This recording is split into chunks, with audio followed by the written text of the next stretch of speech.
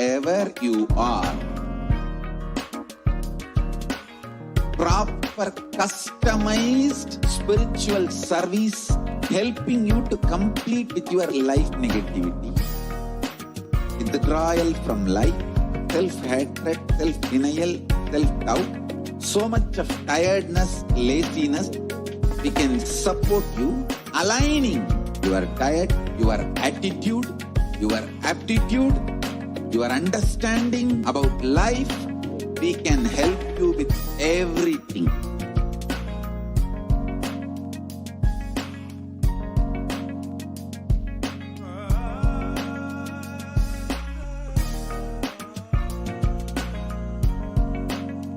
If you are interested in enlightenment, we will immediately bring this to you.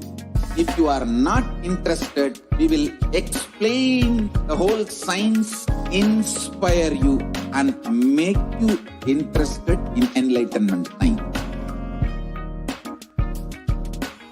We need to cater this enlightenment science to the whole world wherever they are, because enlightenment is the birthright of all human beings. Kailasa is responsible to provide that.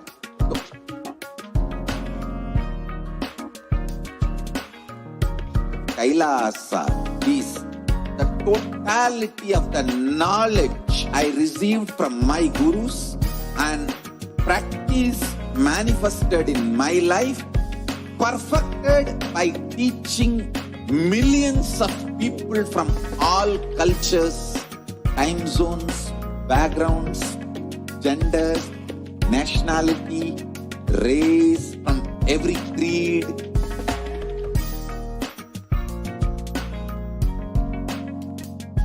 So this absolutely perfect available to you, served to you in your home without even you moving out of your couch, free of cost.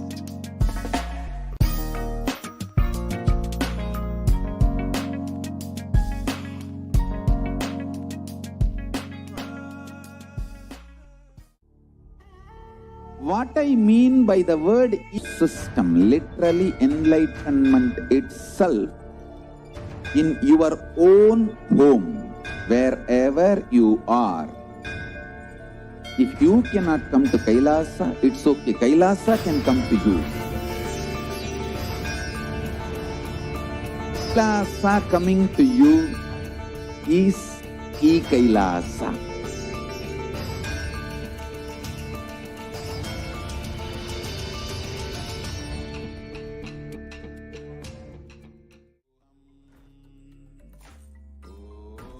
Nithyananda Paramashivoham Kevalam Jnanamurtim Dvandvatitam Gaganasadrisham Tattvamasyaadilaksham Ekam Nityam Vimalam Achalam Sarvadi Sakshibhutam Bhavatitam Trigunarahitam Sadgurum Tam Namah. Nithyananda, I offer my humble obeisance, my humble pranam on Hinduism, Jagat Guru Mahasannidhana, Divine Holiness, Bhagavan Nithyananda Paramashivam. And I welcome each and every one of you who is joining us right now for the live program. I welcome every one of you who is joining us on Kailasa TV and Nithyananda TV. All of the viewers on Facebook, Instagram, on YouTube and Twitter who are joining us across these social media platforms for the first time. If you are scrolling through or if you are tuning in after getting a live notification. I welcome all of the viewers who are joining us well on the two-way video conferencing as well. I welcome each and everyone who is joining us from all the de facto spiritual embassies across the world, the Kailasa embassies, and all of those of you who are joining us on the various different devalayas, annalayas, gurukuls, and goshalas, and even the e-gurukuls, the Paduka mandirs, the satsang centers, the Paramashivoham, shakas, every single one of you who are participating, who are tuning in right now for this Devi Parashakti Akashic reading program. In this day and age, I know that each and every one of us is battling different forms of violence in our lives. Some of us might be battling disease and health, and some of us might have violence in the intimate form, or some of us might be experiencing it outside of us. But violence is like a virus. We might not be able to see all the cases of COVID-19 in front of us. If we may not be able to see millions of people who are literally dying. But still it is happening, and still somehow people are going through so much. Similarly, before the pandemic, the virus started out as just that, one simple, invisible, maybe even negligible virus that started out somewhere else. But before you know it, it has literally handicapped the entire global population. The same thing applies for violence, where it starts out small and it starts out seemingly negligible, like, okay, I don't need to do anything about this, it's okay. But it grows into something uncontrollable. In our society, are we treating violence and solving violence like how we have employed so many different institutions that have helped each other across countries, nations, aiding other nations and helping other nations in addressing violence, against women specifically. Even the act of sexualization and objectification of women are just normalized forms of misogyny that grow into institutionalized violence. And even racial prejudice, religious discrimination, all of these are different forms of violence that start out as one thought or one action that is in intimate communities or even against ourselves. Violence starts out in small thought forms, where inside of us we are thinking in negative patterns or in patterns against life. In Sanatana Hindu Dharma, the Hindu civilization has long known the solution for any kind of violence. A simple thought that can be removed, that can be unplugged, so that we understand the grandiosity, the profundity of the whole universe itself taking a part of our life. Why would we feel violence against anyone in the universe when we realize the pure love, gratitude, and oneness that exists as in the form of the whole existence, the whole cosmos itself? Especially in this time when we are internalizing violence and rates of suicide, depression are going up in the pandemic, we must implement the ancient solution from Sanatana Hindu Dharma to find out and to apply within ourselves, to listen, internalize, imbibe, and start the transformation inside of us about to tackle violence, conflict in our day-to-day life. Welcome to this program, the Devi Parashakti Akashic reading program, where you will be able to be introduced to the divine cosmic mother, whom without any introduction, without you even needing a way, or without even any kind of technique or any kind of meditation, she simply removes all kinds of violence inside of us. That is the significance and beauty of the relationship with the mother. The relationship with the mother, especially when you are relating with the divine as mother, you will see how it can simply heal you and heal any form of violence which is ongoing inside of you, inside your homes, inside your communities, or even in nations at large.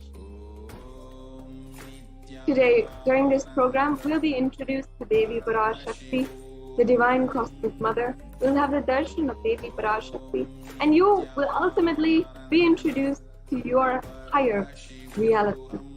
Most of us feel violent because we feel separation from the entire existence. It starts with that first break, separation. That leads to feeling alone, feeling desperate, feeling lonely, and feeling even orphaned. But the Supreme Pontiff of Jagadguru Mahasannidhan, Divine Holiness, Bhagavan Nithyananda Paramashivam, as the Guru for the entire universe, has taken up the spiritual responsibility for the superconscious breakthrough of humanity and has manifested as Devi Parashakti herself in order to tell each and every one of you, hey, you're not orphaned, you're not alone, you are taken care. And we as a civilization, as a Hindu civilization of Kailasa, are coming together in order to literally give this science to you and help you connect Devi Parashakti herself, heal all forms of violence that are happening inside of you, communities, societies, inside of neighborhoods, inside of the districts, inside of cities and states, nations at large and between nations, and over across the whole world itself, starting from you. So we will be entering now into the experience of being introduced to the divine, healing yourself and being introduced to your highest reality. Understand that we belong to existence. We have nothing to be afraid to have that sacred sentiment, belonging, feeling universally acknowledged and feeling absolutely taken care of by your cosmic mother is your first introduction today to this Devi Parashakti Akashic reading program. It is so amazing. It is always so exciting for me to be able to introduce this program to each and every one of you. And I thoroughly enjoy being able to enrich each and every one of you, invite you for this program, this introduction, which might be your first time to see the divine happenings in and around Kailasa as well. Welcome, welcome once again, and I warmly welcome each of you. Over the next few hours, you will be taking a journey with us and seeing Devi Parashakti happening on the planet Earth, and literally seeing who is Devi Parashakti, seeing your highest possibility, and seeing how you can manifest, how you can literally manifest your highest reality in your life. So let us now enter into the next segment. Before we're doing that, I'd like to briefly introduce to each and every one of you the very being without whom we would not be even able to have this platform to share with you the amazing program and the amazing darshan of Devi Parashakti, Supreme Pontiff of Hinduism. The Supreme Pontiff of Hinduism is the incarnation of Paramashiva, the embodied cosmos itself, happened in human form and happened on the 2nd of January 1978, and is today the reviver of ancient enlightenment. The Supreme Pontiff of Hinduism is the most acknowledged for his contributions to Sanatana Hindu Dharma, for reviving Sanatana Hindu Dharma, and for literally bringing global peace in the whole world, with more than 50 awarded and international acclamations for the amount of spiritual work he is doing for the whole world, to be lifted super consciously. The Supreme Pontiff of Hinduism was recognized as the incarnation of Paramashiva from the very birth by spiritual adepts and great enlightened masters such as Yogi Ram Sangal, Tatwale Baba, and as well the Supreme Pontiff of Hinduism has revived since the times of power manifestation and the temple-based lifestyle, and as well yoga and so much more. The Supreme Pontiff of Hinduism is also recognized through having revived the 14 ancient indigenous kingdoms, including being ordained as the 233rd Guru Mahasannidhanam of the Kanchi Kailasa Sarvagnapeetham or the Tonde Mandalam Adinam, and as well the 293rd Guru Mahasannidhanam of the Kailashonata Shamala Pita Sarvagnapeetham, Madurai Adinam, and as well the Supreme Pontiff of Hinduism is the incumbent emperor of the Surya Vamsa Turangi Samrajyam, and as well the Supreme Pontiff of Hinduism is the Mahamandaleshwar, or the supreme spiritual head of the Mahanirvani Akada, and as well the Supreme Pontiff of Hinduism is the is also the Acharya Mahamandaleshwar of the Atal Akada, and as well the Supreme Pontiff of Hinduism is the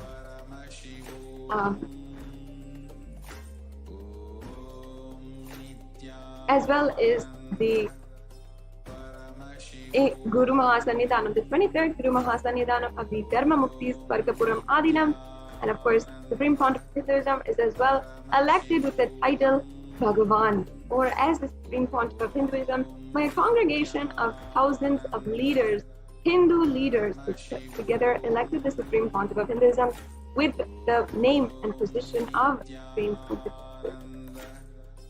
With more than 300 books authored today and translated to more than 50 different languages and available to each and every one of you on digital platforms through Kailasa's Nithyananda Hindu University, as well as Kailasa's Nithyananda Jnanalaya, with more than 1 million palm leaf scriptures, as well as 20 million digital books available for each and every one of you. The Supreme Pontiff of Hinduism is most internationally acclaimed and recognized for his contributions towards Sanatana Hindu Dharma. In order to see a day-by-day breakdown, the day in and day out, how much Swamiji has been working for each and every one of us to have super conscious breakthrough, I invite you to go to nityanandapedia.org and start exploring for yourself the greatness of day by day of the avatar happening on this earth.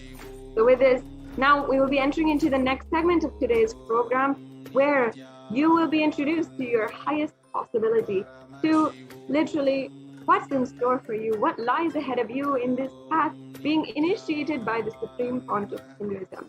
We have next the Nithyananda Gurukul Balasant, who are joining us to demonstrate the extraordinary Shaktis. And they're joining us with us right now in just a few minutes. So stay tuned and please get comfortable, stay seated, and join us for the rest of this program, where you will be introduced to your highest reality and making whatever you want to happen in your life manifest around you.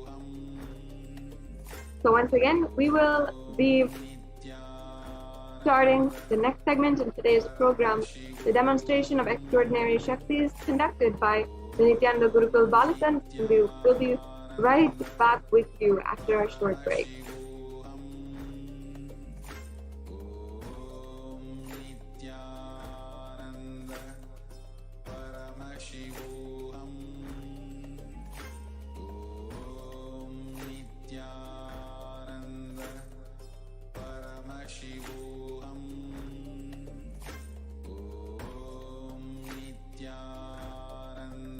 Sorry for the technical glitch. We have joining with us very soon the Nithyananda Gurukul Balasant,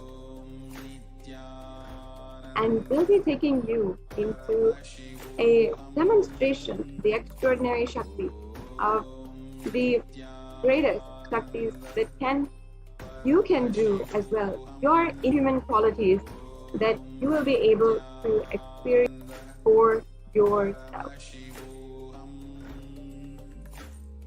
Even during this next segment, you will be able to ask for body scanning by the Nithyananda Gurukul Balasant, who will be able to scan any ailment, see the source for any problem which you have going on. For example, even a mild headache, the Balasant can see and heal any ailment which is going on and literally be able to give you not just a physical diagnosis, but the spiritual cognition and the spiritual solution for any problems that you are going through, and even give Nithya spiritual healing through this platform in order for you to be spiritually healed from any ailment that you might have.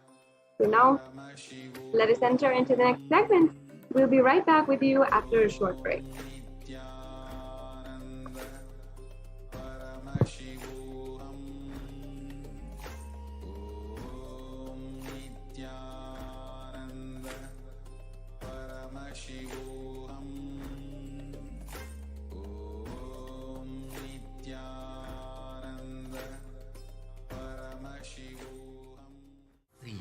Don't die within next 3 years.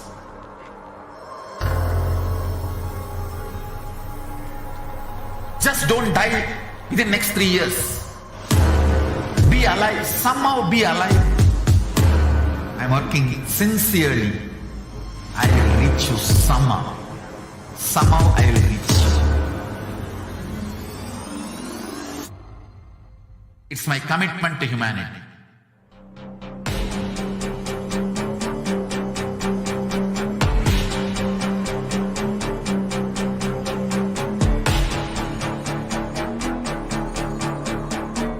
Just don't die within next 3 years. I will reach you wherever you are, whichever corner of the world you may be. I will reach you with enlightenment.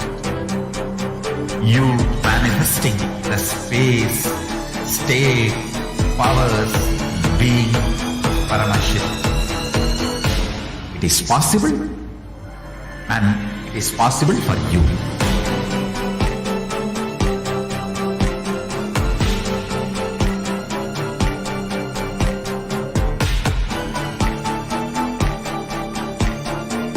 Paramashivoham will reach you with enlightenment science. I know he is going to do the job. Just be alive for next 3 years. Nothing else.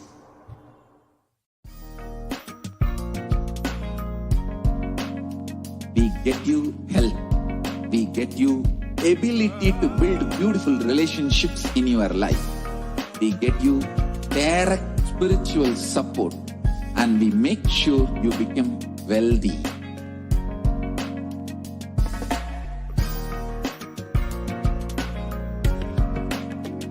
We won't stop giving you just good life. We will literally not stop till you live enlightened life. Manifesting the state of Paramashiva, space of Paramashiva, powers of Paramashiva, being of Paramashiva.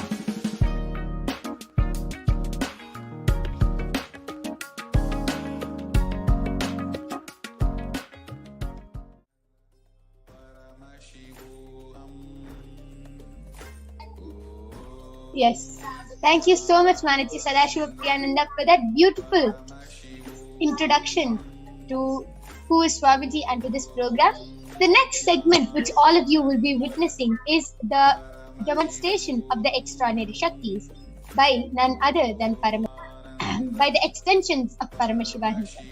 So, today, in front of your eyes, and it is not only just going to be a demonstration, all of you will be witnessing and you manifesting these powers yourself by the end of this program. Just with the initiation of Swamiji, all of you will also be manifesting these powers. So let us first learn about these powers. What are these Shaktis and how do we awaken them inside of us? And are they permanent? Let us answer all our questions and let us then move on to the demonstration. So let us first learn about what are Shaktis. Shaktis. In the Vedagamas, the source scriptures of Hinduism, Paramashiva reveals beautifully in elaborate detail that every human being is hardwired to be able to manifest these extraordinary Shaktis. And Paramashiva beautifully tells that every human being is having the power and the prestige. Swamiji beautifully says, only one who has a head has a third eye. So the third eye is there, it just has to be awakened. So how do we awaken these divine Shaktis? We'll be learning about that soon. So let us see the difference between Shaktis and Siddhis. Shaktis are the powers which manifest with deep feeling connection and integrity to the divine. Just with deep feeling connection and high integrity to the Guru, you will be able to manifest these Shaktis. And Shaktis are the source of enlightenment. They literally hold the space of enlightenment. Whereas Siddhis are the powers which manifest from the phenomenon called enlightenment. And also Siddhis are in the path of enlightenment. Whereas we have seen that Shaktis are the source of enlightenment. You establish yourself in the space of enlightenment and manifest the powers. Siddhis, you manifest on the path of enlightenment. A few more differences is that Shaktis manifest through ordinary human beings in extraordinary ways just with initiation from the avatar. As I already told, we'll be learning about the power of initiation in the further slides. And Shaktis are permanent. Siddhis are not permanent and they may divert you from enlightenment. So, the source of all the Shaktis, who created these Shaktis, and why do you manifest Shaktis and who this is come from? It is none other than the being Paramashiva, who is the primal divinity in Hindus, who is the ultimate reality and cause, who is self-effulgent, Swayam Prakasha, all-pervading, unchanging, beyond time, space, form, and causality. As a fundamental base of Avyakta, the manifest, the unmanifest, and Vyakta, the manifest of existence, he performs the Panchakritya, or the 5 cosmic acts of Srishti, creation, Sthiti, sovereign rulership and maintenance, Samhara, rejuvenation, Prabhava, pulling out of delusion, and Anugraha, liberating grace for all living entities in the multiverse.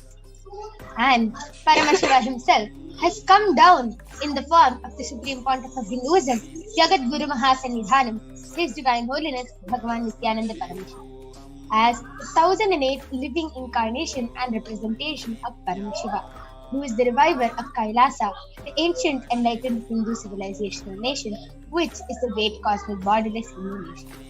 Ever since the beginning of the civilization, the Sanatana Hindu Dharma has been the cradle of enlightened beings and highly advanced sciences. It was where the science of enlightenment was taught and lived as a lifestyle.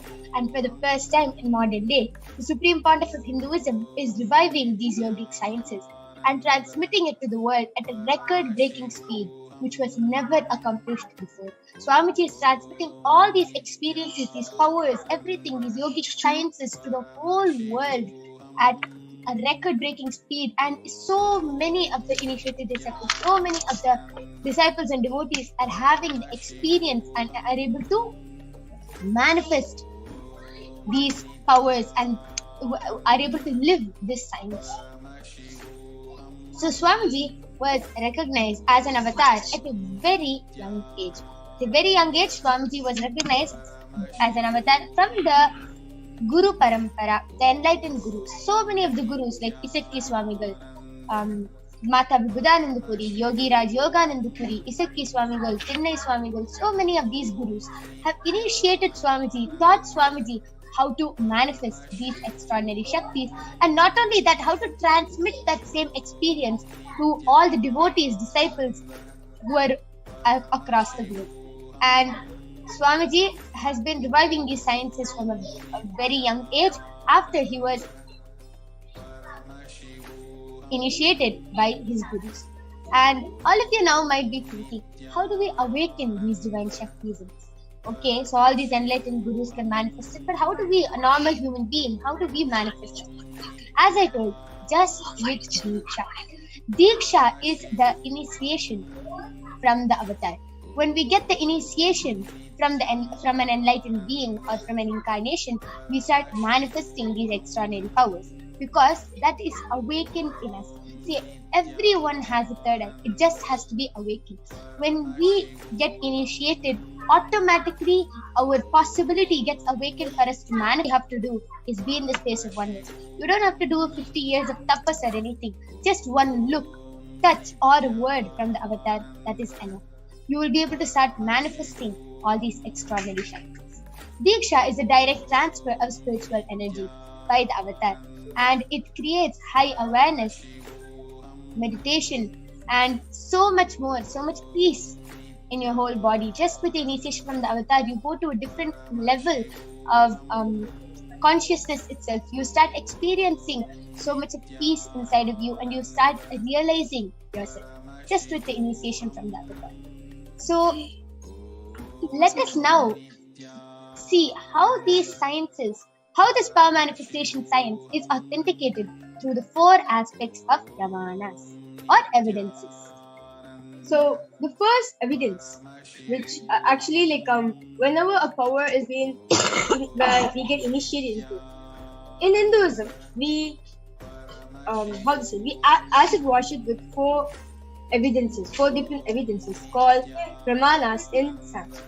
So the first is the Shastra Pramana, which is the eternal, unchangeable truths revealed in the source scriptures, which are the Vedas and the Agamas. And the second is the Apta Pramana, where the authorities, the rishis, who time-tested and verified this science of power manifestation. And third is the Atma Pramana, the supreme point of Hinduism's personal experience regarding the science of power manifestation. And the last is the Pratyaksha Pramana, the scientific study, the scientific experimentation done in the science of power manifestation. So if you're wondering what exactly are these Vedas and Agamas which we've been talking about, right? So Vedas are the pure science, whereas Agamas are the applied science, the applied technology. So Vedas and Agamas are given the status of Shruti, where, as they are revealed by Paramashivoham himself, they're the ultimate unchangeable truths. So a reference cited from these Shastras or the source scriptures, we call it as a Shastra. So the first power, which we'll be demonstrating all of you, is the power of third eye reading. So let us now listen to the Shastra Pramana, the scriptural reference for the power of third eye reading, which comes from the Vijnana Bhairava Tantra, Sutra 34. Kapalantarmanonyasa Tishtanmilitalochanaha Kramena manasodargyat Lakshaye lakshyamuttamam.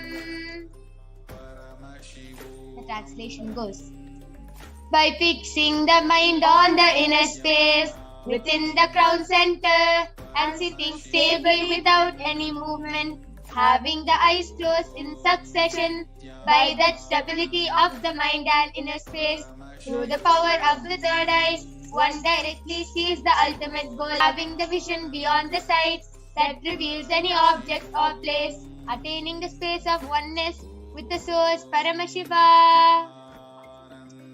The next is the Apta Pramana, which is the experiences and results of Aptas, our ancestors who have time tested and verified this science. This Apta Pramana goes back to the time of Dwapar Yuga, where Bhagavan Shri Krishna initiates Arjuna into the power of third eye. In the Srimad Bhagavad Gita, Bhagavan Krishna initiates Arjuna into the power of third eye, and Arjuna is able to get the Vishwarupa Darshan, is able to see the Vishwarupa Darshan of Bhagavan Shri Krishna, and he narrates it very beautifully in the 11th chapter of the Bhagavad Gita. So, Bhagavan Krishna Anenaiva sa chakshusha divyam dadami te chakshuhu pashyame yogamaishwaram. The translation goes: but you cannot see my cosmic form with these physical eyes of yours. Therefore I grant you the divine third eye. Behold my cosmic opulence.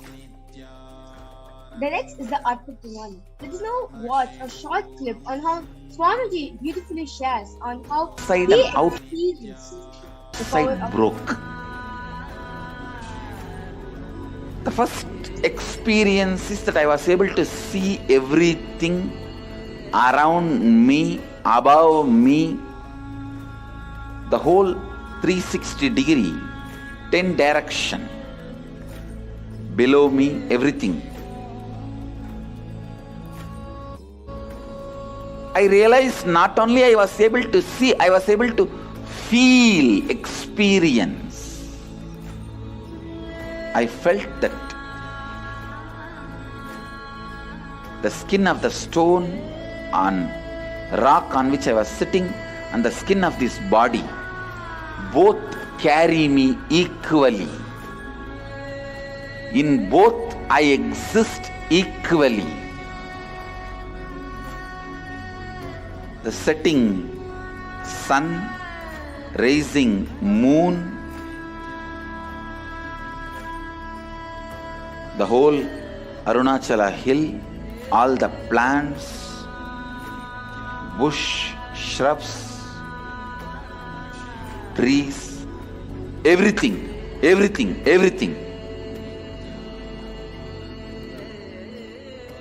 just became so alive.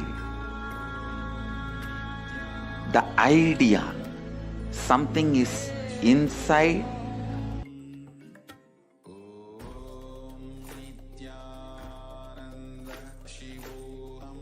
Yes.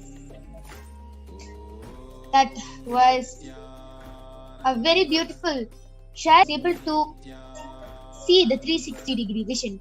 Last is the Pratyaksha Pramana, which is the empirical evidence from observation and scientific experimentation.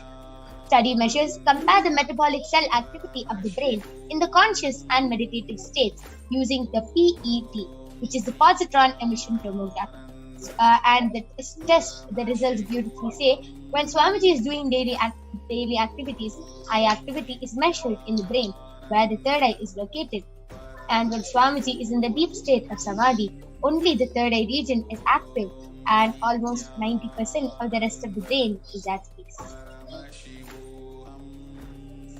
So, let us now watch a live demonstration of this rare sacred science of the third eye, which has been made available to the humanity for their ultimate enrichment and conscious evolution by none other than Bhagwan himself.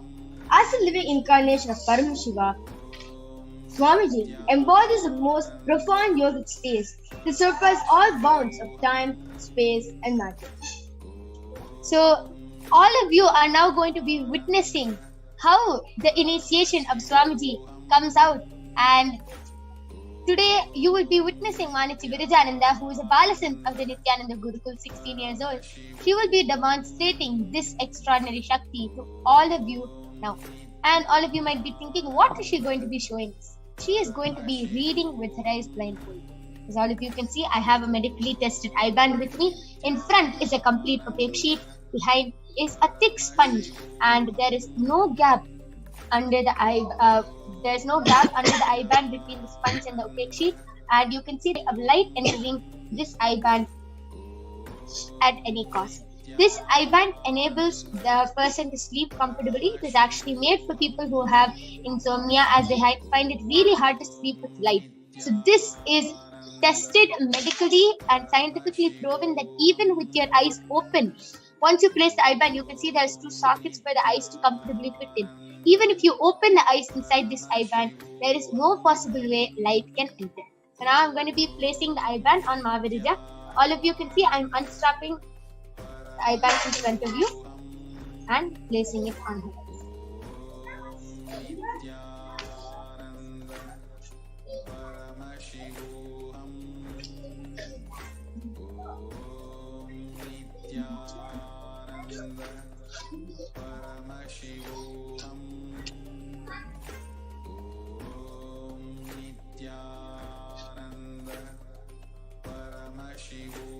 Mahavirija, are you comfortable? Yes. So as all of you can see, Mahavirija is completely comfortable, and I request you to turn to your right, left, up, and so you can see there is no gap between her eyes and the eye band, and you can see that her nose is completely covered with the soft sponge, so there is no possible way of light entering. And she is now going to be reading all your comments live from the Kailasa's HDH Nithyananda YouTube channel and the SPH JTM Bhagwan Nithyananda Paramashivam Facebook page. So please go ahead, post your comments. I now request the YouTube comments to be projected. And before I start doing the comment section, I would like to ensure all of you that around me there's no sort of wires, no microphones, no speakers, no audio devices, no nothing where I can actually hear something, no nothing like that. Only a screen where I see the comments. Like since my yoga friend is also there with me, so actually she can actually say that she can actually verify what I'm right or not. Yeah. Yes. So there is nothing and nobody around Mavirija. And Mavirija, you can turn again to your right, left, up. You can see her eyes are completely closed and down. So now I request the YouTube comments to be projected. Yes. So the latest comment which is posted in Kailasa's HDH Nithyananda YouTube channel is by Ma Mahajanandastita Nithyananda Ma, an exclamation mark. Hope your cough clears soon, Ma. For your concern, yeah. Yes, ma'am. And before that, Shuk Devan Gadhavi has posted, please scan my body. Shwaraya, in the next part of body scanning, the Balsams will actually do a body scanning for you and reveal you the best solution and the illnesses which you are currently facing in your life. And then Shiva Kumaran has posted, please scan me, ma. Yes, Shwaraya will also do the body scanning for you. And before that, Mariam Dawood has posted. My cat went missing on my scan. Where is he? An exclamation mark. Sure, ma. Question mark. Sorry. Sure, ma. We will be doing the scan for that also. And before that, Nithyananda has posted Nithyananda. So yeah, yes. This is the comments which is that in the YouTube channel. Now let us now move on to Facebook. And all of you saw how fluently Mavirija was able to scan and read all the comments so fluently, and she was able to be so confident. This is what is there in the comment section. So confident with her eyes closed. It is all because of the blessings and grace of Swamiji. She is able to do this. So let us now move on to the Facebook comments.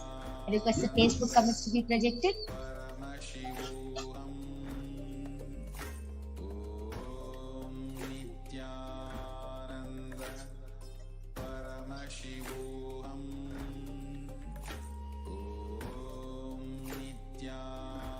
Yes. So the comment which is posted by Kailash Chauhan Kailash has posted Nithyanandam. And before that, Vindhyachal Seth has posted Jai Gurudev Ji. Wow, okay, amazing. That was also amazing. And very confidently, Mavirija would answer Mariam Dawood since she was asking for lost and found scan about her cat who went missing. Sure, ma. So what Parmashivoham revealed to me is that actually during night time, actually towards the evening where the sun set, where the sun is going, that point of time actually the cat went out. And I'm able to see in the area where there's lots of shops, especially with lots of flowers, grocery, these kind of shops are there. Don't worry, ma. We'll be back to you soon in 2 days' time. This is what Parmashivoham revealed. Wow, that was also really amazing. Just with her third eye, Mavirija did a lost and found scanning from Mariam Dawood, and she was able to scan and even reveal the time which Paramashiva revealed to her that the cat will be back with her in 2 days. Amazing. That was a beautiful demonstration. Now I'm going to be removing the eye band of Mavirija. As you can see, I'm taking off the strap, and the eye band is completely intact and is the same. There's no change. You can even see I'm pressing the sponge and showing there is nothing inside the eye band. I request the slides to stop being shared now. Sorry, the comments to stop being projected. Yes. So all of you can see, even though I'm pressing and showing, there is nothing in the sponge. Yes.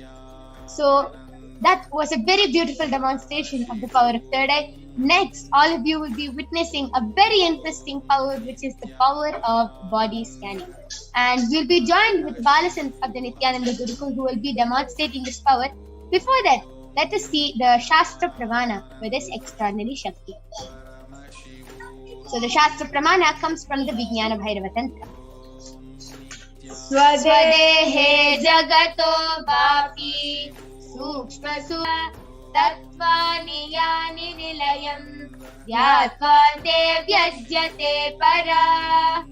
Bhagavan Paramashiva says, cognize deeply that from the subtle to the subtlest constitutive principles of your whole body, Swadeha, or of the whole universe, simultaneously they are being absorbed in their source cause, Paramashiva, and by the experience of such blissful awareness, one becomes complete in all the thoughts, and the ultimate universal divine power, Paradevi, Adi Shakti, is revealed and is the supreme power manifestation happens. Next is the Apta Pramana, which is from the life Siddha named Teriyar.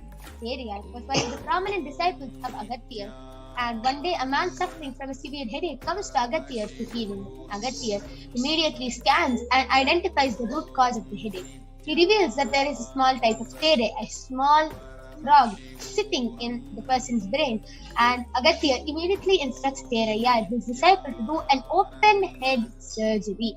Remember, this is 5,000 years ago. Terayar performs the open head surgery and successfully completes the surgery and removes the frog.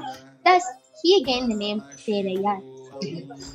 Next is the Atma Pramana from the life of Swamiji himself, who was time tested and verified this science. On the 22nd of December, Swamiji beautifully reveals how he used the power of body scanning. He says, only when I had a multiple compound hand fracture, I was forced to go for surgery and therefore for medical checkups related to that. At that time, they detected heavy metal quantity in my different organs. It was revealed that I had been poisoned without our knowledge.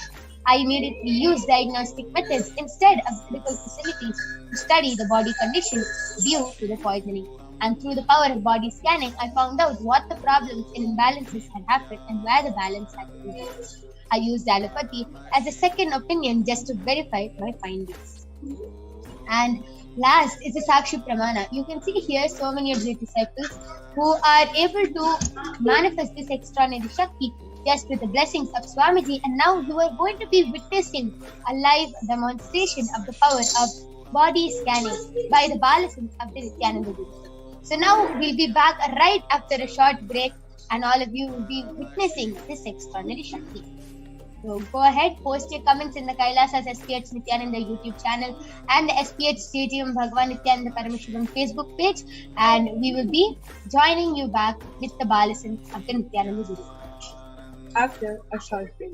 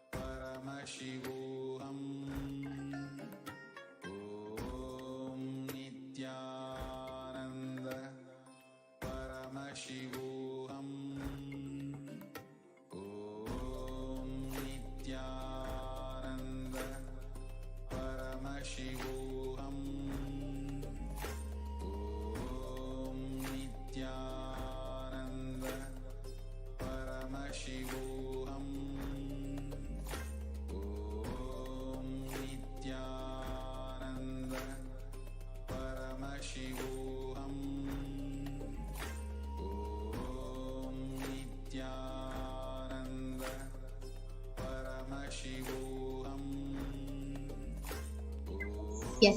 So now I'm back with the Balasins of the Nithyananda Gurukul, Ma Nitya Brahma Yogananda and Ma Soni, who are going to be demonstrating this extraordinary Shakti to all of you today. So now I request the YouTube comments to be projected.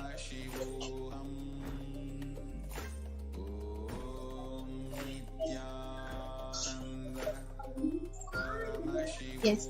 And Ma Mariam Dawood has gotten back telling, exactly Ma, thanks Ma, it was evening time.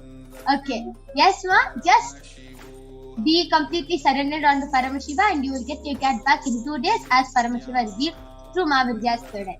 And Ma Mahajalandhar Nithyananda has posted, my friend Trish has requested a scan please, permission given. She has a pinched nerve that makes it possible for her to drive and she is stressed since she needs to go for job interview. Please guide. So Ma Brahmayoga, you can do the body scanning. And a few people above has also requested for a body scanning. I request the comment section to be scrolled more up.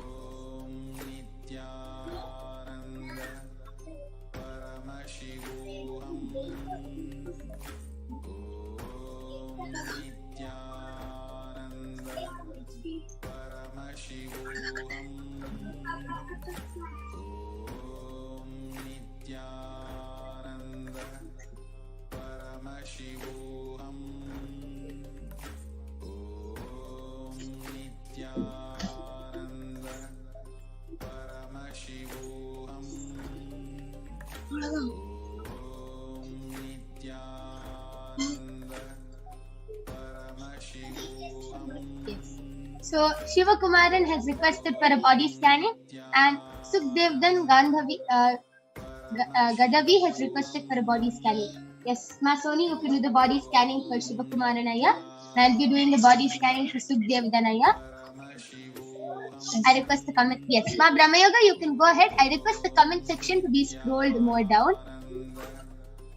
Yes, so Mahajalandhar Nithyananda, I did the body scanning for your friend Trish, and Paramashiva revealed that how she can heal the pinched nerve is by taking a lot of neem paste. She should start eating a lot of neem paste, and also she should put warm castor oil over there, like wherever it's pinched. She should put warm castor oil over there before sleeping, and this will really help her. Her pinched nerve will heal in 2 weeks. Yes, that is a beautiful body scanning by Ma Brahmayoga, who was able to even see the timing of the healing which Paramashiva revealed. Yes, I request the comment section to be scrolled more down. Yes, Ma Mahajalandhar Nithyananda, please go ahead and get back in the comment section and see. Please do share what your friend has told about the body scanning.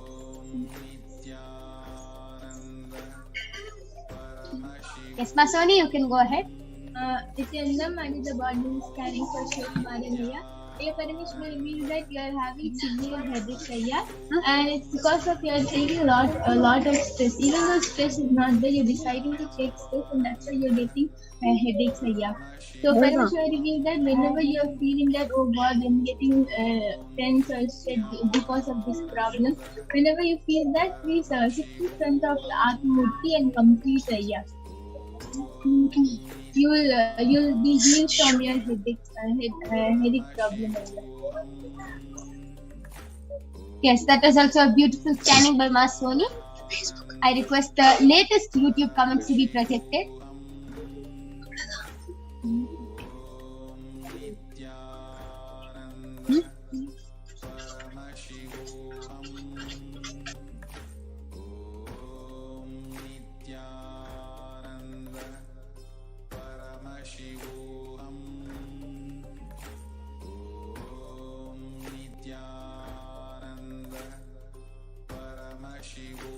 Shiva Kumaran Ayya, please get back in the comment section with whatever you were able to see. And yes, I'll reveal my the scanning which I did for Sukhdevdan Ayya. Paramashiva has revealed Ayya. It's just you need more protein and more energy. You're starting to become very weak, and your immune system has started growing weak. And that is especially at this COVID time. It is not good. Your body has to be really strong. So Paramashiva revealed you should start doing the Rama Nirahara Samyama. You have to eat a lot of fruits and vegetables, just a lot of fruits, Ayya, and start building your immune system and your body. As you are losing energy, you're becoming very weak and lazy. So please start doing the Rama Nirahara Samyama, detox your body and build your body at the same time. Ma Mahajalandhara Sthitananda has gotten back telling, all right, Ma Brahma Yoga, thank you. I will share with Trish and report back when I have connected. Yes, ma'am. Please do. Now let us see the Facebook comments.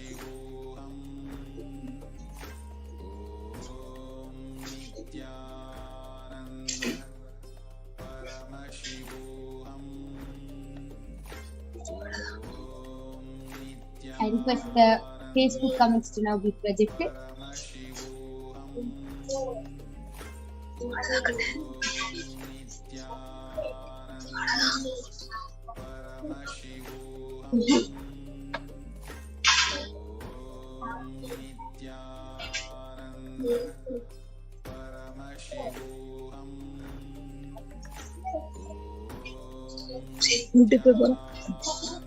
I request the YouTube comment section to be scrolled down more.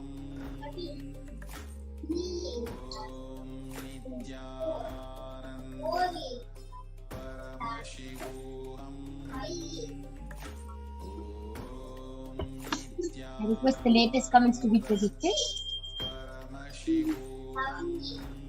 Ma Celine G has requested for a body scanning. Ma Suni, you can go ahead and do the body scanning for Ma Celine G. And she has specifically requested a scan for her food pattern. Ma Suni, you can do the body scanning quickly for her. And Ingo Horman has requested for a healing for her, for his food allergies. So Ma Brahma Yoga, you can do the healing. Navin S has requested for a body scanning for Vital Rao and Amana. Yes, Aya, I request you to come back tomorrow with their consent and permission. Please, as it is our integrity, we need the permission of the person to do the body scanning. So please get back to us tomorrow with the consent of the person. And Ma Brahma Yoga, Ma Soni, you can quickly go ahead and reveal whatever Paramashiva revealed. Nithyananda Celine Ji, Paramashiva revealed that you are eating a lot of food, ma, and because of that you are having a lot of chicken unwanted stuff in your stomach, in your guts. And Paramashiva revealed the solution is each time after every meal you take 1 tablespoon of castor oil. It will just completely clean your body, ma. Yes, Ma Celine Ji, please do a lot of detoxing. That is what Paramashiva has revealed to Ma Swami's third eye. Yes. And Ma Brahma Yoga, whatever Paramashiva revealed for Ingo Aya, you can go ahead. Yes, so I did the body scanning for Ingo Harman. And Aya, Paramashiva revealed to me that for healing your food allergies, you should start doing the Nirahara Samyama and drink a lot of buttermilk, at least 1 to 2 liters of buttermilk in one day. If you start drinking that much of buttermilk and if you start doing Nirahara Samyama, you'll see that all your food allergies will automatically start healing. And Paramashiva also healed you. Yes, beautiful. And that was a very beautiful demonstration of the power of body scanning. Sukhdevan Aya has gotten back the link. Thank you. Shivakumaran Aya has also gotten back the link. Thanks, ma'am. Yes, thank you all for getting back. And we will now be concluding this segment of power manifestation. And we thank all of you for joining us in this segment, as all of you have requested for a body scanning and anything and everything. If any of you have not been able to get to the interest of time or any reason, you can definitely come back every day at 4 p.m. IST and 2 a.m. IST, and you can get the body scanning done by the Balasins of the Nithyananda Gurukul. So with this, we'll be concluding the session. We thank all of you for joining us. And Ma Celine Ji has gotten back telling, yes, thank you. I will take castor oil after food. And Ingo Harman Aya has gotten back telling, thank you so much. And he has also contributed to Kailasa with thank you. Yes, Aya, thank you for your contribution to Kailasa. Just follow whatever Paramashiva reveals and you will be completely free. We will now be joined with one of the Acharyas, Maniki Madhurananda, who will be teaching everyone about who is Devi Parashakti, what is the divine feminine consciousness, and you will be learning a lot more in this program. So please stay tuned for the upcoming segments where we will be learning so much about the Akashic readings and much, much more. So we thank all of you for joining us. Thank you, Nithyananda.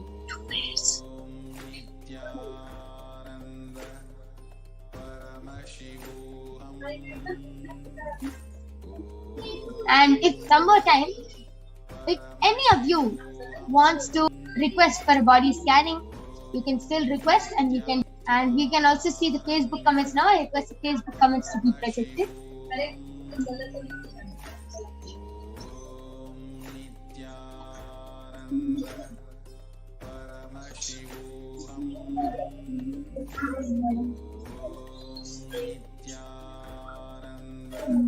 Okay, I request the comment section be scrolled a little more up. Anders Launami has posted, please me open my chakra. Yes, yes, Aya.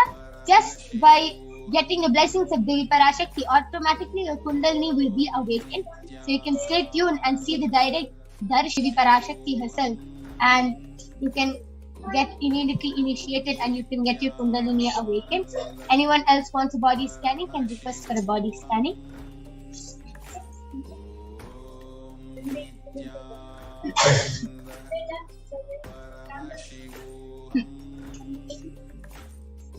I request the YouTube comments to now be projected.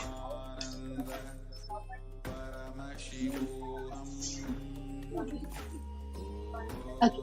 So Mahajalandhar Nithyananda has posted, please can you scan our family dog, Rusty? He keeps biting himself all over. What causes this to happen and how to cure it? Yes, surely we can do a body scanning for your family dog, as all we need is your permission for him.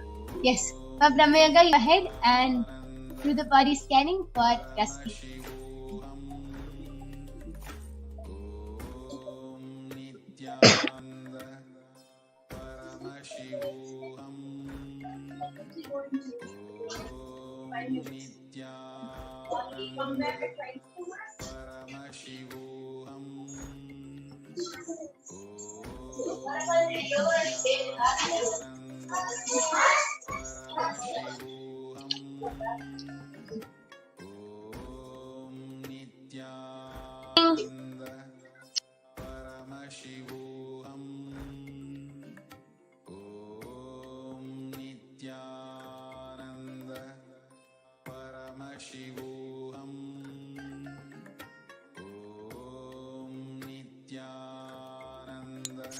Yes.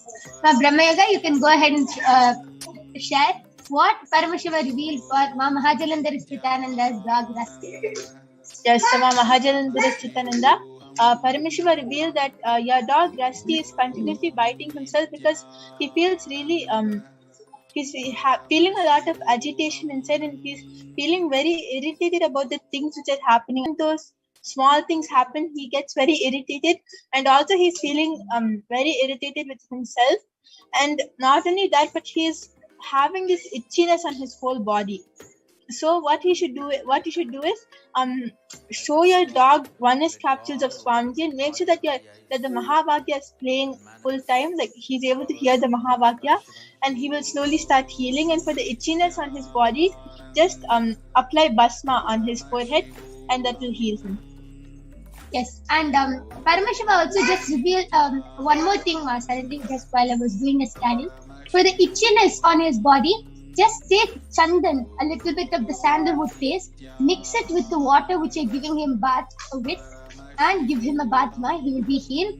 And yes, Mahajalandhar Nithyananda has posted, I have other requests too. I will carry them other days. Yes, sure. We are always ready to help. Swamiji is extending himself just so he can help the whole world at this pandemic time. So you can go ahead, post anything you want whenever we come live, and you can get the body scanning done. So with this, we will now be concluding this session. We'll be having the other acharyas joining with us. Please stay tuned for the upcoming segments. Thank you, Nithyananda.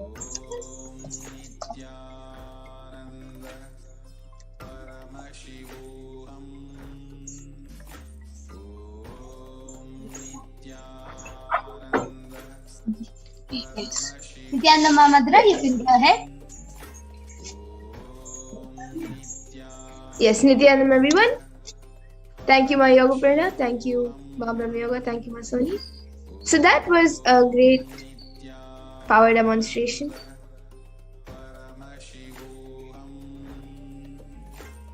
And now we'll be next segment, live demonstrate. We will be seeing who is Devi Parashakti, the divine feminine consciousness.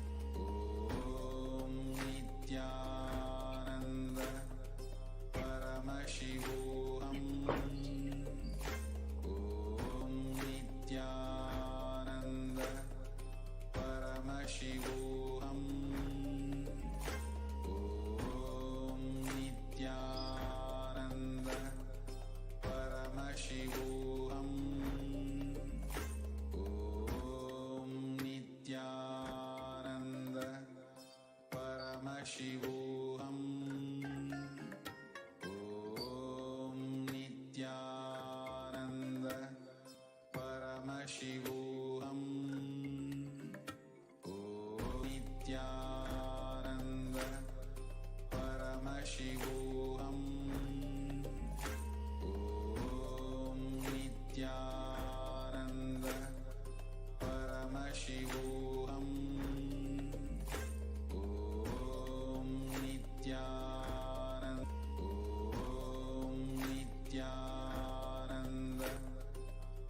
Paramashivoham. Om Nithyananda Paramashivoham.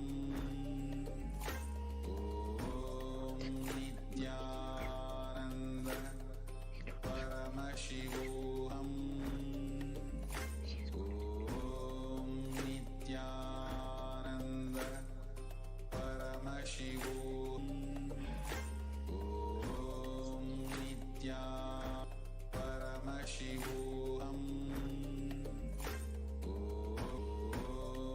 Nithyananda Paramashivoham.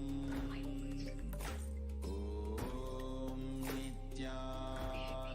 Nithyananda Paramashivoham. Om Nithyananda Paramashivoham.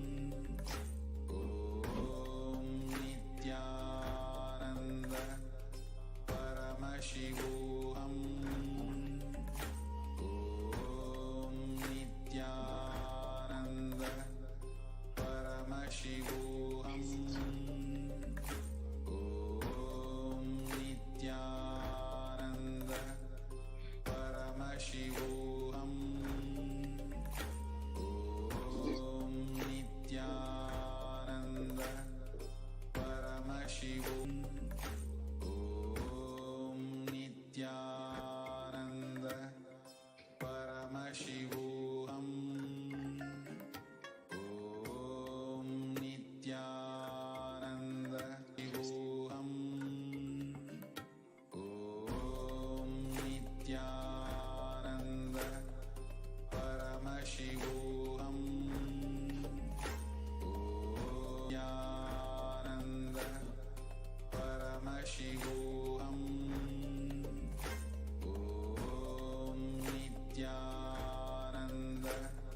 Paramashivoham. Om Nithyananda Paramashivoham. Om Nithyananda Paramashivoham. Om Nithyananda Paramashivoham. Om Nithyananda Paramashivoham. Om Nithyananda Paramashivoham.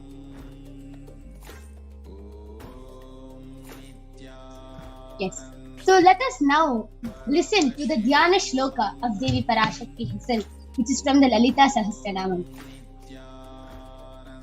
सिन्दूरारुणविग्रहां त्रिनयनां माणिक्यमौलिस्फुरत् तारानायकशेखरां स्मितमुखीमापीनवक्षोरुहां पानिपूर्णरत्नचषकं रक्तोत्फलं बिभ्रतीं सौम्यां रत्नघटस्थरक्तचरणां ध्यायेत् परामम्बिकाम्. The translation goes, the Divine Mother is to be meditated upon as shining in a vermilion red body, with triple eyes sporting a crown of rubies studded with a crescent moon, a face all smiles, a splendid bust, one hand holding a jewel, a cup brimming with mead, and other twirling a red boat.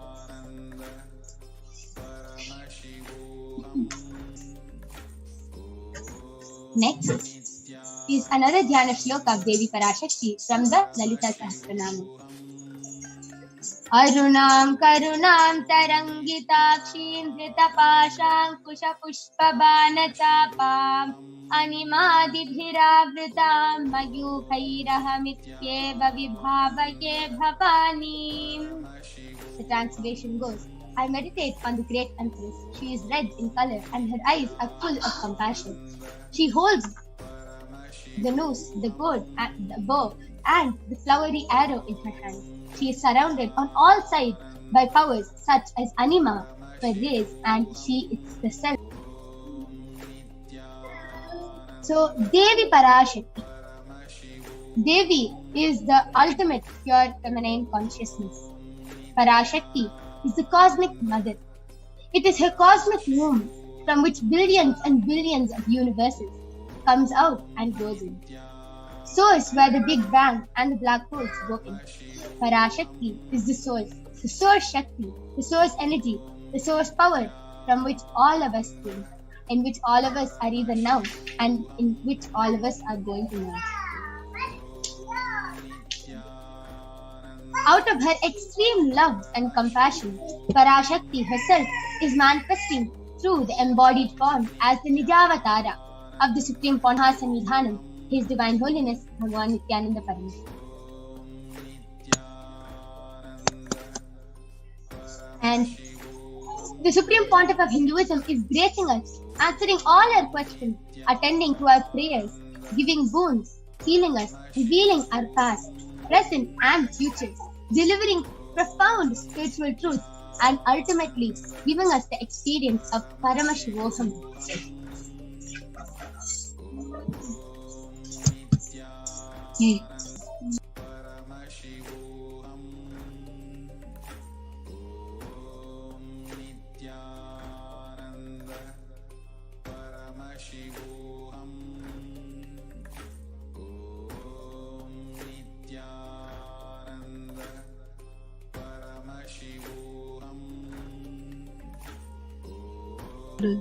And in the words of Devi Parashakti herself, Parashakti beautifully says, raising as the Omkara, expressing as Vedas and Agamas, blossomed as Hrimkara, filled as Parashodashi, living in the 40 triangles, the Kailasa Swamini, who is in Kailasa, Sripura, Chintamani, Parashodashi, part of Paramashiva, Parameshwari, who rules the world, Paramashakti, Manonmani, Meenakshi, as Nithyananda.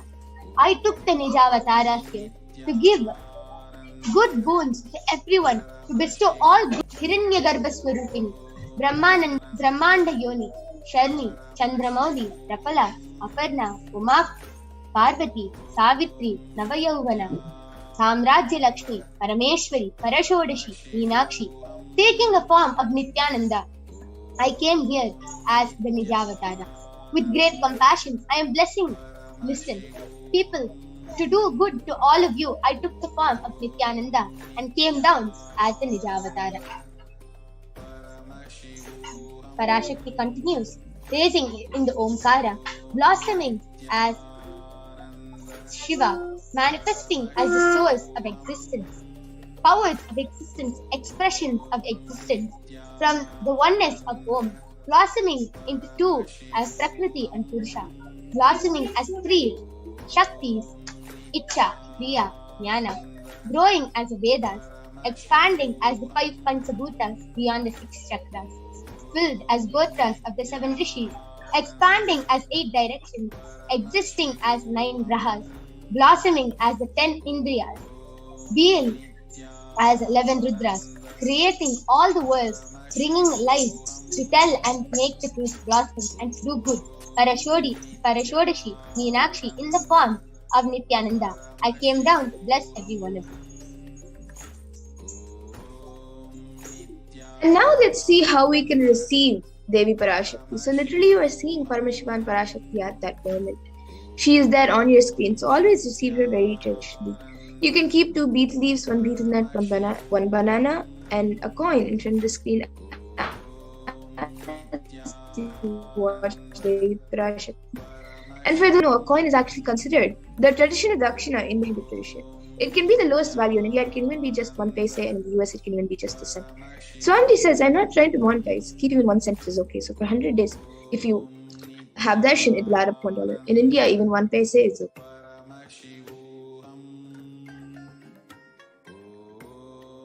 And you can offer that to Devi Parashakti. And once the darshan is over, you can do a namaskar and eat the banana, the betel leaf, and the betel nut, taking it as prasadam immediately. And the coins that you collect, you can send it to the Los Angeles temple for the further procedures. And some of you might be wondering how this betel leaf and betel nut may benefit you, whether it's physically, emotionally, mentally. How will it benefit you? So this betel leaf in few days, you will see how much it adds to your sentiment that really Devi Parashakti is there. You will not take the Devi darshan for granted. Rituals will break your monotonous unconscious mentality and lifestyle in mind you and raise you to powerful cognitions. It will break your unconscious behavior. And now all of you can see how you can set up your tambulam. The 2 betel leaves, 1 banana, 1 betel nut, and the coin. You can set it up all in a plate and keep it in front of the screen as you receive Devi Parashakti and watch Devi Parashakti. These are the 4 basic items that are kept. But you can keep a few more additional items such as a coconut, some kumkum, turmeric, glass bangles, and some flowers, fresh flowers. But these 4 items are the 4 basic items, so you can arrange all of this in a plate, keep it in front of the screen, and receive Devi Parashakti. And with that, we come to a conclusion of this segment where we have seen who is Devi Parashakti and how we can receive Devi Parashakti when she comes for the darshan. So with that, we will now be moving to the next segment of this program, where we will be seeing what Devi Parashakti has revealed for humanity and how important it is for all of us to understand, internalize, and follow what Devi Parashakti has revealed. So we'll now be moving to the next segment. Please stay tuned.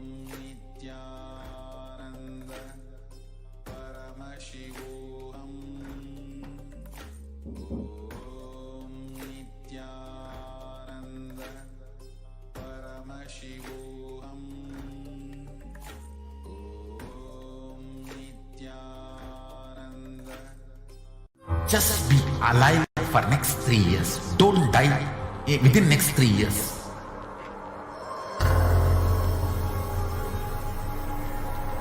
Just don't die within next 3 years. Be alive. Somehow be alive. I'm working sincerely. I will reach you somehow. Somehow I will reach you. It's my commitment to humanity.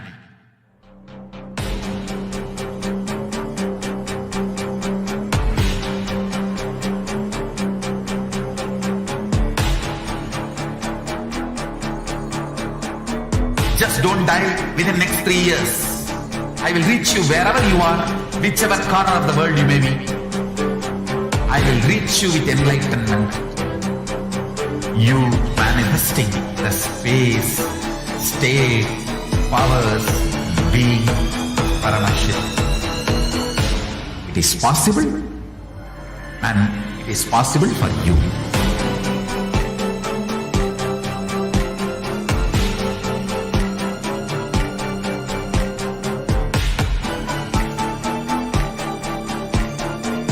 Paramashiva will reach you with enlightenment science.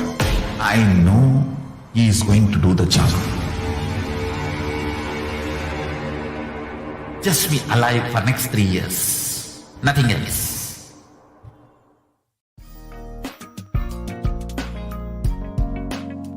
We get you health. We get you ability to build beautiful relationships in your life.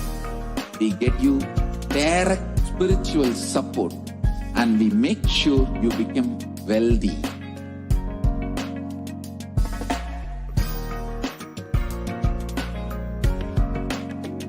We won't stop giving you just good life. We will literally not stop till you live enlightened life. Manifesting the state of Paramashiva, space of Paramashiva, powers of Paramashiva, being of Paramashiva.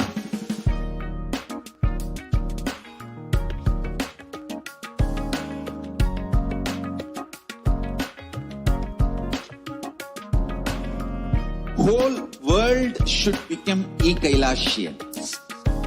I want the whole world to know Hindus have something to contribute to the world.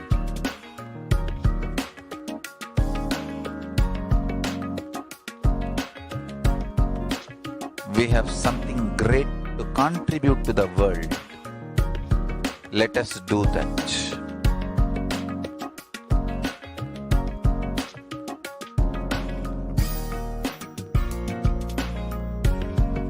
E-Kailasa is proper customized spiritual service helping you to identify your root patterns of suffering.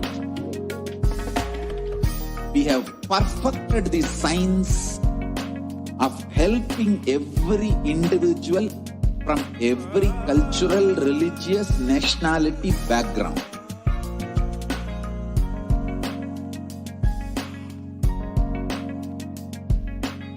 You will have lowest reactionary assumptions, highest awakened response, alive response for life continuously.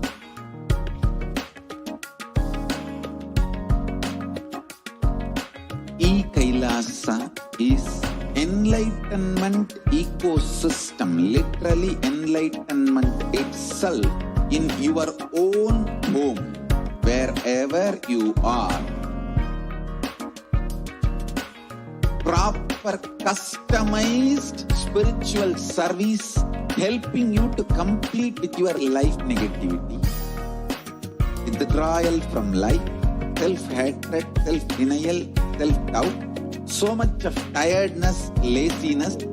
We can support you aligning your diet, your attitude, your aptitude, your understanding about life. We can help you with everything.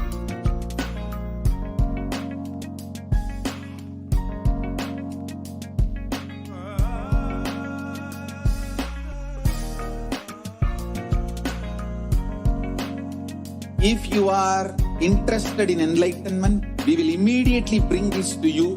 If you are not interested, we will explain the whole science, inspire you, and make you interested in enlightenment time. We need to cater this enlightenment science to the whole world wherever they are, because enlightenment is the birthright of all human beings. Kailasa is responsible to provide that to all human beings. Kailasa is the totality of the knowledge I received from my gurus and practice manifested in my life, perfected by teaching millions of people from all cultures, time zones, backgrounds, genders, nationality, race, from every creed.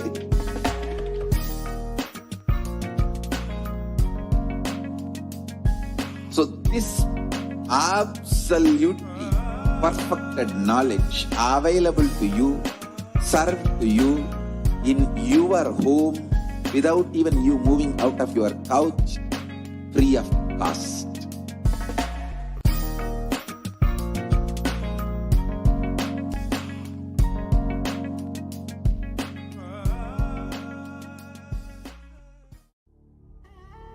What I mean by the word e-Kailasa, listen intensely.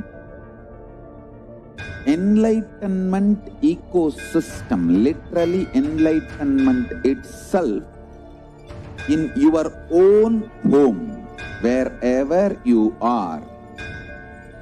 If you cannot come to Kailasa, it's okay. Kailasa can come to you. Kailasa coming to you is e-Kailasa.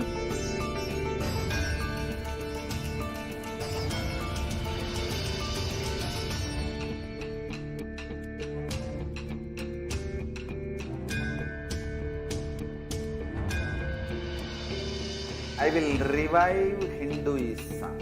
I am a Hindu revivalist, not by any revolution, but by evolution.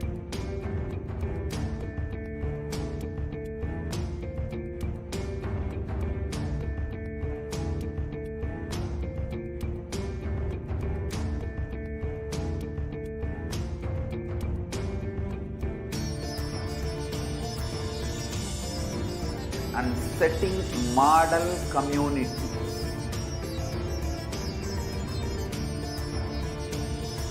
Kailasas, enlightenment ecosystems, Sarvanya Pitas all over the world.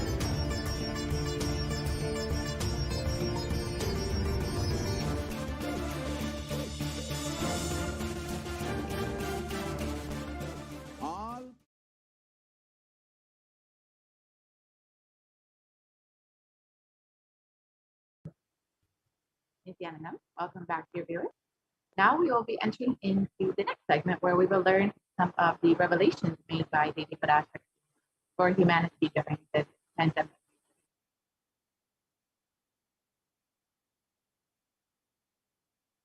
So, as we all know, humanity is still undergoing the after effects of the flood. Thousands of deaths due to the global pandemic and emerging fungal epidemic, along with record numbers of natural disasters, have taken a huge toll on humanity, collective psyche, leading to an increase in poverty, malnutrition, depression, and mental health issues.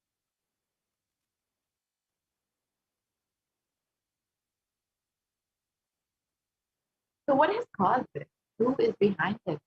How could we have avoided this? What is the solution to this? In this segment, let us go through an analysis of Devi Parashakti's revelation on the cause and solution for this pralayam. So as we all know, there have been over 4 million people who have already died from the COVID-19 disease, and over 175 million people who have been confirmed with the infection. And the worst affected countries are the US, India, and Brazil. And in India alone, there have been over 29 billion cases of COVID-19, with 374,000 deaths due to COVID-19, and 75 million people who have fallen into poverty since the beginning of the pandemic.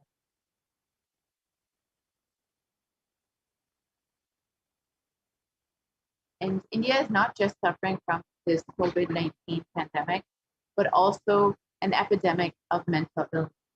India is the 6th most depressed country in the world, with 6.5% of the population suffering from some form of mental illness, and a suicide rate of 10 for every.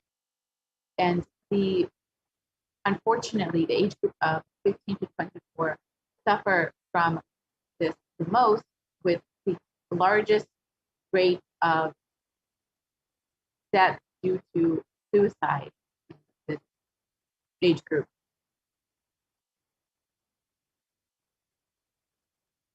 And India is not just suffering from these pandemics, but also the natural disasters that have been occurred past several months, including the cyclone in Kerala, and most recently the floods in Maharashtra. And as all of this is going on, India is also preparing for the third wave of COVID.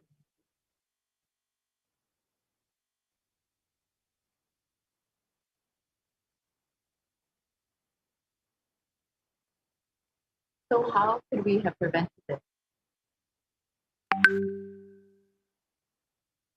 Let us listen to Devi Parashakti's revelation on the 31st of May, 2021, and understand what Devi has revealed.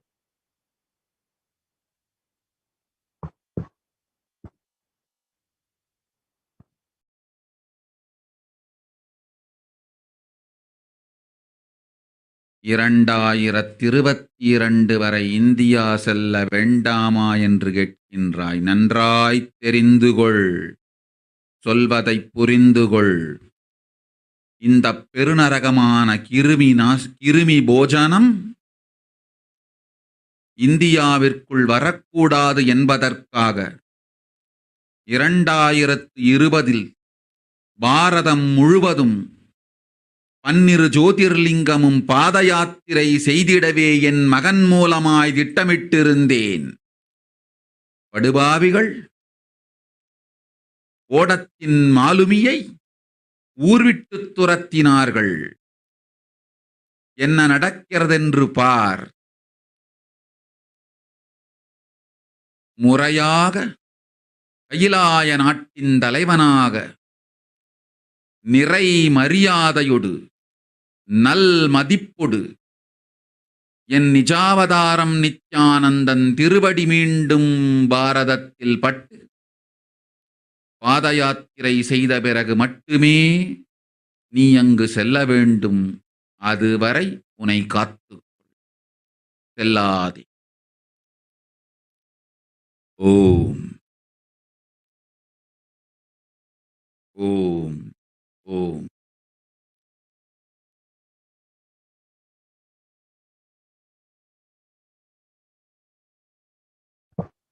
And the translation for the Parashakti's revelation for this huge Kirmi Bhojanam hell not to come to India.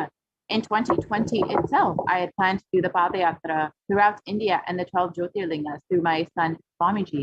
They chased the captain of the ship out of the country. See what is going to happen.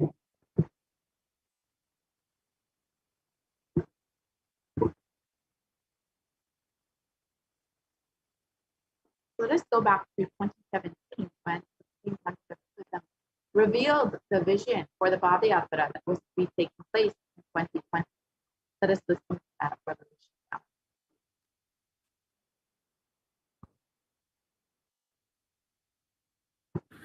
Want to do 1 year Padayatra from Rameshwaram to Amarnath.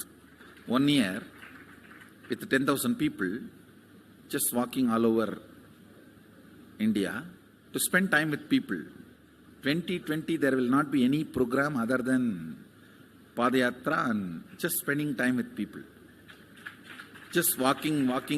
Of course, 10,000 people will be walking with me. Maybe 200 vehicles to carry our food and all the other items, transportation. Enjoying the river banks, forests, and time with nature. 10,000 people manifesting powers, walking from village to village. What do you think will happen?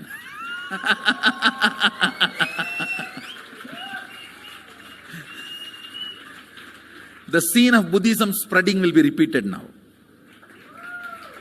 How the Buddhism spread. 10,000 monks walking from village to village. What will happen? That's only monks. Here power manifesting 10,000 people. The whole village will be manifesting powers. Just want to enjoy India and let India enjoy me.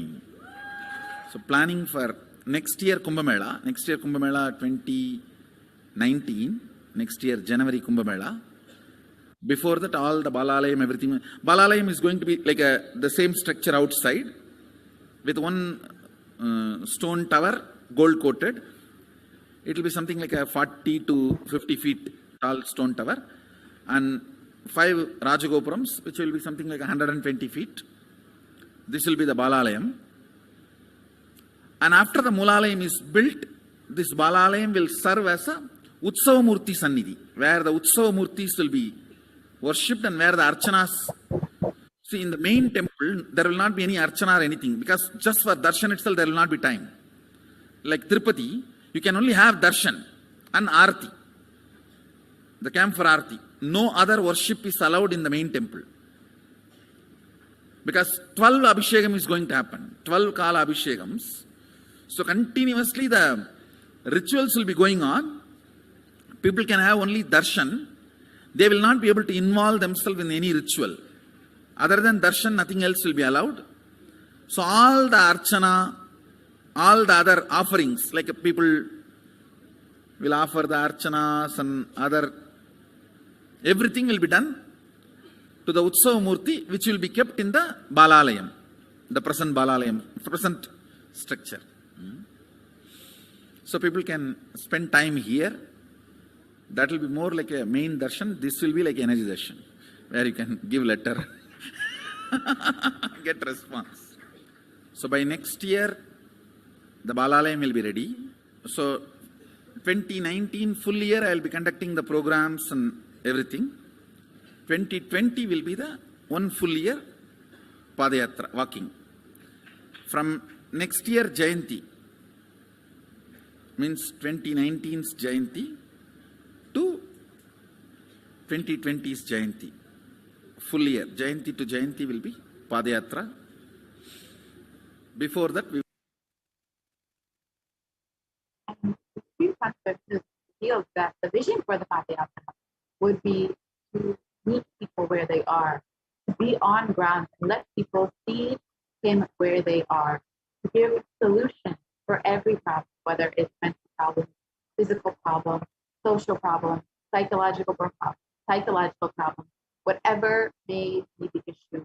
The Supreme Consciousness was ready to go on ground and give people the solution. This Padayatra would be taking place from Kanyakumari to Kashmir with 10,000 power manifestors. And it would literally be like the seed of Buddhism spreading all over India once again. We would have seen a revival of Hinduism once again. And since the age of 10, the Supreme Conscious Hinduism has been enriching people and preparing them for the Padayatra to save them from the Saraya and give the super conscious breakthrough to humanity.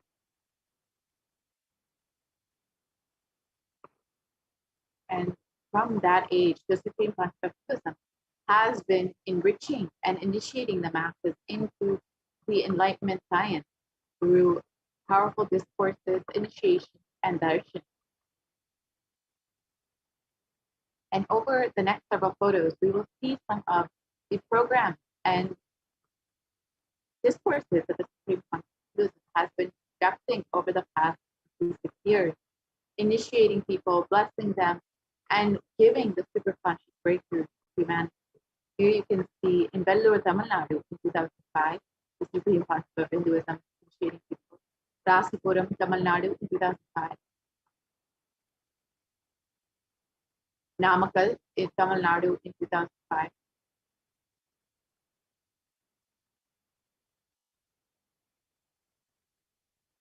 Salem in 2005. The Nithyananda program in Vidadiva.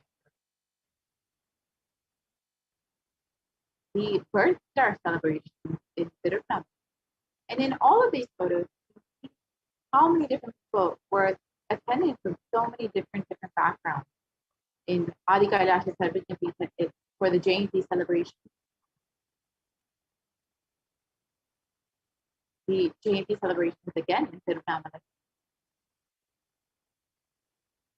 The Nithyananda Swarna program in Chennai.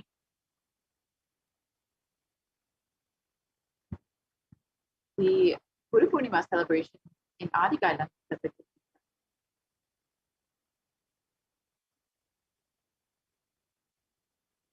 The Bhakti Swarna program. The Dhyana Swarna program.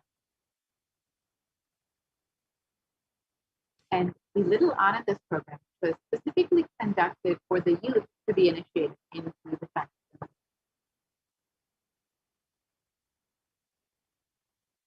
The Satyayaga, which was a series of homas conducted by the Buddhism, where he also conducted the program and also led 1,008 other disciples into the same homa. Here you can see the various photos of the Supreme Buddhism blessing people and conducting the homa. And the Nithyananda program is Buddhism.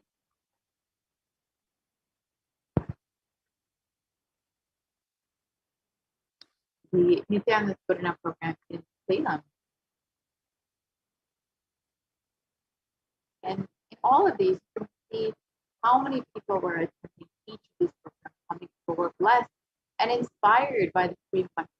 The Buddhism worked tirelessly for the last 26 years to continuously bring this science of enlightenment to the world and to bless humanity with this superconscious breakthrough.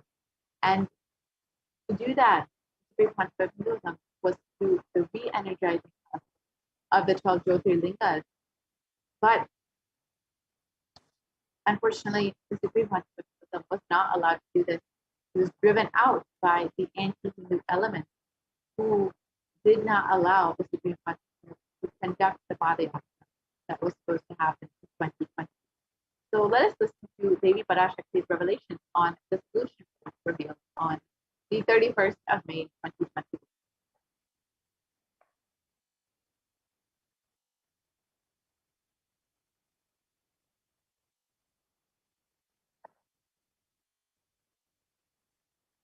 இரண்டாயிரத்திருபத்திரண்டு வரை India செல்ல வேண்டாமா என்று கேட்கின்றாய். நன்றாய் தெரிந்துகொள், சொல்வதைப் புரிந்துகொள். இந்த பெருநரகமான கிருமி போஜனம் இந்தியாவிற்குள் வரக்கூடாது என்பதற்காக 2020 பாரதம் முழுவதும் 12 ஜோதிர்லிங்கமும் பாத யாத்திரை செய்திடவே என் மகன் மூலமாய் திட்டமிட்டிருந்தேன். படுபாவிகள் ஓடத்தின் மாலுமியை ஊர்விட்டு துரத்தினார்கள். என்ன நடக்கிறதென்று பார்.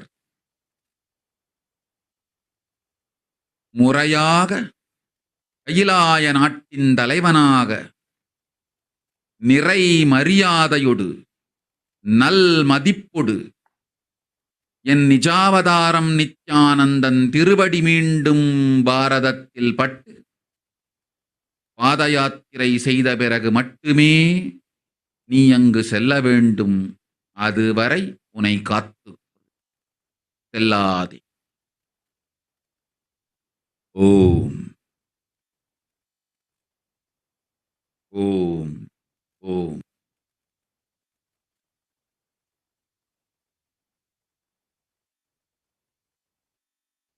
And the translation of Devi's revelation was that only when the Supreme Master is received in India once again as the head of Kailash with reverence and respect will this pralaya end.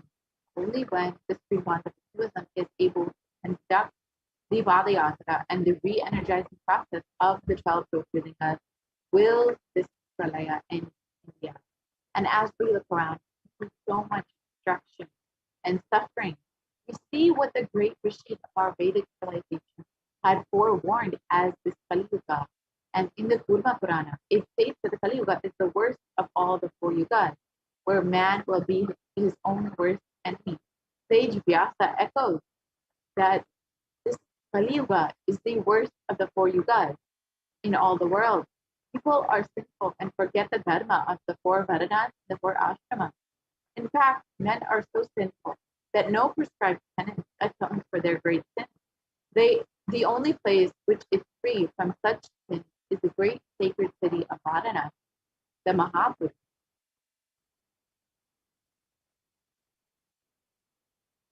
And in the Kurma Purana, it also states that Lord Rudra, Paramashivoham himself, is the avatar for Kali Yuga.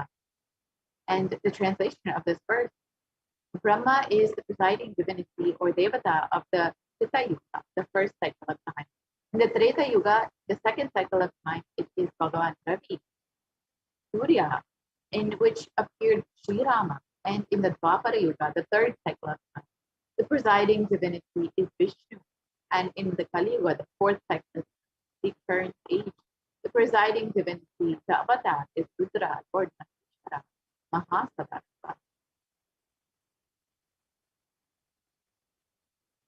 And on the 2nd of January 1958, out of his deepest compassion, Paramashiva himself descended into the human form in the Nijavatara of the Supreme Consciousness, the Divine Knowledge, Bhagavan Nithyananda.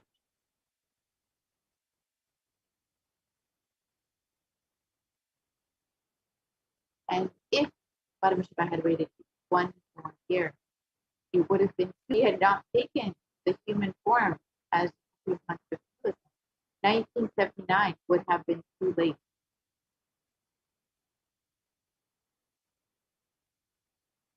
So let us listen to the Supreme Consciousness himself revealing this. And I tell you, O Hindus, don't be afraid. I am back with the same science. We are going to be rich.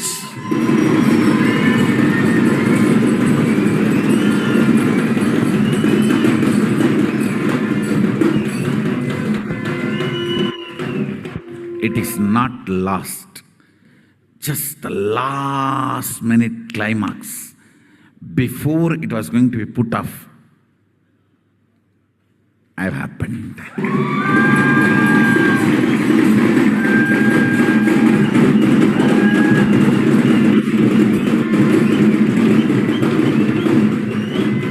(1979) would have been late. 1979 would have been late. If I had time, I would have sent only ambassadors. Because no time, I have to get up and come directly.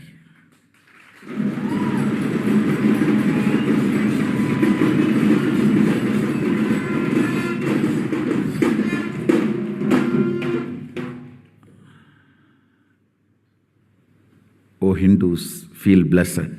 Science is not dead. It is available. I have everything needed to bring that science back to life and establish its legitimacy.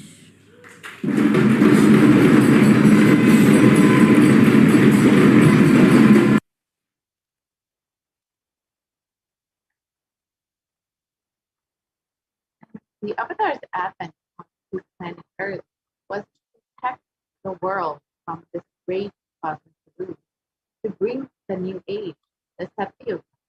Let us listen to Devi Parashakti revealing.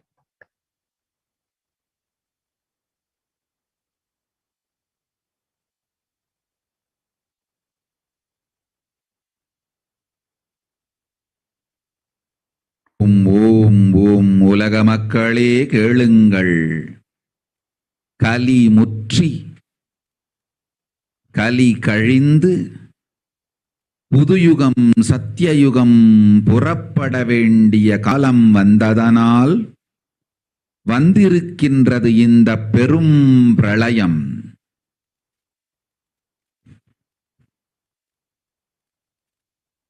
கவலை வேண்டாம் மக்களே.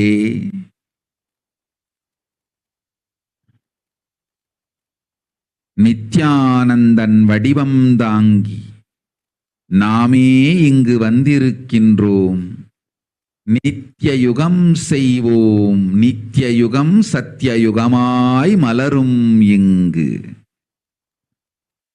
ஆனந்தமாக இருங்கள்.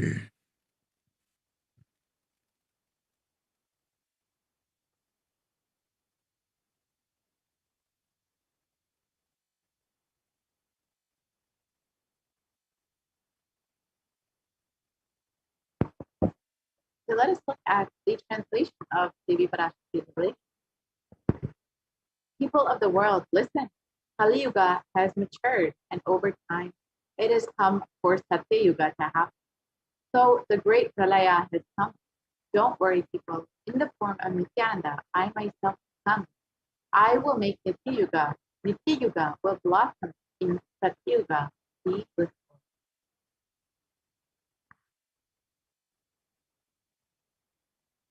For this huge hell, give me Bhojanam not to come to India.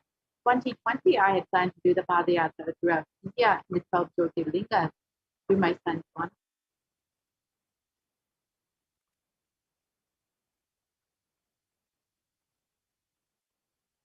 And in order to prepare for this, the avatar began the Padayatra at the mere age of 10.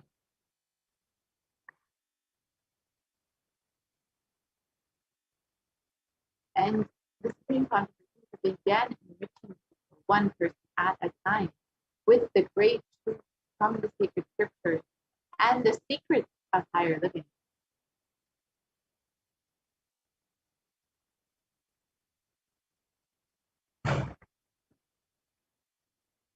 Even at the age of 14, all of his classmates were called the Gatara, where the Supreme Consciousness led them from Gudiyakam, Tamil Nadu to Tiruvannamalai, his birthplace, and a huge pilgrimage site.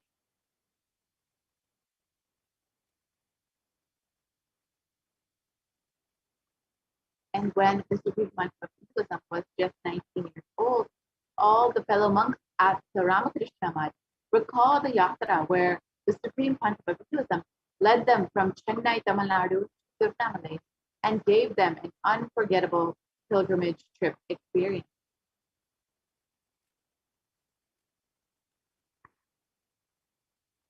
The Supreme Consciousness continued walking the length and breadth of India, reaching more and more people and preparing each one until the Supreme Consciousness founded the international mission, the Nithyananda Sangha, on the 31st of December, 19.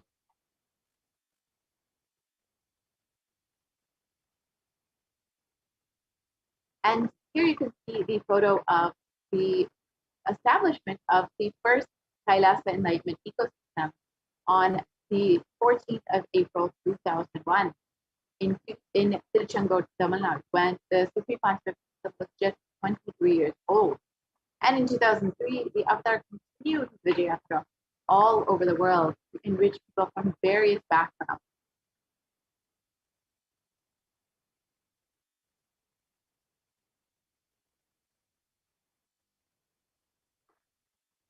And with the Supreme Consciousness intensity and dedication for the people, even among crowds that did not understand English, the Supreme Consciousness was able to deeply resonate with each being and connect with them and move them here.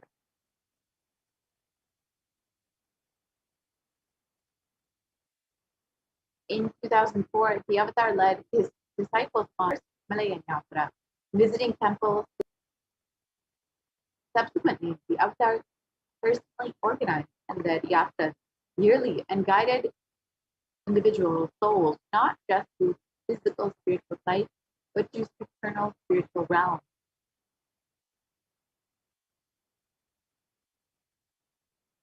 In 2006, the Padayatras were taken to the next level with the Kodikan and Padayatra, with crores participating and impacted by Nithyanandeshwara and Nithyanandeshwari, who traveled from city to city, blessing every single being.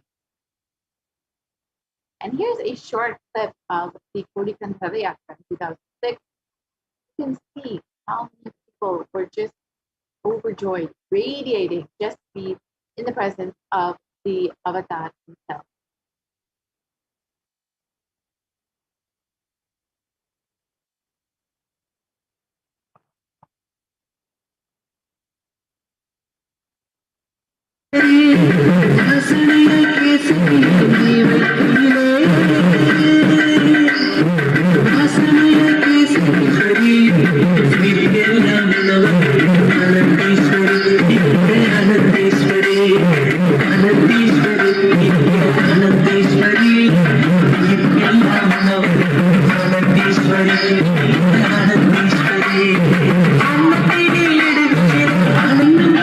Anandeshwari,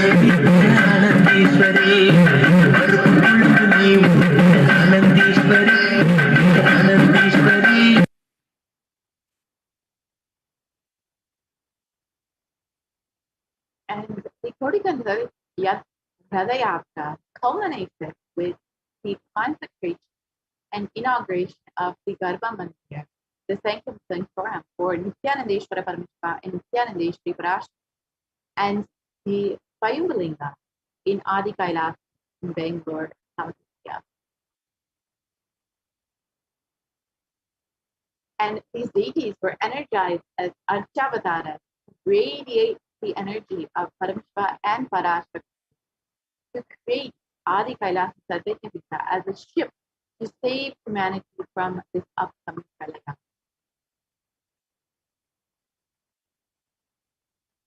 And this Supreme Consciousness created innumerable spiritual energy centers in India as safe havens during this great deluge. And here you can just see three of them: the Kailasa in Tiruchendur, the Adi Kailasa Sarvajñapita in Bangalore, and the Kailasa in Hyderabad. And in 2008, the Avatar created and energized the Nithyananda Vaidyasurma, the Ananda Linga, which would protect anyone who bathes in waters from the deadly COVID-19 disease.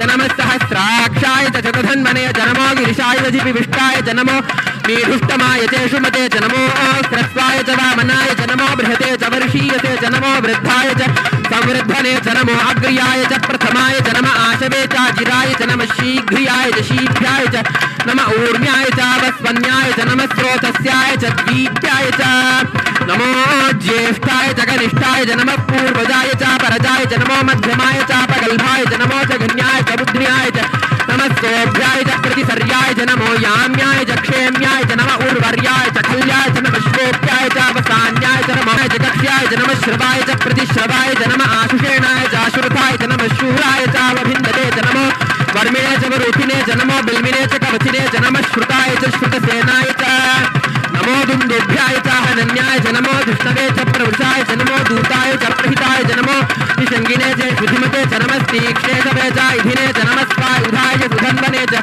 नमस्कृत्याय च पथ्याय च नमः काट्याय च नीप्याय च नमः सूप्याय च सरस्याय च नमो नाद नमः कूप्याय च वट्याय च नमो वर्ष्याय च नमो मेघ्याय च विद्युत्याय च नमः ईर्ध्याय च तप्याय च नमो वात्याय च रेश्म्याय च नमो वास्तव्याय च वास्तुपाय च ओम नमः सोमाय च रुद्राय च नमस्ताम्राय च अरुणाय च नमः शंगाय च वशुपतये च नमः उग्रे बधाय च दूरे बधाय च नमो हन्त्रे च हन्यसे च नमो वृक्षेभ्यो हरिकेशेभ्यो नमस्ताराय नमः शम्भवे च मयोभवे च नमः शंकराय च मयस्कराय च नमः शिवाय च शिवतराय च नमस्तीर्थ्याय च कूल्याय च नमः पार्याय च वार्याय च नमः प्रतरणाय चोत्तरणाय च नमः आदार्याय च लाद्याय च नमः षष्ट्याय च फेन्याय च नमस्तिकत्याय च प्रवाह्याय च नमः ईरण्याय च प्रपत्याय च नमः किगुंशिलाय च क्षयणाय च नमः कपर्दिने च पुनस्तये च नमो गोष्ठ्याय च गृह्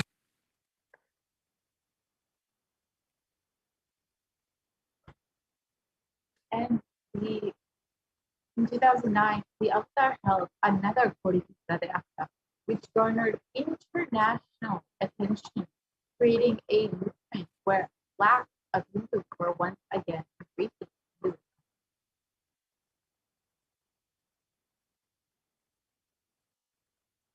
So let us watch a short clip of the போல நின்பதும் கண்ட என் மனம் நித்ய சத்குரு நித்ய சத்குரு நித்ய சத்குரு நித்யனே நித்ய சத்குரு நித்ய சத்குரு நித்ய சத்குரு நித்யனே நின்முகம் நீனைந்து இங்கு நிர்மலமாகவே ஆனதே இதய சக்கரம் அனகதமும் இனிமையோடு திறந்ததே நித்ய சத்குரு நித்ய சத்குரு நித்ய சத்குரு நித்யனே நித்ய சத்குரு நித்ய சத்குரு நித்ய சத்குரு நித்யனே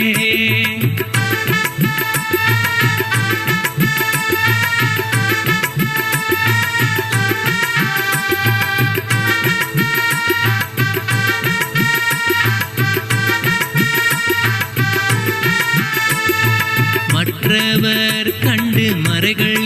எல்லாம் கழன்று விசுத்தி அதுவும் அசுத்தியாய் பொறாமையோடிங்கு ஏக்கத்தோடப்பா புண்ணியம் எல்லாம் போனதே எரிந்தவயிரும் ஏக்கமும் சேர்த்து விசுத்தி அசுத்தியானதே விசுத்தியை தீர்க்க விமலனின் பதம் விரைந்து இங்கு வரவேணுமே நித்ய சத்குரு நித்ய சத்குரு நித்ய சத்குரு நித்யனே நித்ய சத்குரு நித்ய சத்குரு நித்ய சத்குரு நித்யனே ஆமை பூகுந்த எண்ணகந்தினை பொறாமை பூகாது காக்கவே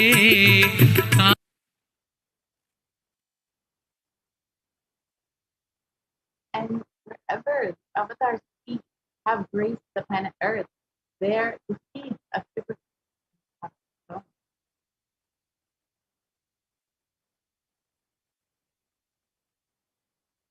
And with 1,000 plus all over the world, there have been over 1 billion people who have been enriched by the Supreme Consciousness. And in the next several photos, you'll see just a few of those Kailasa enlightenment established. The first, the Kailasa and Tito, the Adi Nithyananda Paramashivam. The Adi Kailasa said, simply very good. The Kailasa in Tirupanamalai. The Kailasa in Columbus, Ohio.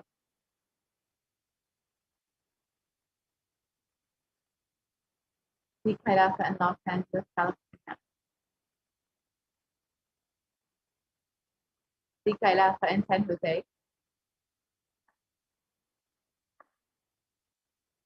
The Kailasa in Seattle, Washington.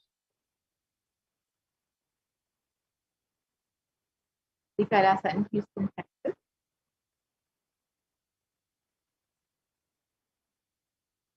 The Kailasa in Charlotte, North Carolina. The Kailasa in New York. The Kailasa in Washington, D.C. The Kailasa in Toronto, Canada. The Kailasa in Oklahoma City, Oklahoma. The Kailasa in Phoenix, Arizona. The Kailasa in St. Louis, Missouri. The Kailasa in Oman. The Kailasa in Dubai. The Kailasa in London, UK.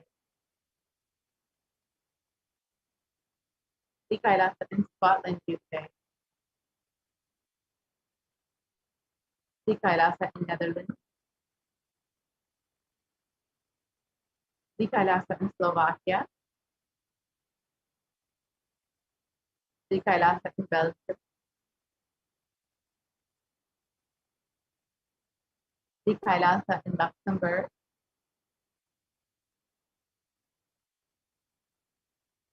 The Kailasa in Austria. The Kailasa in Germany. The Kailasa in Italy. The Kailasa in France.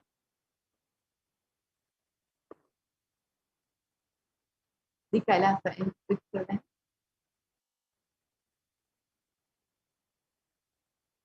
The Kailasa in Mauritius. The Kailasa in South Africa. The Kailasa in Salem.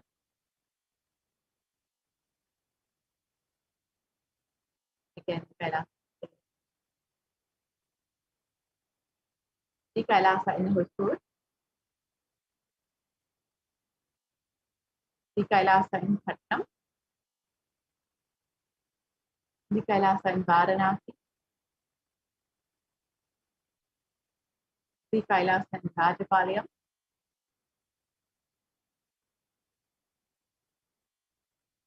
Sri Kailasa in Hyderabad, Sri Kailasa in Kerala, the Kailasa in Gujarat, the Yogi 7. Sri Kailasa in Thiruvananthapuram, Sri Kailasa in Alankulam, Sri Kailasa in Tambaram, Chennai, Sri Kailasa in Avdi, Chennai, and more photos of Kailasa in Chennai, and Sri Kailasa in Melbourne, Australia, Kailasa in New Zealand, Sri Kailasa in Singapore, Sri Kailasa in Kuala Lumpur, Sri Kailasa in Guadalupe, South America,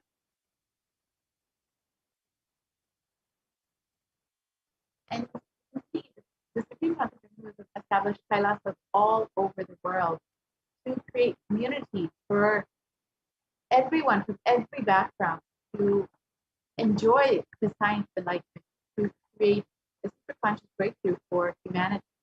And Supreme Consciousness has been continuously enriching people and continuously blessing people with this science of enlightenment.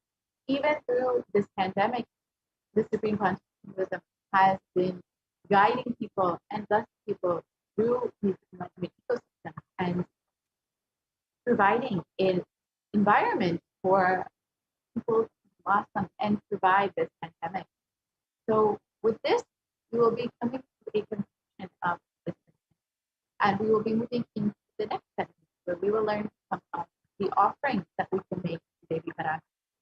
Over the last several months, Devi has been continuously blessing us and manifesting to guide each one of us to hold our hand through this pandemic and to answer every one of our prayers. And if you are just overflowing with gratitude and want to offer your love, you can stay tuned for the next segment and understand some of the offerings that you can make to Devi Parashakti, how they can help you in your life, how they can help you deepen your connection with Parashakti and the Supreme Consciousness. So we will be right back after a very short break and enter into this next segment.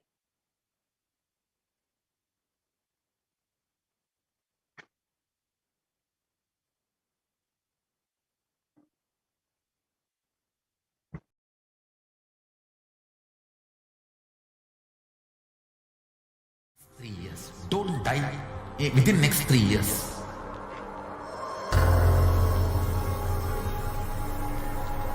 Just don't die within next 3 years.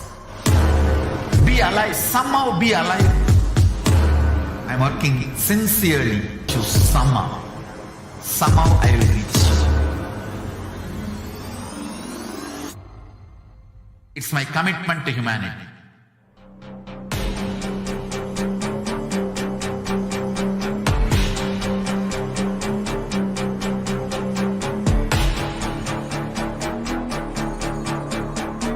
Just don't die within next 3 years. I will reach you wherever you are, whichever corner of the world you may be. I will reach you with enlightenment.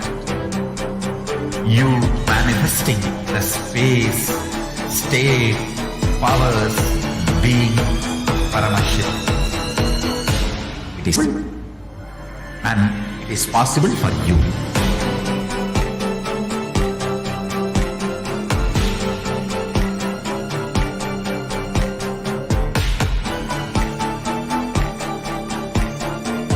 Paramashivoham will reach you with enlightenment science. I know he is going to do the job. Just be alive for next 3 years. Nothing else.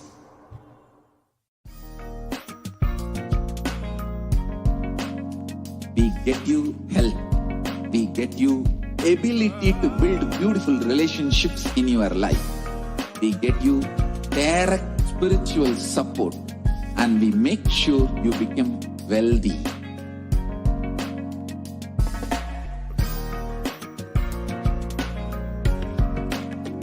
We won't stop giving you just good life. We will literally not stop till you live enlightened life. Manifesting the state of Paramashiva, powers of Paramashiva, being of Paramashiva.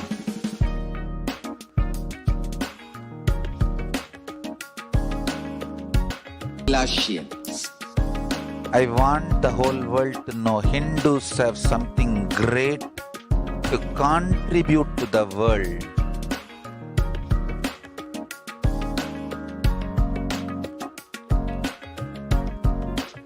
We have something great to contribute to the world. Let us do that.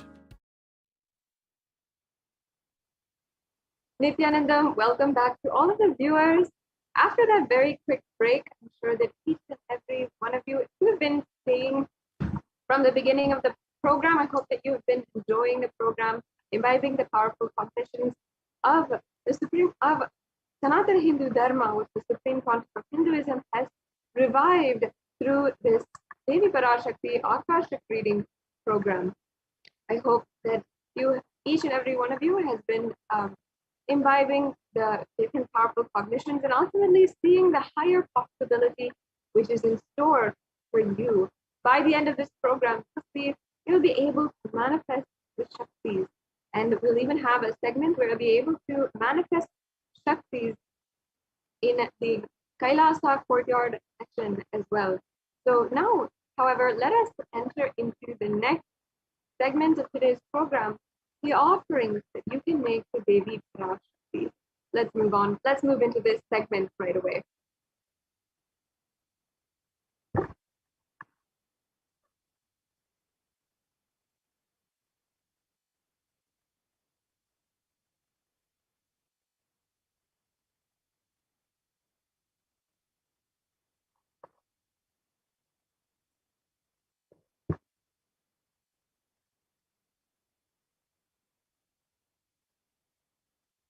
Sorry, if we can begin the screen share again.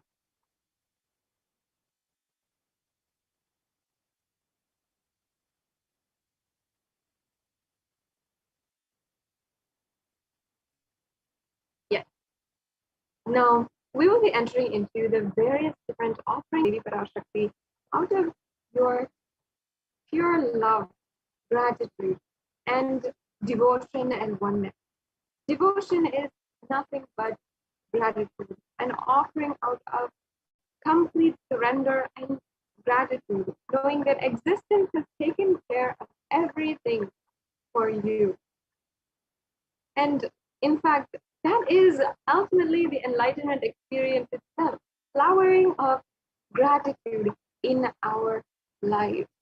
So, having been initiated by the Supreme Concept of Hinduism, many of us having experienced and directly been answered our questions, given wounds, even given freedom from all of our conflicts, all of our fears, all of our pain and suffering, just by the mere diksha of the Supreme Concept of Hinduism, the mere darshan of the Supreme Concept of Hinduism, we now can understand how we can offer our gratitude, how we can give our pure love and experience oneness with the divine.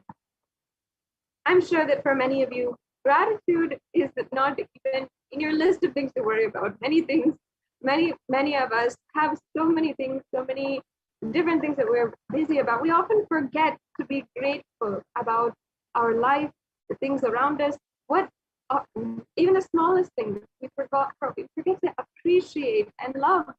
Be grateful for every single thing that is in our life. There's a beautiful story that the Supreme Concept of Hinduism had narrated in the Guaranteed Solution book and in the chapter From Discontentment to Gratitude. He gives the example of this one story of how we relate to everything in our life. One man was praying to God and asking God please, oh please God, give me $10 million. If you give me $10 million, I will give you 20% of that. I will offer it at your price. If you don't believe me, then please take 20% for yourself and give me the remaining 80%. Understand that all of our dealings are like this. We literally are always having a negotiation, having a business with our life, even with the smallest things, to the people in our lives, to even our loved ones. We always have a give and take attitude, a business attitude. We never give love. We never give pure gratitude that they are in our lives and that they are working, that they are somehow in existence, a part of our lives and a part of the happening around us. We never offer our gratitude for every single thing in life, and we never give our love for those things. And all of our dealings are just like this. Even there's a story, even when it comes to our relationship with God itself, God himself, it's always about a negotiation. If you give me this, then I'll give you this. There's another story from this chapter of the Guaranteed Solutions book, where Swamiji narrates that a king had been giving his prayers and had been God, and after that had gone to court and started giving alms for all of the beggars, everyone who was there. And suddenly one of the beggars comes forward and asks, why should I ask anything from you? You yourself are begging God. Understand, even our prayer has become an asking, has become a continuous request, and has been continuously asking something out of the God, and never being grateful for what God has given us. Even our daily thoughts become only asking, and it's so embedded inside of us, inside of our thoughts, that we never realize that we are asking. We think it's a natural way of life, that we are simply going on asking for it. Even in religion, there's two kinds of religion. One is the kind of prayer, religion of prayer, and the one is the religion of gratitude. Now, in these offerings, understand it's not about prayer. It's not about asking for something and receiving it. It's about gratitude, the ultimate emotion, and literally, which is the enlightenment itself. So let us now enter into all the different offerings. We're going to be understanding the context of the offerings, how to make an offering. We're going to be understanding the scriptural references where each and every one of these offerings is embedded within Hinduism itself. So let's now begin and understand first the various different offerings that you can make. And first, before I'd like to begin, I'd like to first offer my love and my gratitude and love Devi Parashakti, who's made herself available and through the supreme concept of Hinduism, and chant the Dhyana Shloka of Devi Parashakti. We can move on.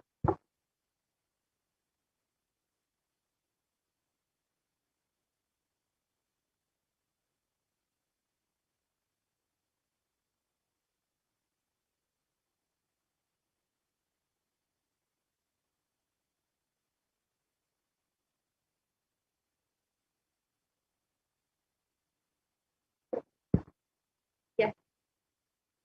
Now let us chant the Dhyana Shloka. And first, let's just offer our gratitude. Before we're beginning all of these sevas, let's just chant the prayer and chant this beautiful Dhyana Shloka. Give our love first to Devi Parashakti. Indunivabedakaravahminayanam syat pankajabarabayajapakshasarayuktam angahimabhushana vichitravasanam syat projwalamanonmaniswarupam. Like face, holding the Vedas on hand, fire in eyes with lotus flower and gracing and blessing hands, one hand with the Japamala, beautifully decorated with jeweled ornaments and wonderful clothes and shining bright crown. Her name is Manonmani. Now there's another beautiful Dhyana Shloka. Understand once again, we are giving our love to Devi Parashakti, remembering her admiring her grace, her beauty, her elegance, and her utmost resilience and radiance through these Dhyana shlokas. So let's just once again offer our love through these Dhyana shlokas.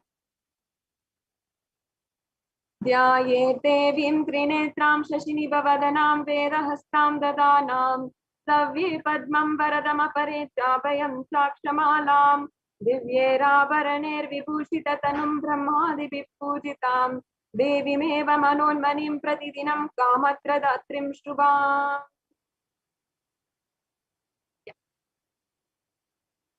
Now the next verse.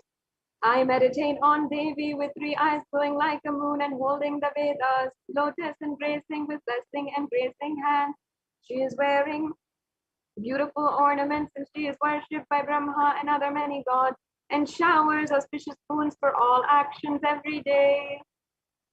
Once again, this is the Dhyana Shloka from the Moola Agama. And having offered my love to Devi Parashakti, now I'll now explain to each and every one of you about the defect. And we have in the Hindu tradition a very sacred sentiment for gold. We place economic and social value in gold. We have economic value, of course, because it is a lot of money and it's all of our precious metals. Everything is worth a lot of money. And of course, gold medal for the one who is the highest pedestal of that person's society. We give the golden trophy or the golden medal. Even in our relationships, when we want to offer our love, we give and value that relationship through gold. Many people might feel that, oh, no, it is just gold. It reduces the love of the relationship. But ultimately, why gold has been given so much of significance over so many thousands of years? Because actually it started from our Vedic scriptures, from Sanatana Hindu Dharma itself, the oldest religion and the oldest civilization on planet Earth. Here you can see the verse from the Atharva Veda where it gives us the reference and it gives us the significance, the sacred sentiment placed in gold. It says, here I'll just be reading out the translation of the verse from the Atharva Veda. Birth is this gold, from the atoms of Agni is one. It becomes dearest when it was heard. When they culturally given significance as divine, is given the virtuous properties. It's saying the seed of virtuous and powerful apaha, meaning it is brought from the divine qualities, and it has let that triple gold be for your long life, connecting immortality itself, the highest ambition of anyone who is even living, immortality, to gold itself. That means that gold is given spiritual alchemy property. It is actually capable of enlightening you, and it is given a way of such a spiritual significance of healing and enlightenment. And the vibration of gold even has the power to infuse sattva energy and positive thought currents inside of you, anyone who wears it, and even anyone who sees it or operates in its vicinity. That's why the Supreme Concept of Hinduism is wearing gold, because it has that sacred value, that property to hold the enlightenment energy forever. And in Sanatana Hindu Dharma, not only we saw that we should place our gratitude and our love and decorate gold in the deities, but even the horses, the cows, the elephants, every single person, even all the constructions, the art, the architecture, everything was decorated with the grandeur of gold. We can move on to the next slide.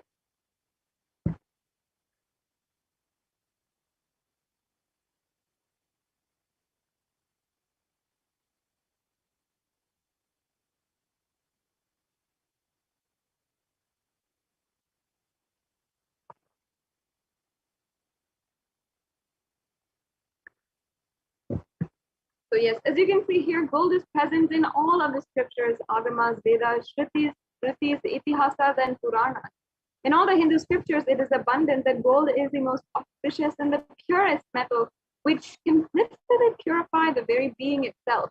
In the Hindu civilization, everything was built in gold, exchanged in gold, and ritual feasts were even offered in gold.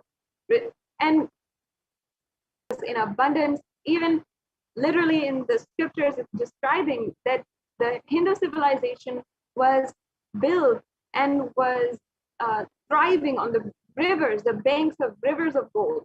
So in the Rig Veda, it says that the Indus River is actually the Hiranyamaya, the river of gold.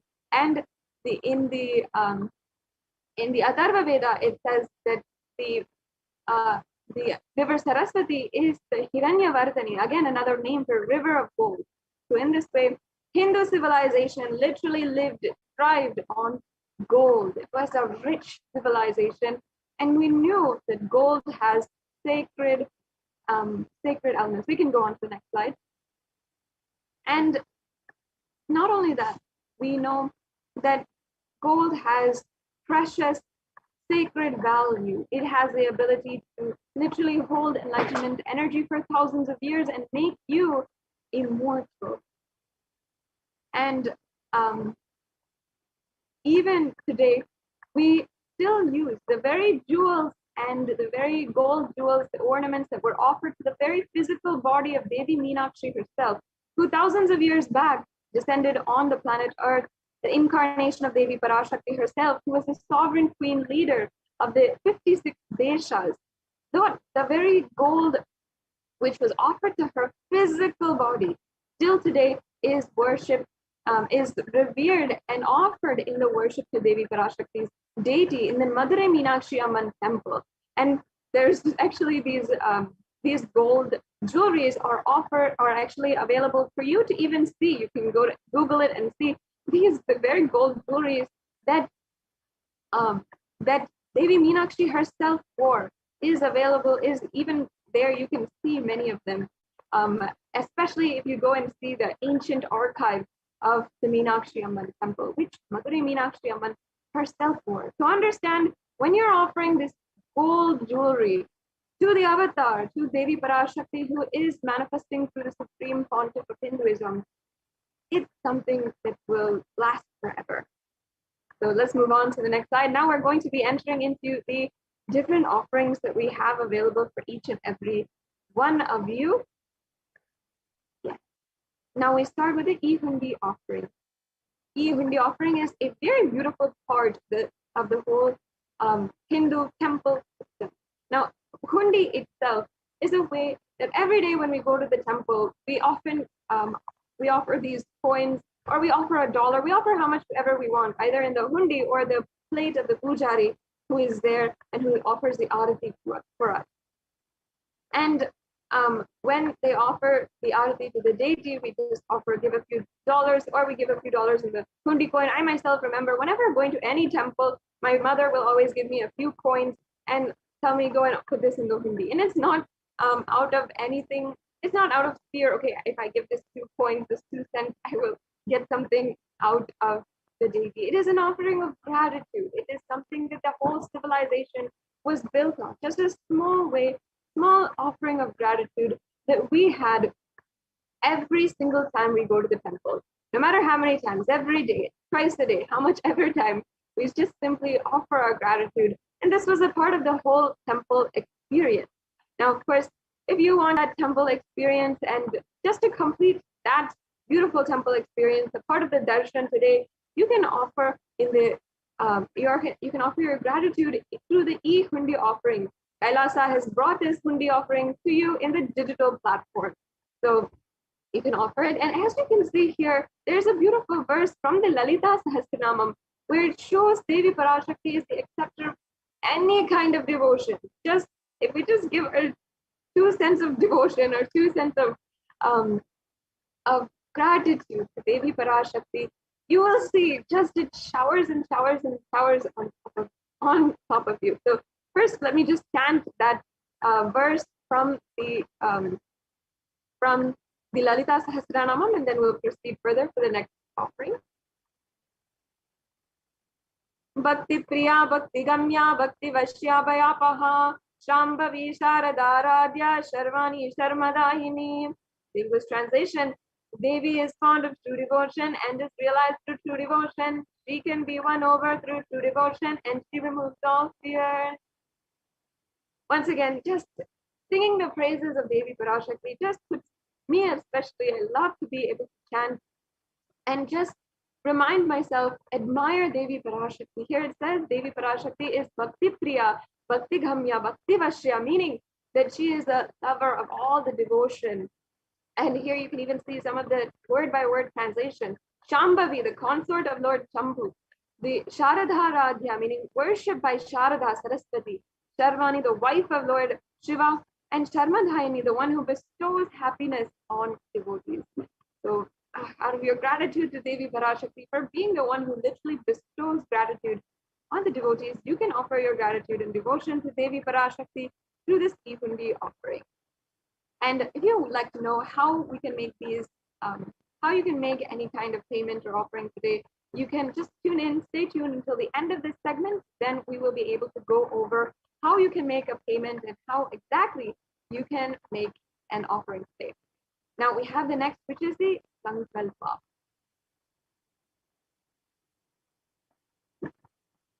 Yes, the next offering is the Sankalpa chanting. And this is offering of just $1. And here it says, there's a beautiful verse from the Devi Mahatmyam, chapter 12, verse 34.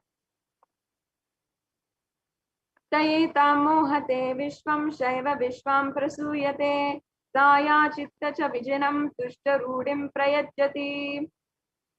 And the English translation says, the goddess enchants this universe and she herself gives birth to this universe. That goddess, being prayed without interest in anything, gives the knowledge that leads to salvation and gives wealth in the materialistic sense. So once again, this is from the Devi Mahatmyam, chapter 12, verse 34. Once again, and as you can see, the goddess enchants this whole universe and she gives to this universe.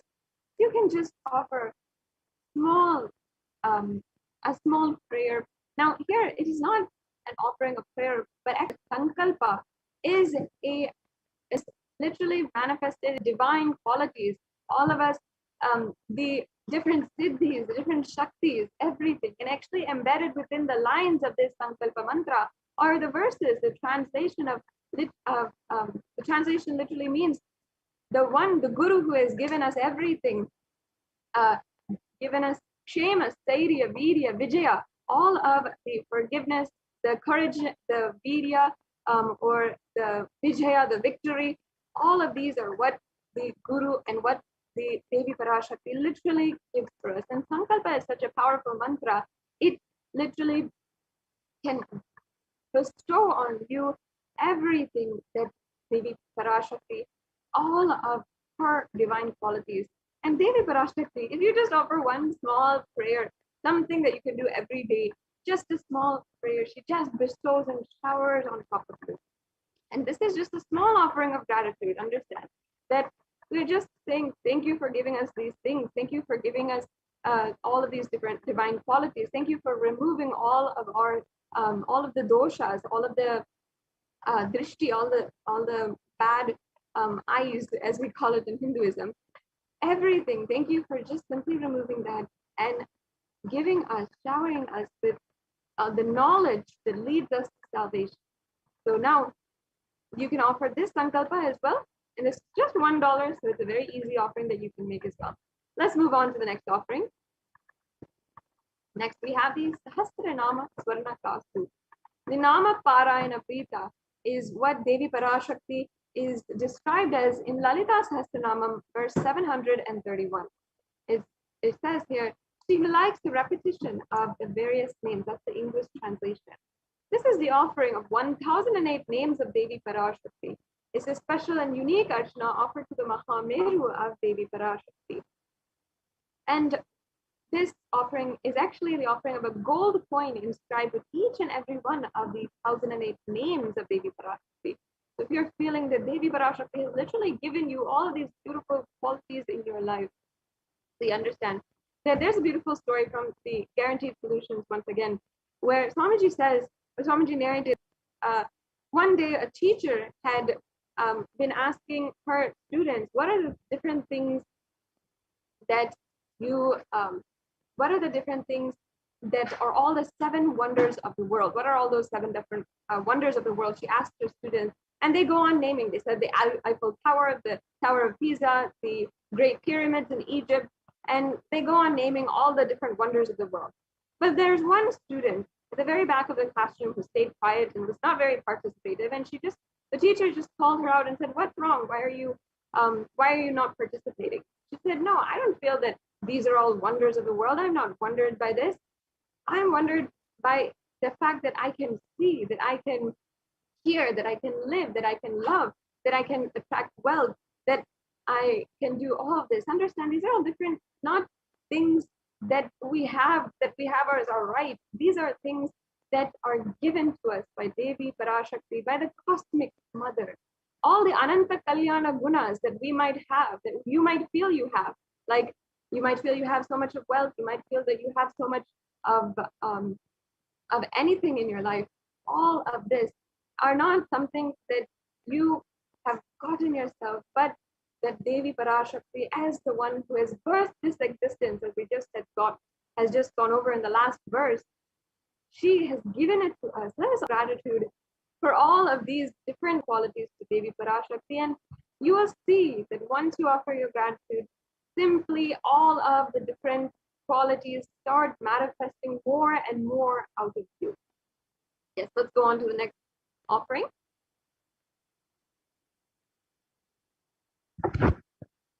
We have the Mukta Anguti. Let me just first chant the Meenakshi Pancharatnam, the first verse from the Meenakshi Pancharatnam, which has a reference for the pearl, and it's actually the beautiful verse.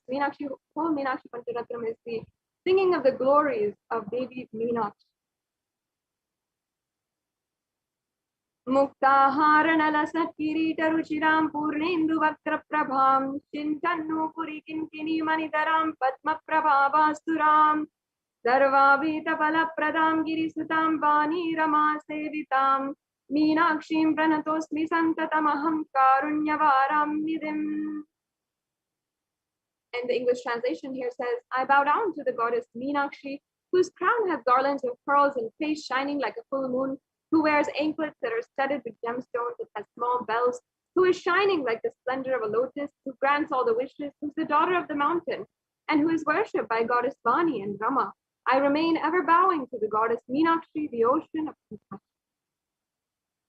It's such a beautiful verse. Devi Meenakshi actually came down to the planet Earth, as I was saying earlier in this segment, and she had united the whole human civilization out of her utmost compassion. See, a mother, what she does when civilizations are having wars or children are fighting, she says, no, don't fight.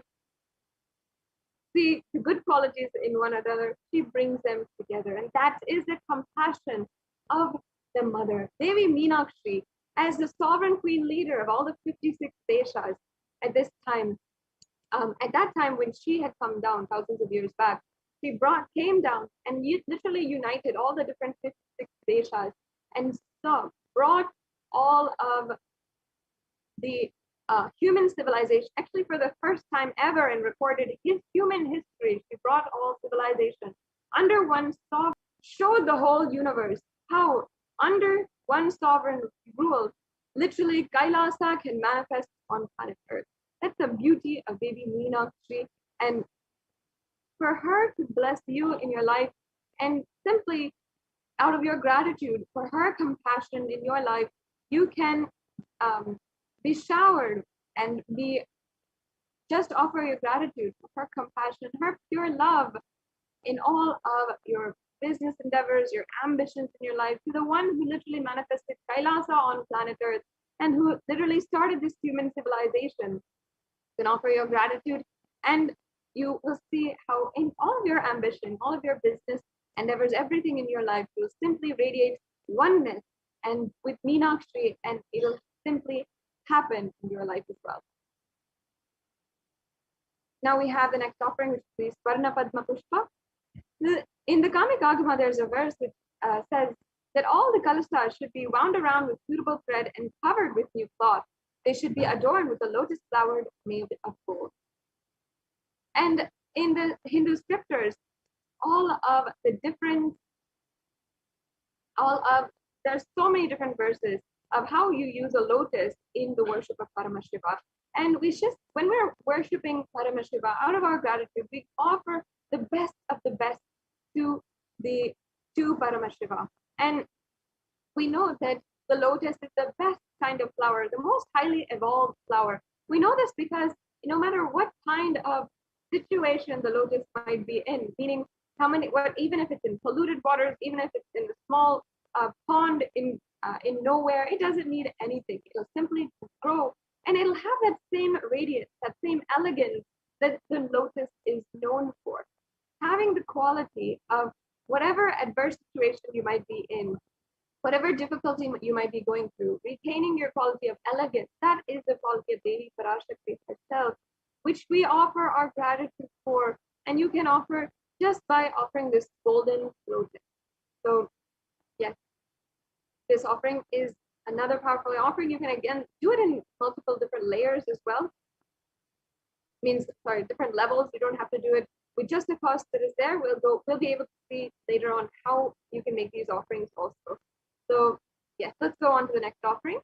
We're running a little bit short on time, so the next offerings I'll be going through a little bit quickly, and then we'll be going on to the next segment, most exciting segment of today's program. We have the Swarnameti next, which is the toe ring. Understand Devi Parashakti's greatness, her glory. She is literally the embodiment of the cosmos in the form of the divine spirit. And she is in everything. She is omniscient, omnipresent.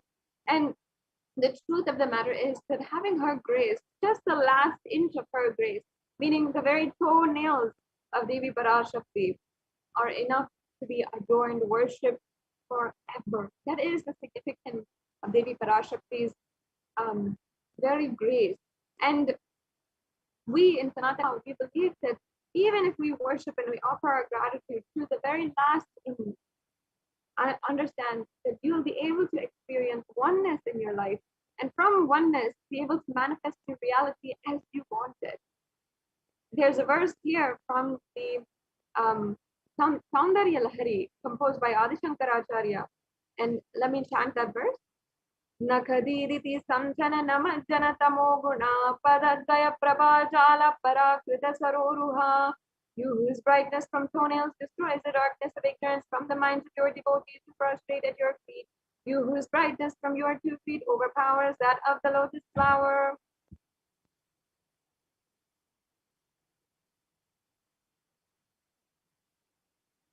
You can offer the toe ring to Devi, who is adorned, and adorning her sacred and can offer your gratitude, receive her blessings. You will see her blessings are showered more and more in your life. Let's move on to where we offer our gratitude. We simply want to offer our love, pour our love on Devi Parashakti, and that means decorating her, bringing more and more bliss, and decorating her, doing the alankaring, offering the abhishekam, everything. We just simply pour our love. And you'll see even in the Uttama Seva, it's offering of the best of the best. So we always want to just simply offer our gratitude for it, just making us blissful in our life. And the Mangtika is another way that we adorn Devi Parashakti. Devi Parashakti is known here as the Shuddha Sarvi Varshni. She who makes the nectar flow in our nerves from Sahasrara. She who gives a very pleasant experience of the ultimate. Understand? Now, when you experience the ultimate with just one initiation to the Supreme Concept of Hinduism, and one blessing, when you experience that bliss that comes from having the wealth in your life, that having the joy in your life, that comes from literally just one blessing from Devi Parashakti, you can offer your gratitude through this Varna Mangika and literally be able to understand, be in the space of more and more completion. The next offering is the Pratyaksha Pada Puja. And I cannot simply control myself when it comes down to the Pratyaksha Pada Puja. I have to summarize because we're running short on time, and we have the next segments ready and prepared for you to go through this segment. But the Pratyaksha Pada Puja is an offering that you cannot miss in this lifetime. You especially, you have to go through, you have to see, you will see how much it is so powerful in your life. Now, you'll see that it says here again, it has the same verse, offering to the feet of the Guru. And I'd like to say that it's not just offering to Devi Parashakti here, but offering to who is literally manifesting Devi Parashakti and simply radiating her and manifesting her. That is the ultimate thing. And Guru is even greater than God in Sanatana Hindu Dharma, because we ultimately respect the one who introduces us to God and literally opens the door to the whole universe. And we ultimately respect and see the highest quality, highest action that we can do is learning in our life, evolving in our life. The one who helps us do that is Guru. Offering to the Guru is the ultimate offering. And whether it is the Guru Paduka Stotram composed by Adi Shankaracharya, or it is the words of Sri Satya Sai Baba, who sung the words Manasa Bhajare Guru Charanam when he realized his incarnationhood in the 1940s or 1960s. I'm sorry if I got that date wrong. And then if it is the Supreme Pontiff of Hinduism himself, who has initiated millions of people into the Guru Tattva, into experiencing the relationship with the Guru by manifesting as Arunagiri Yogeshwara himself. The offering to the Guru is such a beautiful offering. I can go on and on about it, but since there's no time today, I just can say that this offering is something that you just have to do in your life. And some Kailashians even offer it once, twice, even 3-4 times a year itself. So don't miss out on this offering, especially if you've never done it before. The next offering is a Vastra Seva, the offering of the sacred adornment. The Vastram is the Vastra Seva blesses the Yajaman with all the auspiciousness, and it's such a beautiful offering. See, the one who is the embodiment of the whole universe itself. Even in the Kalabhairavashtakam, it says that the Guru is the one who is Digambara, the one who is clothed and adorned by the sky. What can you offer? Simply, if you just make this offering of the 1,000 of this Vastra Seva, it can bestow you. It's just an offering of gratitude that can manifest that oneness in your life. The next slide, please.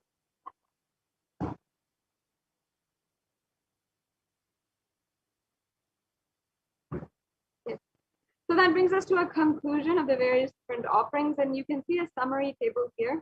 And the Supreme Pontiff of Hinduism has ensured, has revived this science so that we can all experience or denying somebody, denying anyone of that experience. And nobody should feel that there's somehow some impossibility. So even if you're not able to make any kind of substantial offering, there's offerings that you can make for any amount. There's offerings that you can make for just $1.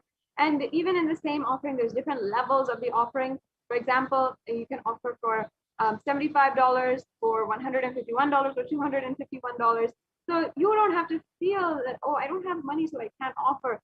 That's not the issue here. And understand that the Supreme Pontiff of Hinduism has done so much and has literally made himself available for each and every one of us, contributed so much that just one offering of this e-community offering can literally just make you experience oneness in your life with him. There is nothing that he has to prove, or nothing that the Supreme Pontiff of Hinduism is trying to make through these offerings. It's just an offering of gratitude once again in your life.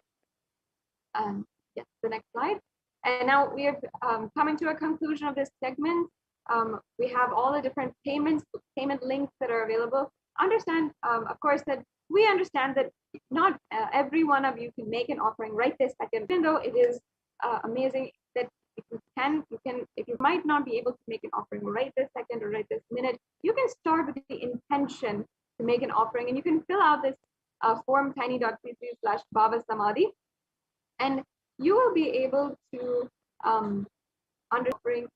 you will be able to get more information about the offering. If you need help in manifesting this offering, you can get that as well.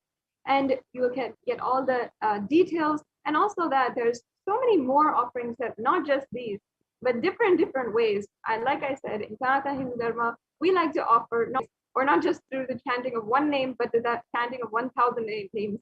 So it's all about offering more and more, and there's always offerings more coming to you. And you, in order for you to stay in touch and to get connected and make sure that you are receiving the information for all the offerings that are coming up and the different festivals that are coming up, you can also register in the form. And also, if you go to tiny.cc/Devi-offerings, I request if we can actually get that projected, that link, then we can just walk you through the steps of how you can make a payment today. And sorry if I'm rushing, but we are moving on to the next segment. It's very quick in a little bit more time. So if I can just request if you get the link projected, tiny.cc/Devi-offerings, then we can show the viewers how exactly you can make payment. I'm sure many of you understand that you just want to offer your gratitude today, and you want to literally experience that oneness with Devi Parashakti, with Paramashivoham himself. So yes, thank you so much for projecting that. We have the link here. So this is that link, tiny.cc/Devi-offerings. If you go to that link, then you'll be able to, if you just go to that link, you'll be able to make a payment very quickly. It's just a 3-step process. You don't have to feel like it's a very long process. You can offer how much ever you want. As I said, in the e-hundi offering, you can just make a general donation, or you can make any one of these offerings as well. And as you can see here, we have the offerings. You can select in the drop-down menu the offering that you want to make, and then add that to your card. Then you'll proceed to checkout, and then you'll fill out your billing details and your payment details. And many of us are used to this process now. Nowadays, many of us are doing grocery shopping online only. So just like that, Kailasa has brought to you, even making an offering, even making a donation, and making an offering of gratitude to Devi Parashakti on the digital platform. So yes, we also have another option, which is paying through, making an offering through the YouTube Super Chat, another really amazing way that you can make an offering today. The YouTube Super Chat is another unique feature which YouTube has opened up really recently, and it's a way that you can make a donation and simply offer your gratitude, and ultimately that temple experience that each and every one of us Hindus love can be completed with the small offering of 1 or 2 coins. Oh yes, here we have it. Yes, thank you so much for showing this and projecting this. I appreciate that. So you can join. First of all, make sure that you're joined on Kailasa's HDH Nithyananda YouTube channel as a member. Then you can press the $sign. And I see many of you have offered already. Thank you so much for your donations and your offerings. Understand that just $1 and that experience of pure love, offering your pure love, devotion and gratitude to Devi Parashakti and to the Supreme Pontiff of Hinduism, who is manifesting as Devi Parashakti, is just one step that you can take, and he showers himself 1,000 steps towards you. I invite all the viewers to join us, join as a member on the Kailasa's HDH Nithyananda YouTube channel. If you want, you can make offering. And now that brings us to a conclusion of this segment. It was always such a pleasure and a joy to be able to share each and every one of these sevas with all of you. I'm so happy to be able to do that. And we'll be moving on to the next segment. And we have Madayami Swami, who is joining us from Adi Kailas Sarvagnya Peetham, and is always available and always giving the various different Hinduism. Now, in the last segment, we understood how Devi Parashakti has manifested previously and given us, human civilization so much, and we want to offer. In this segment, we're going to be understanding how the Supreme Concept of Hinduism, the embodiment of the Parashakti itself living in this time, has literally brought a breakthrough to the whole world, has even given a solution for the ongoing COVID-19 pandemic, which has been recognized by the United Nations and been published on the Human Rights Commission website, how the Supreme Concept has done that and has given millions, saved millions of lives during this COVID pandemic with the Kailasa's multi-layer quarantine opportunity in India during this extremely atrocious pandemic that's been plaguing the streets of India. So, amazing to see and hear from you every day on this show. So thank you so much, and we'll be proceeding to the next segment now. Thank you so much, Ma Sadashivapriya. Nithyanandam, everyone. Welcome back to this session of the Kailasa's multi-layered quarantine opportunity for India during the COVID-19 as a practical solution resulting in health, joy and bliss. With the blessings of the Supreme Pontiff of Hinduism, Jagat Guru Mahasannidhanam, His Divine Holiness, Bhagwan Nithyananda Paramashivan's blessings. Let's start with the Sadguru Vandanam. Nithyanandam Paramasugatam Kevalam Jnanamurtim Dandvatitam Gagana Chadusham Tattvamasya Ekam Nityam Vimalamachalam Sarvadi Sakshibhutam Bhavatitam Triguna Rahitam Sadgurum Tam Namami. So,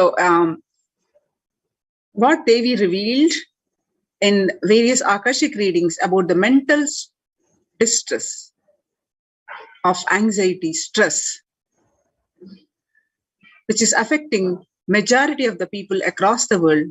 And also there is something specific that Devi mentioned about the Krimi Bhojanam, that is, Devi revealed in Tamil, and we will be seeing the translation of that.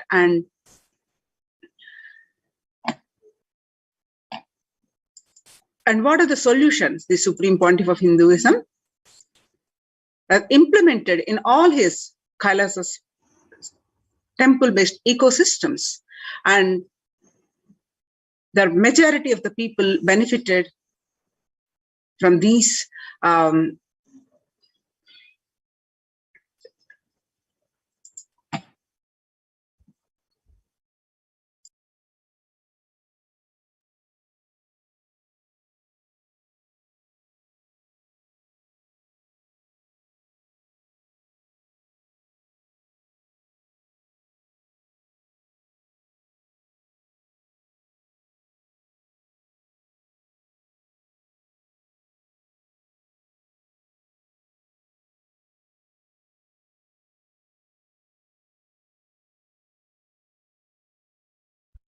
நீ சொல்லும் நபர்கள் போடும் சண்டை சச்சரவெல்லாம் எரியும் பெருநெருப்பில் இருக்கும் இரண்டு எலிகள் போடும் சண்டை போன்றது.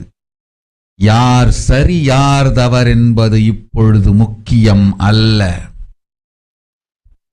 உயிர் காத்துக் கொள்ளுங்கள், எல்லோரும் நன்றாய் புரிந்து கொள்ளுங்கள். நன்மையைச் சொல்லுகின்றேன், உண்மையைச் சொல்லுகின்றேன். இந்திய நாட்டில் இருக்கும் மக்கள் எல்லோரும் கேளுங்கள். கருட புராணத்தில் வியாசன் சொன்ன கிருமி போஜனம் என்னும் நரகம் திறந்து நேரடியாய் இந்தியா மீது இடிபோல் விழுகின்றது. ஆதி கைலாசத்திற்கு ஓடிச் சென்று வருமுன் காத்துக்கொள்வது மட்டுமே ஒரே வழி. கொரோனா பெருந்தொற்று கொள்ளை நோய் கிருமி போஜனம் எனும் நரகத்தை பூமிக்கு கொண்டு வந்து விட்டது. அகோர தாண்டவத்தின் ஆட்டம் யாராலும் அடக்க முடியாத அளவிற்கு ஆரம்பித்து விட்டது. புதிதாய் உருக்கொண்டிருக்கும் இந்த நுண்ணுயிரி மயில்கள் கடந்தும் காற்றினில் உயிரோடு இருந்து மற்ற உயிர்களையும் அழித்து உடல்களை தின்னும் பெரும் வலிவு கொண்ட பேரசுரர்களாய் வலம் வரத் துவங்கி விடுகின்றது. நன்றாய் புரிந்து கொள்ளுங்கள். வருமுன் காத்துக் கொள்ளுங்கள், அது ஒன்றே வழி. அதற்காகவே ஆதி கைலாசத்தை திறந்து வைத்திருக்கின்றேன். உயிர் காத்துக் கொள்ள வேண்டி விரும்பும் எல்லோரும் ஓடுங்கள் ஆதி கைலாசத்திற்கு. இந்தியாவில்தான் இந்த நரகம் திறந்து உலகெங்கும் பரவப் போகின்றது. கிருமி போஜன நரகம் பூமிக்கு வந்துவிட்டது. மனிதர்கள் செய்த மகா கொடுமைகளினால். அன்னை முன்னின்று என் அடியவரை காப்பேன் சொல்வதை கேட்டு உயிர் காத்துக் கொள்ள விரும்புவோர் வருமுன் காப்பது ஒன்றே வழி என்று தெரிந்து செல்லுங்கள் ஆதி கையிலைக்கு.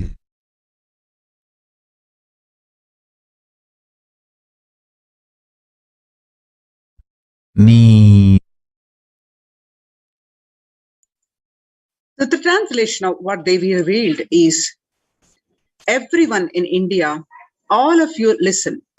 The hell of Krimi Bhojanam, that means eaten up by the worms, that was mentioned by Vyasa in Garuda Puranam, has opened and is directly falling on India as thunder, running to Adi Kailasa and protection, that is joining in the preventive quarantine. From it is the only way. Deadly corona life-taking disease has brought the hell known as Krimi Bhojanam to earth. The dance of Aghora Thandava, which no one could control, has started. This microorganism that has formed will be alive in air for miles together. Destroying other souls, it will eat bodies. It has started roaming as great demons with tremendous strength. Understand properly, prevention is the only way. For that, I have opened Adi Kailasa. For those who want to save their lives, all of you run to Adi Kailasa. Only in India, this hell is going to happen and is going to spread to the whole world. The Krimi Bhojanam hell has come to the earth because of the sufferings done by humans. Mother, I will protect those at my feet, those who listen to me and wish to save their lives, learning that prevention is the only way. Go to Adi Kailasa. So the Krimi Bhojanam that the Devi mentioned in the Akashic readings, there are various scriptural references. The Krimi Bhojana is one of the 28 hells described in Hindu scriptures, where there people were sent to suffer in a pit to be eaten up by worms. The Garuda Purana, cosmogenesis of hell and the nether regions, and the Devi Bhagavata Purana on the narrative of hells, and chapter 21 and 22 is on the narrative of sins leading to hells, and the Shiva Purana, chapter 16, uplift from the hell, section 5, and the Skanda Purana, that is chapter 12, redemption from hells, chapter 2, merit of visiting Setu, and chapter 30, glory of Danishkoti, and the Brahma Purana, chapter 20, hells in nether regions, and chapter 106, sufferings in hell, and in the Padma Purana, chapter 48, section on the nether world. As you see across the world, the statistics are really alarming and concerning. The total deaths so far is 3 million, and the total confirmed cases is about 140 million. And the various statistics that you see across the world, and now it is confirmed by the scientists also that COVID is airborne. The quiet revolution has permeated global health crisis. Authorities have come to accept what many researchers have argued for over a year. The coronavirus can spread through the air. That new acceptance by the World Health Organization Center for Disease and Control and Prevention comes with the concrete implications. Scientists are calling for ventilation systems to be overhauled like public water supplies, where in 1800s, after fetid pipes were found to harbor cholera. The cleaner indoor air won't just fight the pandemic. It will minimize the risk of catching flu and other respiratory infections that cost the US more than $50 billion a year. Researchers said in a study in the journal Science on recently, avoiding these germs and these associated sickness and productivity losses would therefore offset the cost of upgrading ventilation and filtration in buildings. The world's most infectious disease, now airborne. According to America's delayed acceptance of airborne mint, the SARS-CoV-2 virus can travel on very small particles that disperse quickly outdoors, but can build up indoors. These particles can affect people who stay more than 6 feet away. And the hotspot of masks Americans have adopted may provide some COVID protection, but they do not render an unsafe situation safe. Through scientists have been discussing airborne transmission for months. It was only last week that the World Health Organization and the Center for Disease Control made this official. With the still in its early days across the world, those officials should follow up this belated admission with guidance that unvaccinated people can use to minimize their risk. And in a letter, what have scientists told the World Health Organization, and how does the disease pass from one person to the another? The story so far is recently on July 6th, 239 scientists from 32 countries put their signatures on an open letter that said COVID-19 is transmitted via aerosols. Title, it's a time to address airborne transmission of COVID-19.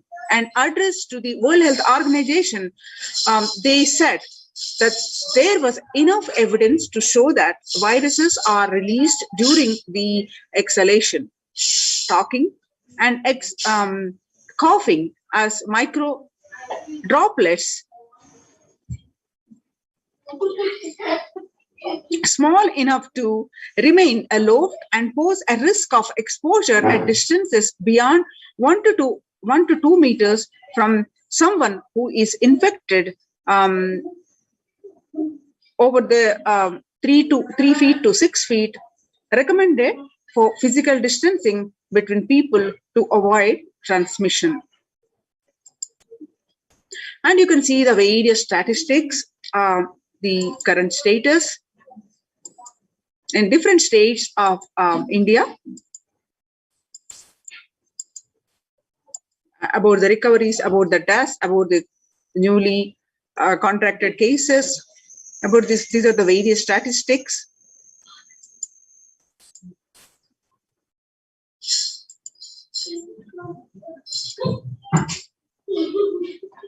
So the government from Assam, the home quarantine is not possible in India. The home quarantine is a prime reason for large number of deaths in Assam. Hemanta Biswa Sharma, the Assam Chief Minister, said that home quarantine is one prime reason for the large number of deaths during the second wave of the COVID-19 in Assam. recently Assam witnessed the maximum number of deaths contained, and people are moved into the quarantine facilities, the government quarantine facilities. Maharashtra government on Tuesday announced that the decision to stop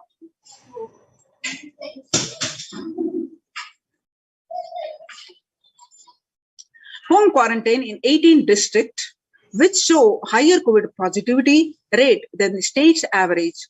The state public health minister Rajesh Tope said that the decision is taken to ensure better healthcare facilities to patients in districts which are showing higher positive rate.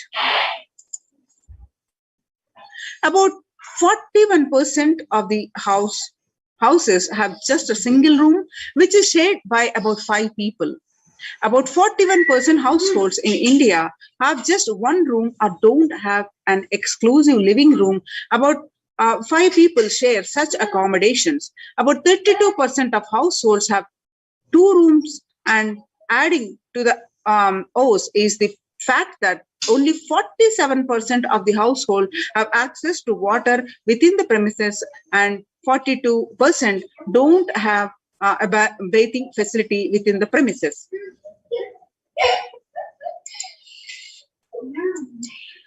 Self-isolation in this is impossible for 40% of Indian families. In order to utilize India's healthcare infrastructure optimally to manage the expanding fallout of coronavirus, the central government signaled a change in approach from mandating that every person who tests positive for the virus be moved to isolation beds in dedicated hospitals or units. Was that their house should allow for self-quarantining, that in India it's easy. According to the census 2011, about 42% of Indian households were living in houses where an average 3 or more people were sharing a room. In the context of coronavirus, this challenge of physical distancing is greater in rural areas, about 45% of the household, than in the urban areas, about 35% of household. Only one state, Kerala, is looking relatively dignified. All the districts are reporting at least 250 cases have anywhere between 34 to 54%, the 3 or more to a month. So in this bigger cities, where is the space for home quarantine in bigger cities? In New Delhi, the most cases of coronavirus also said that 65% cases are across the country were reported from the metros and big cities. However, census data suggests, and experts also agree, that following the ministry's guidelines on home quarantine is near impossible, particularly in urban households. The guidelines on home quarantine say the person showing COVID-19 symptoms has to remain isolated in a well-ventilized room, preferably with an attached toilet. If another family member needs to stay in the same room, it's advisable to maintain a distance of at least 1 meter between the two.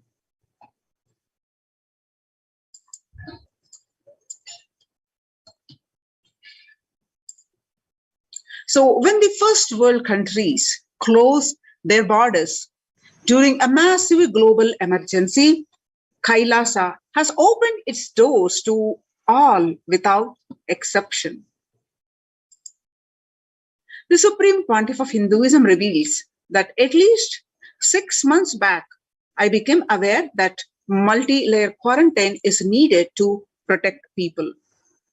If you are in India and you want to protect your immediate family or extended family, anyone who will listen to you, get them immediately to our campuses.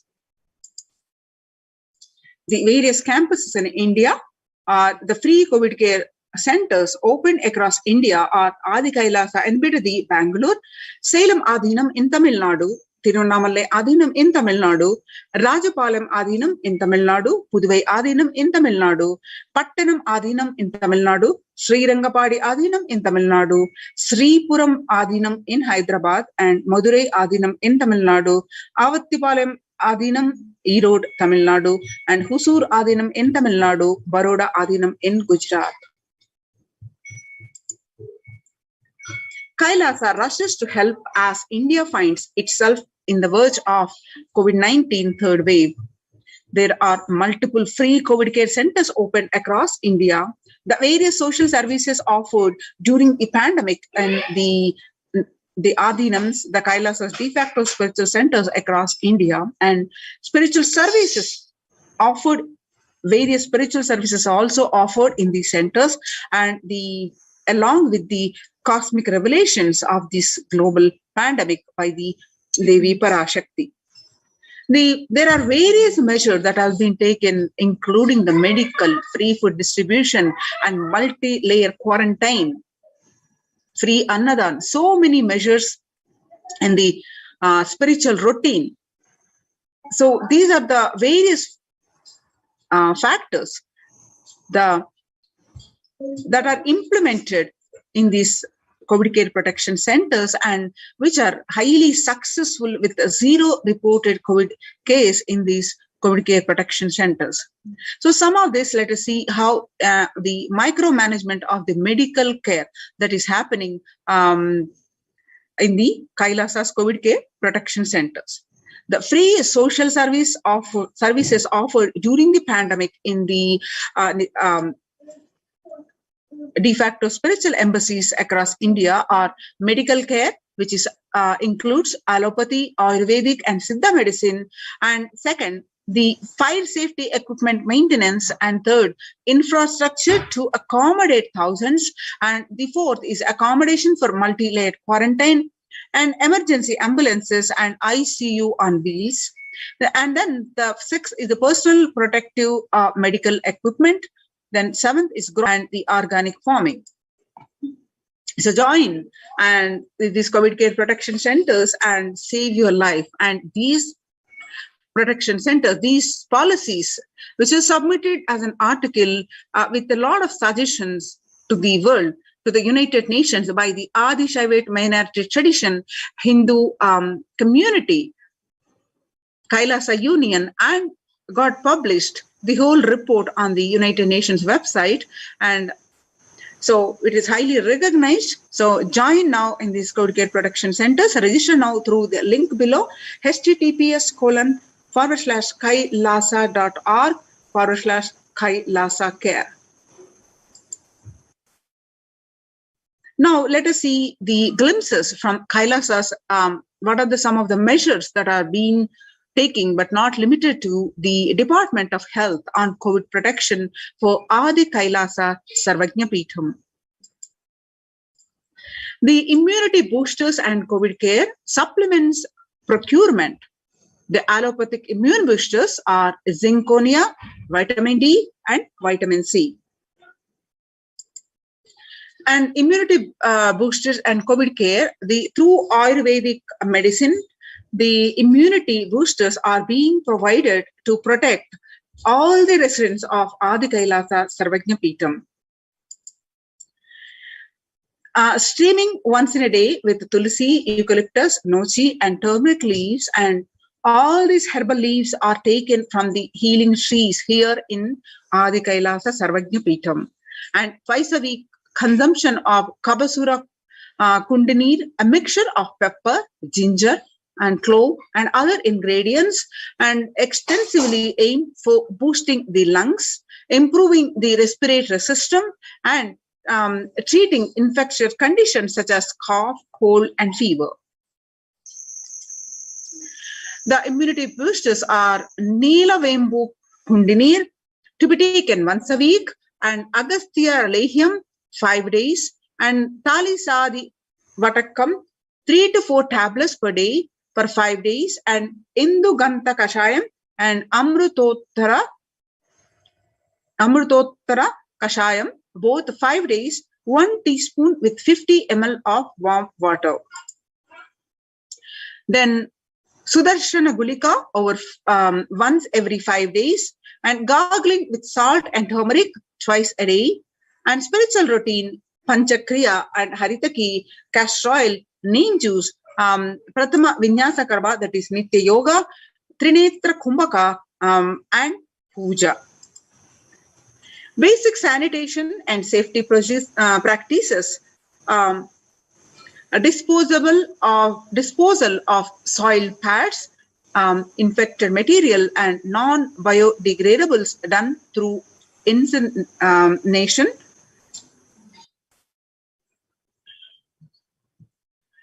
RO water systems for drinking water, and cleansing and sanitization of overhead tanks, regular deweeding, maintenance and repair of electric circuits, communication facilities for safety of the residents, compost pit falling with biodegradables.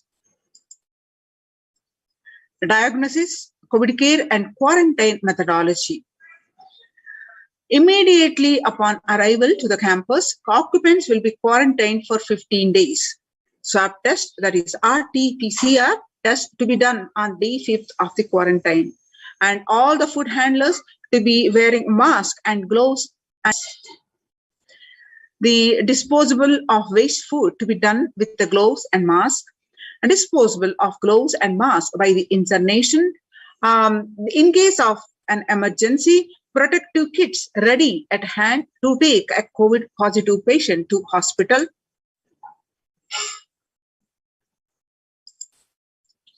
Hand washing and infection control. Washing hands as often thoroughly with soap and water or with alcohol-based hand sanitizer.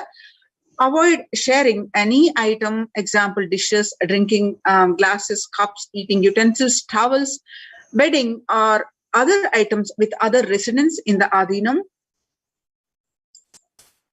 And the mask protection always, wear a mask all the time when and if exposed to vendors or outside people. Double layer cotton mask should be changed every day up to 24 hours and can be reused after washing with the detergent and sun-dried. And if it gets wet by saliva, secretions or sweat, change it.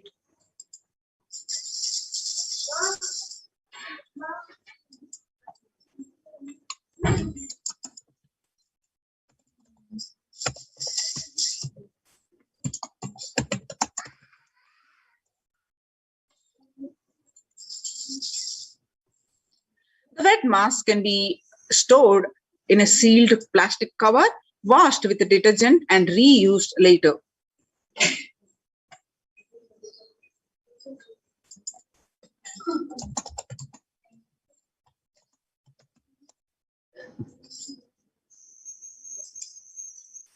Now you can see the mask, the image of the mask. Now, the face shield. A face shield will be provided as an extra protective wear for people at the gate interacting with the vendors and outsiders. Use of hand sanitizer, hand washing, regular steaming, taking of preventive kashayams, turmeric salt water gargling, and bathing with washing of clothes with history of any exposure. If symptoms appear and cold, fever, difficulty in breathing, and he or should immediately inform the medical person in charge immediately. And I have a great announcement. We are going to have a live satsang by the Supreme Pontiff of Hinduism at 9 p.m. Indian Standard Time. So please stay tuned for to receive the darshan and the live satsang by the Supreme Pontiff of Hinduism. The standard operating procedures. First, quarantine rules. First line of quarantine. People in the first circle who are in contact with vendors. Area of stay confined to the outermost area where communication with the outside is happening with vendors, etc. Stay in a well-ventilated single room, preferably with an attached separate toilet. Person should not come into these are some of the quarantine rules. Person should not come to contact with the inmates of Adhinam, especially elderly people, pregnant women, children, and persons with comorbidities, that is, persons who have hypertension, diabetes, heart problems, asthma, etc. Then restrict his or her movement with an area or room, the first line of quarantine. And the standard operating procedures for delivery of packages. You need to notice how to protect the people of the Adi Kailasa Sarvajnapeetham, how the micromanagement is happening on each level. All the parcels received at the gate to be sanitized, spraying with disinfectant. And all deliveries will be contactless delivery. Wearing of face coverings and hand gloves are mandatory. If contactless delivery is not an option, or request the delivery to be left in a protected and isolated place. The outer packaging of the item product will be disposed before it enters the Adhinam. Packages will be quarantined before being delivered. And delivery of packages, all the delivery bags, boxes, containers will be thrown away after transferring the items to their respective places. The surfaces of the packages will be cleaned with a simple disinfectant and left to dry. All hands handling the packaging will be thoroughly washed with soap and water and or an antibacterial solution frequently. All the mail and packaged products are non-perishable, will be left outside for 24 hours before using them. Disinfectation, sodium hypochlorite, bleach or chlorine will be used, about 1 teaspoon of bleaching powder in 3 cups. Alcohol at 70 to 90% will also be used for surface disinfection. Then clothes to be washed separately with the detergent and dried. Sharing of items is strictly prohibited. This prevents the spread of the virus. And the warning signs, a fever continues for more than 5 days. Fever returns in the second week after having been febrile for a day or two.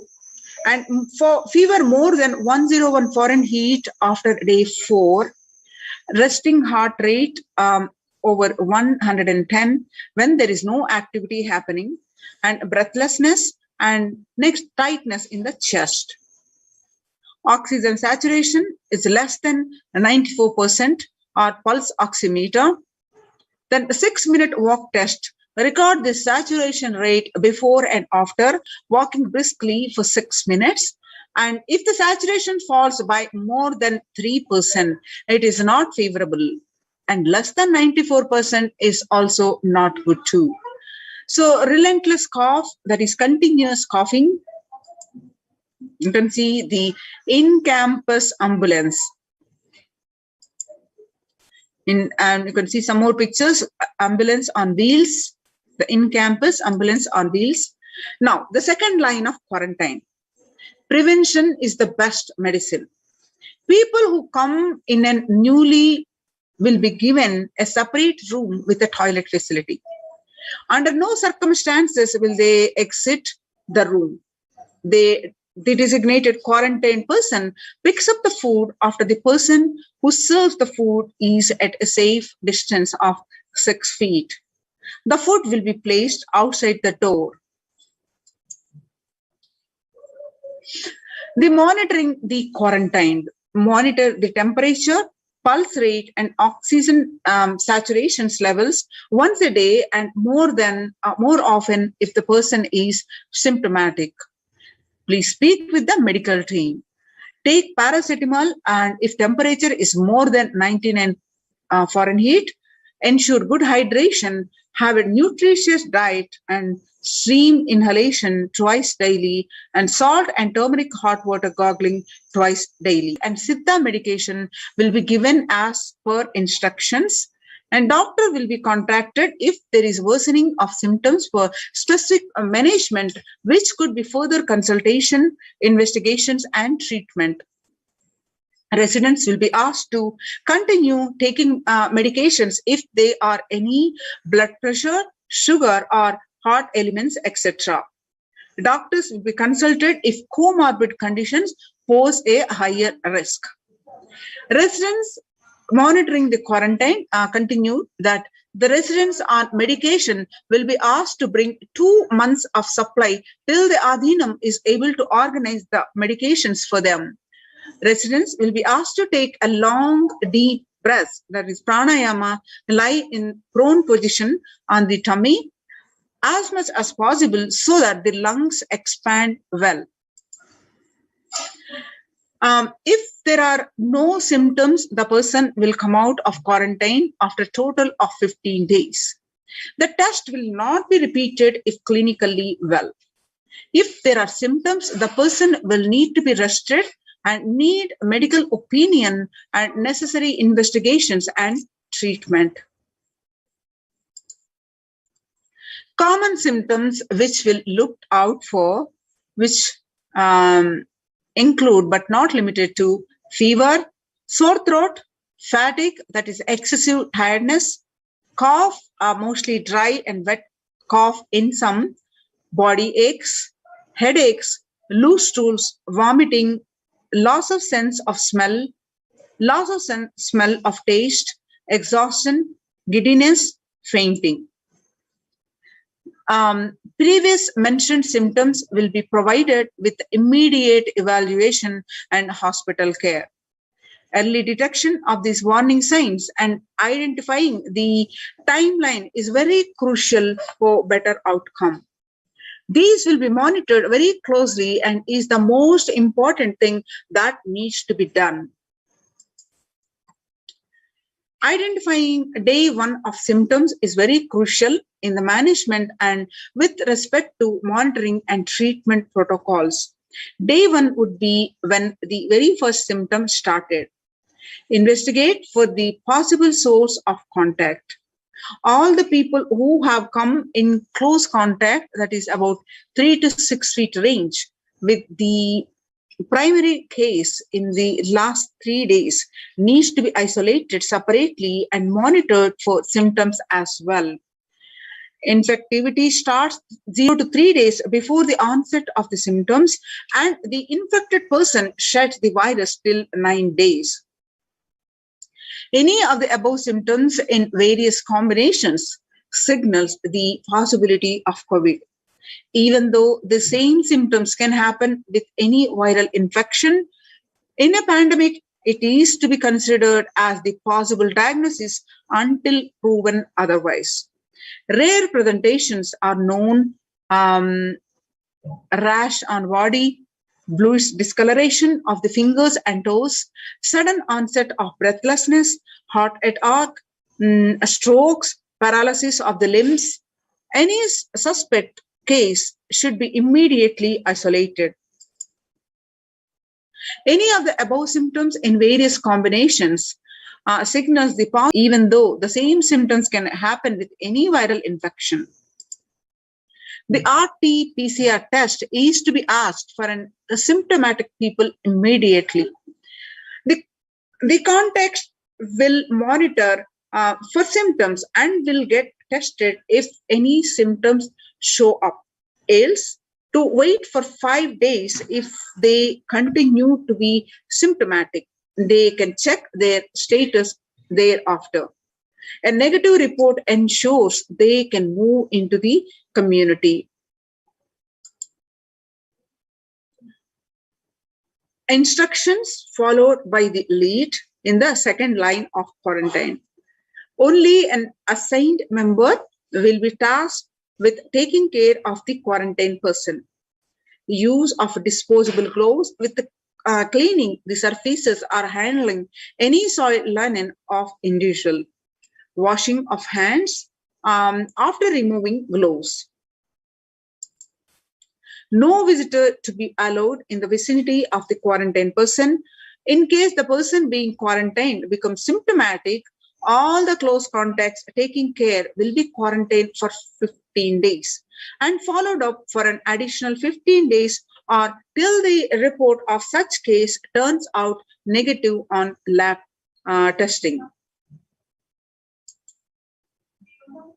Clean and the environmental sanitization. Clean and disinfectant frequently touch surfaces in the quarantined person's room, that is example bed frames, tables, etc., daily with bleach solution. And clean and disinfectant toilet surfaces daily with regular household bleach solution and phenolic disinfectants. Clean the cloths and other linen used by the person separately using common household detergent and dry. The mandatory requirements are the Adinavasis coming into the Adinam must take the following medical tests. And a result to be sent to the concerned doctors here, Dr. Ma Santan Lakshmi and Dr. Ma Atmaninjanama and Ma Chandravidya RN. The mandatory requirements, the medical test, which the blood test range includes the complete blood count with peripheral smear, blood group type, and fasting and post-prandial blood sugar, renal function test, blood urea and serum, creatinine, VDRL, HPSAG, HIV, thyroid function test, that is serum T3, T4, TSH, ECG, liver function test, and the lipid profile test. And all these medical tests, the report with the RT-PCR test for the COVID-19 taken 2 days before coming into the Adinam, send it to the previous mentioned email address to the clearance. The email ID is projected on the screen. The medical team will communicate to the admin of the respective Adinam with regards to the medical status and approval status. Once communicated, the person should come into the Adinam within 24 to 48 hours of the test. If there are any pre-existing medical issues like hypertension, diabetics, or any other chronic diseases and comorbid situations, please bring in the recent report and the prescription from the attending doctor. The medical form will need to be filled in by any of the new occupants. A legal disclaimer will also be required to be signed. All the people in quarantine will be monitored for temperature rise, the oxygen status, and other symptoms during the period of quarantine. And anyone with symptoms should be reported immediately. The designated quarantine person will be responsible to monitor the pulse oximeter and temperature daily. The equipment should be sanitized after every use, and the knowledge for the same will be given by the medical team. The report also will be reviewed by the medical team daily. During the quarantine period, a certain Ayurvedic and Siddha preparations, streaming, saline, and turmeric water gargle, and other immune boosters will be asked to be followed strictly, of which are listed below. Smoking, drinking, drugs, and substance abuse is strictly prohibited, and consumption of non-vegetarian food is strictly prohibited, and illicit sex is strictly prohibited. And please follow the basic etiquette like traditional Indian clothing, personal and environmental cleanliness and hygiene, and maintaining the sanitation of the Adinam. The following measures below will help prevent the spread of the infections in the Adinam, such as colds, flu, and stomach bugs, and protect the Adinam. Make sure the workplaces are clean and hygienic. Surfaces, that is desks and tables, and objects, that is telephones, keyboards, need to be wiped with a disinfectant regularly to prevent and promote a regular, thorough hand washing by the Adinavasis, and please keep sanitizing hand rub dispensers in prominent places around the workplace and make sure these dispensers are regularly refilled. Display posters promoting hand washing, washing kills virus on your hands and prevents the spread of the infection. Promote good respiratory hygiene in the workplace and display posters promoting respiratory hygiene. Good respiratory hygiene prevents the spread of the infection. Anyone with even a mild cough or low-grade fever, that is 37.3 Celsius or more, needs to be monitored by the health personnel with isolation even if symptoms are mild. They should wear ordinary surgical face masks rather than the N95 face masks in their quarantine room.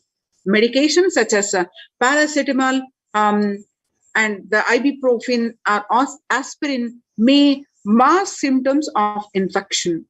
Ensure the pre-order sufficient supplies and materials, including masks, tissues, and hand sanitizer for all the people. Travel precautions. The travel outside of the Adhinam must be discussed with the medical department.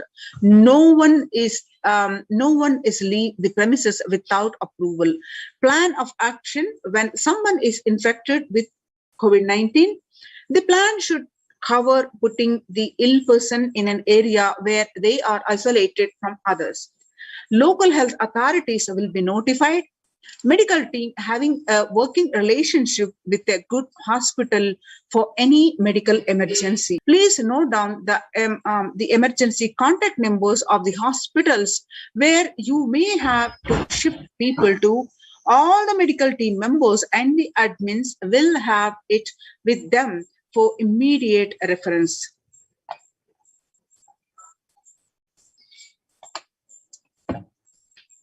And I would like to announce that at 9 p.m. Indian Standard Time, and please stay tuned to have. Now you can see the oxygen concentrators in emergency. You can see the pictures. Now, join the COVID Care Protection Centers. Register now through the link below, https://kailasa.org/Kailasa Care.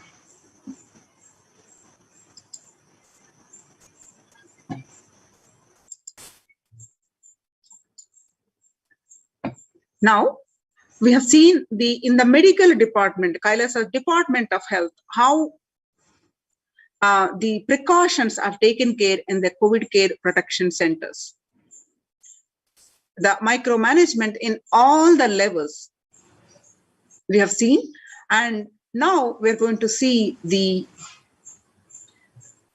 various other aspects, how the Kailasa's de facto spiritual embassies are taking care of the participants of these COVID Care Protection Centers, and overall these precautions are helping with the zero COVID cases since last 2 years, and all these precautions and measures, spiritual practices, and various suggestions are submitted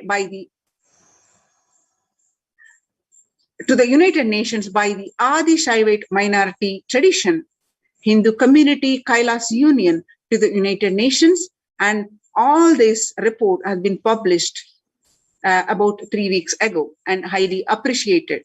So let us see the various other precautions taken in these COVID Care Protection Centers.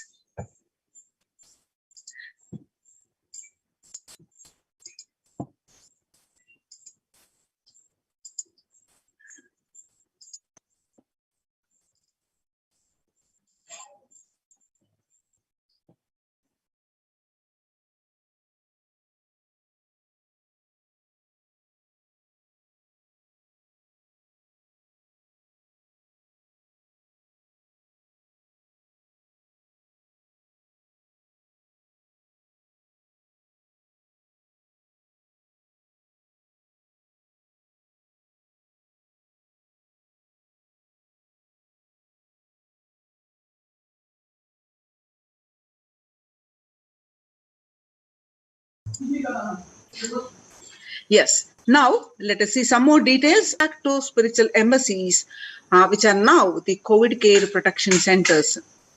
Once again, with the blessings of the Supreme Pontiff of Hinduism, let's understand more detail. Now, as you see, how these, some of the statistics of the, if you see, we will understand that how important it is to follow these suggestions and join these COVID care protection centers. As you see across the world today, the younger adults are more likely to report symptoms of anxiety and or depressive disorder during the COVID-19 pandemic. The reports says that ages 18 to 24, 56.2% young adults are showing the symptoms of anxiety and or depressive disorder. As the age increases, like say 25 to 49, the 48.9%, and ages 50 to 64, about 39.1%, and ages 65 plus, about 29.3%. The average share of adults are reporting symptoms of anxiety and or depressive disorder. What it used to be in 2019, the statistics in a 6 months period in 2019 was 11%, and in just 1 month of this year beginning in January 2021, it increased to 41.1%.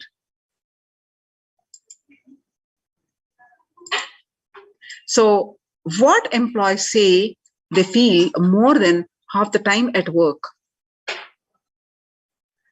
34% say they are tired, and 34% say they are stressed, and 27% say they are burnt out and discouraged, and 19% say they are distracted, and 17% say they are depressed. So nearly the stress in America, a report done in 2020, a national mental health crisis report, according to that, nearly 8 in 10, that is about 78%, pandemic is a significant source of stress in their life. And nearly 7 in 10, which is 67%, say they have experienced increased stress over the course of the pandemic. And 1 in 4 essential workers, about 25%, diagnosed with a mental health disorder since the start of the pandemic.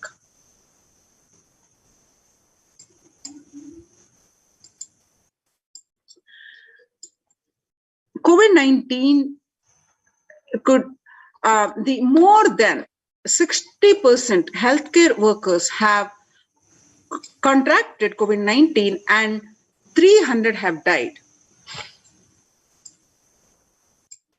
Of the healthcare workers who treated patients during the China's COVID-19 outbreak, 50% showed signs of depression and 40% showed signs of anxiety. According to the preliminary research by the ABC News, the source is JAMA News Open. The self-reported mental health among pregnant women with new mothers before the COVID-19 pandemic, what it used to be the depression 15%, and during the pandemic it raised to 40.7%. According to the Helio report, what it used to be the anxiety about 29%, now it raised to 72%.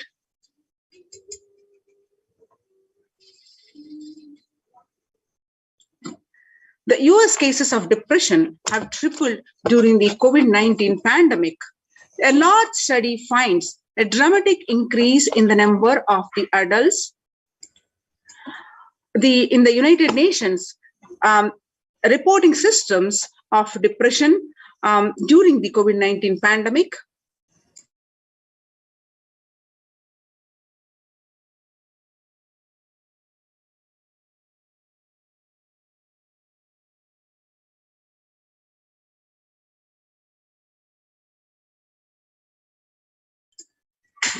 The number of adults experiencing depression in the United Nations have tripled according to a major study. Researchers estimate that more than 1 in 4 US adults now report experiencing symptoms of depression.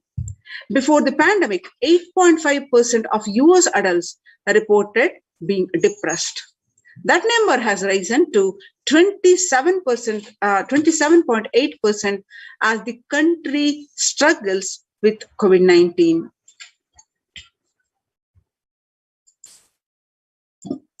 The young workers hit the hardest. 89% of the young adults, about 22 to 25, face the maximum burnt out at the workplace. And about 83%, ages 26 to 37, face the burnt out experience in the and the impact on the mental health at the workplace. And about 62% in the age group of 55 to 74. Now, what are the contributions from Kailasa's Department of Human Services in this testing time of the pandemic? Now, Kailasa, the Department of Religion, the Department of Human Services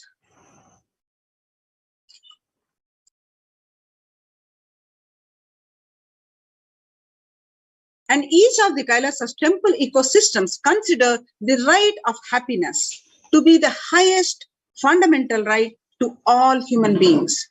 In fact, all beings. The Enlightenanda Paramashivam is the material and spiritual well-being and prosperity to humanity. Is a place where everything related to superconsciousness is revived.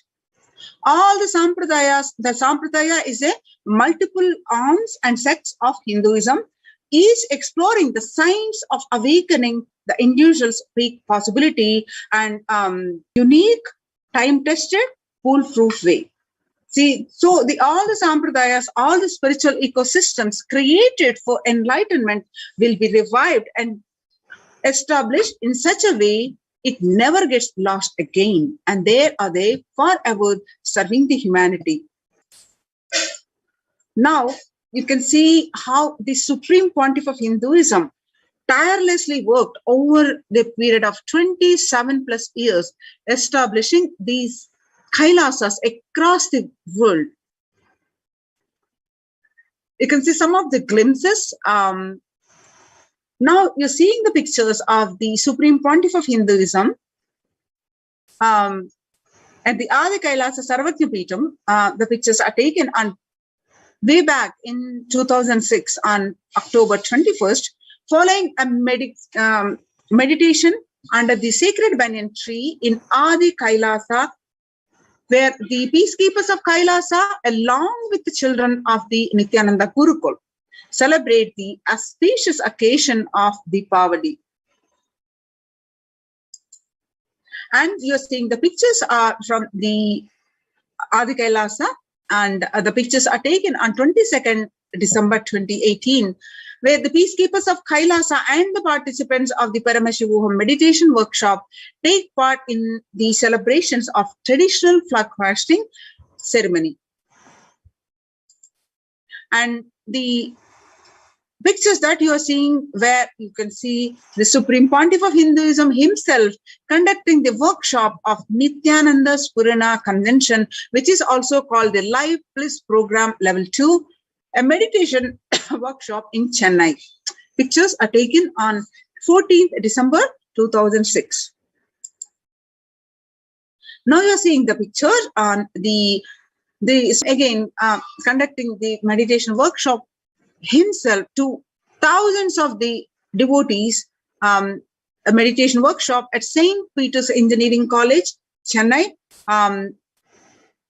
The workshop is the Nithyananda Spurana Convention. It's also called Live Bliss Program Level 2. Now you see the peacekeepers of Kailasa and the Supreme Pontiff of Hinduism embark on the Himalayan Yatra, where the traditional sacred pilgrimage to the Himalayan mountains and up to the river Ganga, her shield. The pictures are taken on 26th May 2006. Now you're seeing the pictures are from the Tiruvannamalai, a temple-based ecosystem of Tiruvannamalai, which serves as the driving factor in maintaining the lifestyle of health, wealth, and well-being for the citizens of Tiruvannamalai, where you find these pictures, Supreme Pontiff of Hinduism waving the flag hosting to the lakhs of devotees on procession for a temple festival. The pictures are taken on 20th December 2011. Now you're seeing the blissful pictures are from the Adi Kailasa Sarvajna Peetam, where the Supreme Pontiff of where the peacekeepers of Kailasa and the participants of the Paramashivoham meditation workshop take part in the morning meditation and the traditional puja, that is ritualistic worship. Pictures are taken on 31st December 2018. Now the pictures you're seeing where the peacekeepers of Kailasa and led by the Supreme Pontiff of Hinduism take part in the Karaseva. Karaseva is a voluntary contribution of physical service towards the cleaning or construction of the sacred Hindu temple. The pictures are taken in Adi Kailasa Sarvajna Peetam near the banyan tree, where the Supreme Pontiff of Hinduism himself demonstrating the value of the Karaseva. The pictures were clicked on 11th September 2016. Now you see the Kailasa's temple-based ecosystems around the world. Thousands of the ecosystems around the world. Now we are seeing the pictures. The leftmost is the way back in 1994, where Mataji Vibhudananda Puri at the Kailasa in Tiruvannamalai, the Adhinam is traditionally passed on to the hands of the Supreme Pontiff of Hinduism, Jagadguru Mahasannidhanam, His Divine Holiness Bhagavan Nithyananda Paramashivam. And the rightmost picture that you're seeing, where taken on 2017, the Kailasa in Tiruvannamalai receiving visitors and delegates for the Kalpataru meditation workshop and Shivadiksha. Shivadiksha is one of the primary initiations of Hinduism. Now you're seeing the pictures are from the Kailasa in Tiruvannamalai, where thousands arrive to celebrate the ecosystem, enlightenment ecosystem, and to traditionally meet the Supreme Pontiff of Hinduism, Jagadguru Mahasannidhanam, His Divine Holiness Bhagavan Nithyananda Paramashivam. The pictures are taken on 11th March 2017.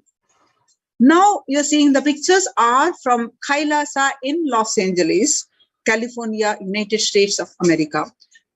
This is the Western headquarters, which has a temple complex of 25,000 square feet and the housing over 80 plus deities. And it is one of the largest Hindu temple ecosystems in the West.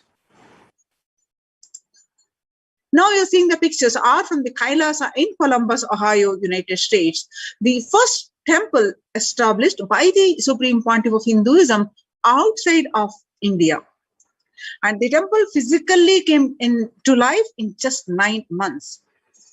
The chief presiding deities of the temple are Nithyanandeshwara Paramashiva and Nithyanandeshwari Paramashakti. The deities are 7 feet tall, made of granite, the weighing 7 tons, and their faces have been hand carved by the Supreme Pontiff of Hinduism, directly hand carved. Now you're seeing the pictures are from Kailasa in Seattle, Washington, United States, housing the blissful dancing form of Ganesha and the largest living Nataraja outside of India. Kailasa in Seattle is also known as Chidambaram of the West. Chidambaram temple is an ancient Hindu temple where Paramashiva resides as Nataraja, the cosmic dancer, and the expression of Akasha or space. The Nataraja has also been revealed to be the center. The big toe of the Nataraja has also been revealed to the center, to be the center of the Earth's magnetic equator. Pictures are from Kailasa in San Jose. Inaugurated temple is the home to Devi Meenakshi temple, and the consort, the cosmic mother, the consort of the Lord Sundareshwara, the most beautiful, blissful form of Lord San Jose. The presiding deities of the temple are Devi Meenakshi, Paramashivalinga, and Nithyanandeshwara Paramashiva, and Nithyanandeshwari Paramashakti, and have been created, installed, and energized by the Supreme Pontiff of Hinduism. Now you're seeing the pictures are from St. Louis, Kailasa in St. Louis, Missouri. Along with the Shivalinga and Nithyananda Ganesha, Kailasa in St. Louis carries the energy of Tirumala Tirupati of South India. Tirumala Tirupati Devasthanam is the most beloved of the Lord Vishnu, and where a temple is the most visited temple of any religion in the world. The Kailasa in St. Louis is the south,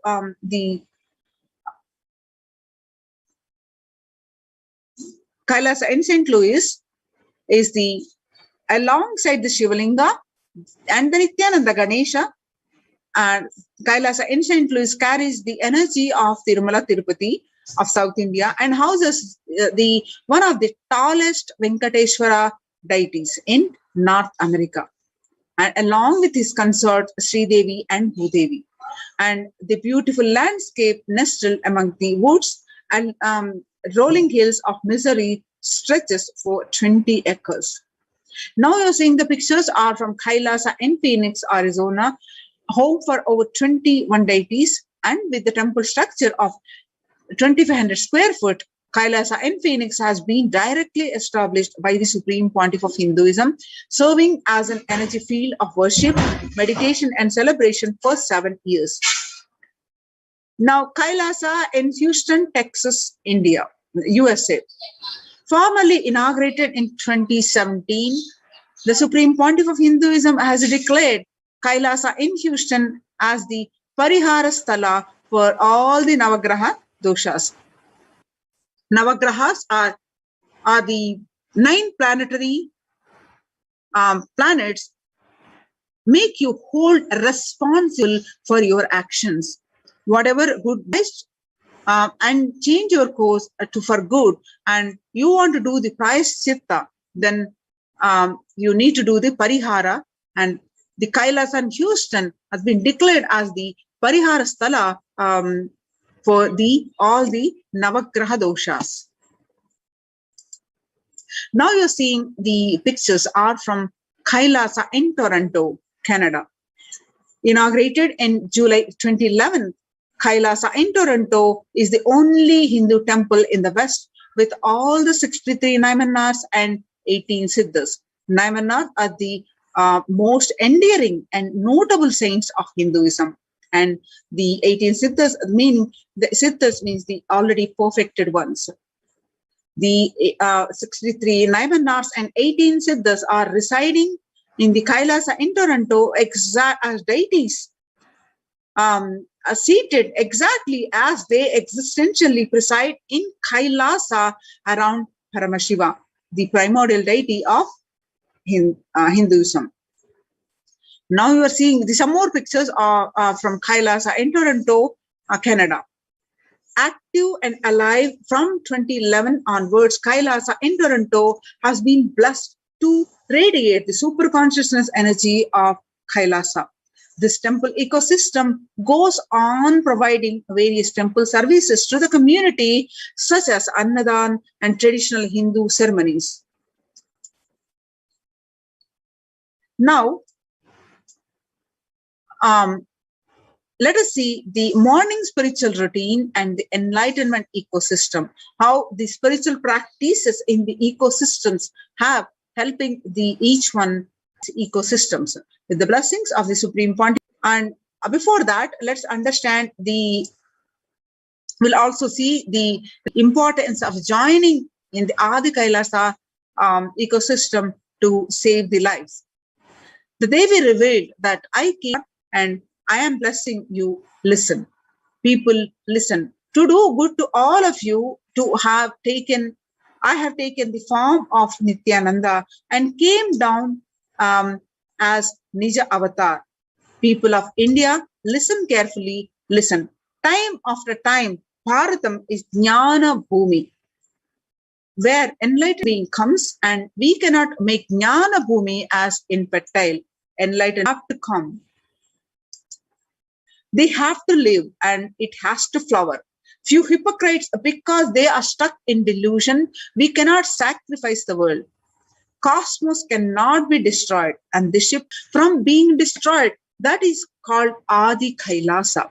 The ship I did to protect beings from Pralaya in Adi Kailasa because of conspiracy of Drohis and enemies' rule. The captain has to leave the ship. Before 12 years, knowing the great deluge that is going to happen, all Aushadha by this Guru Purnima, that Jnana Rasavadam,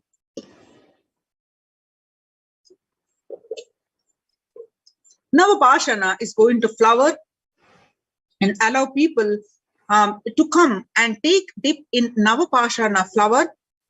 People, whoever comes to dip in Vaidyasarovar, they will not have death.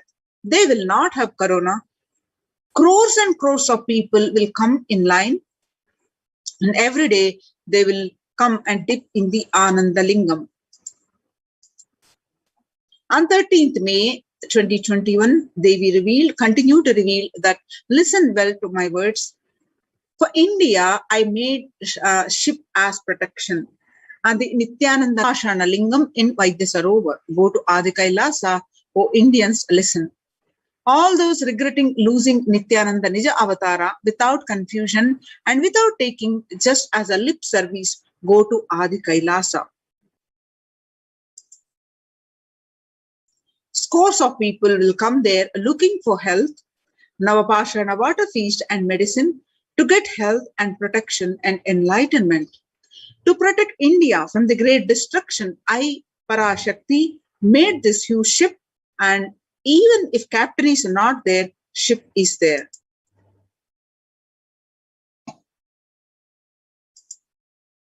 When the first world countries closed their borders during a massive global emergency, Kailasa has opened its doors to all without exception.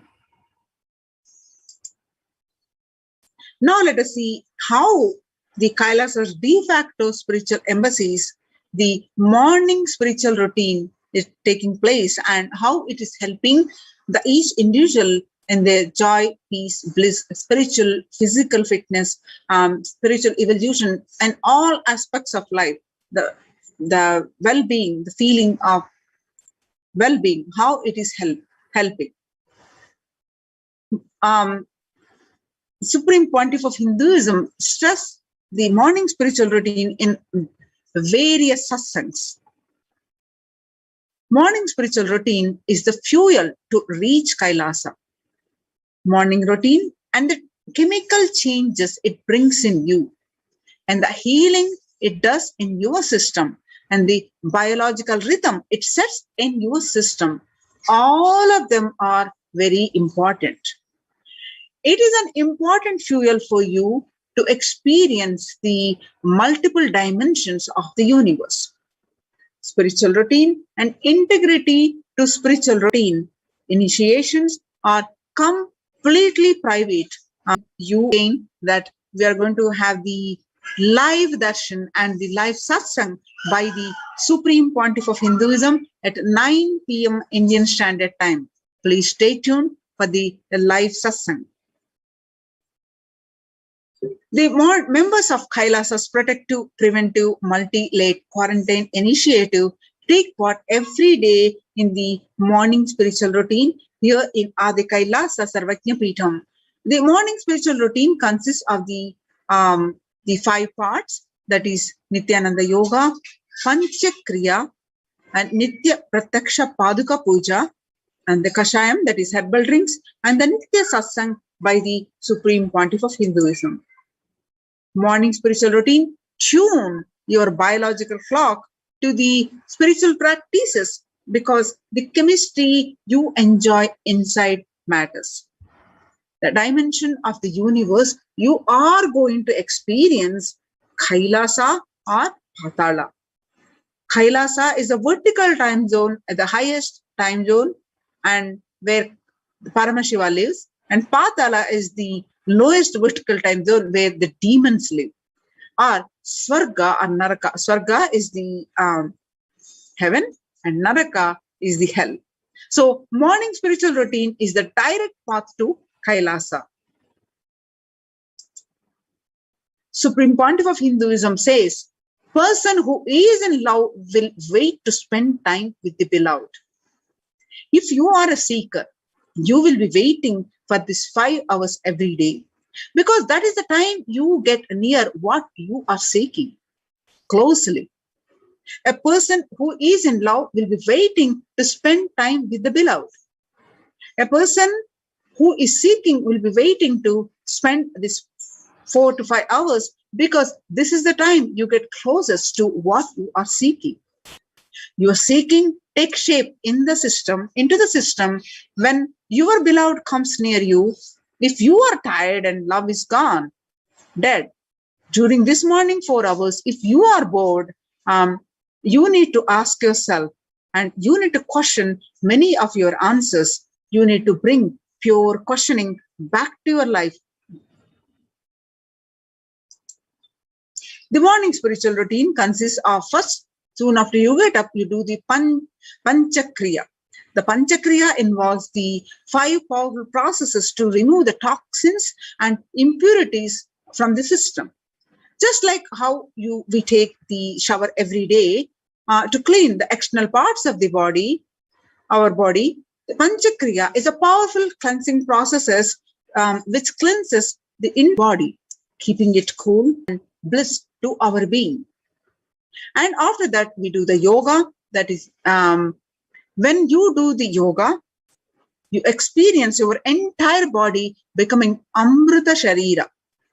Amrita is a nectar and Sharira is the body. So body becoming like a Amrita. That means body filled with the nectar.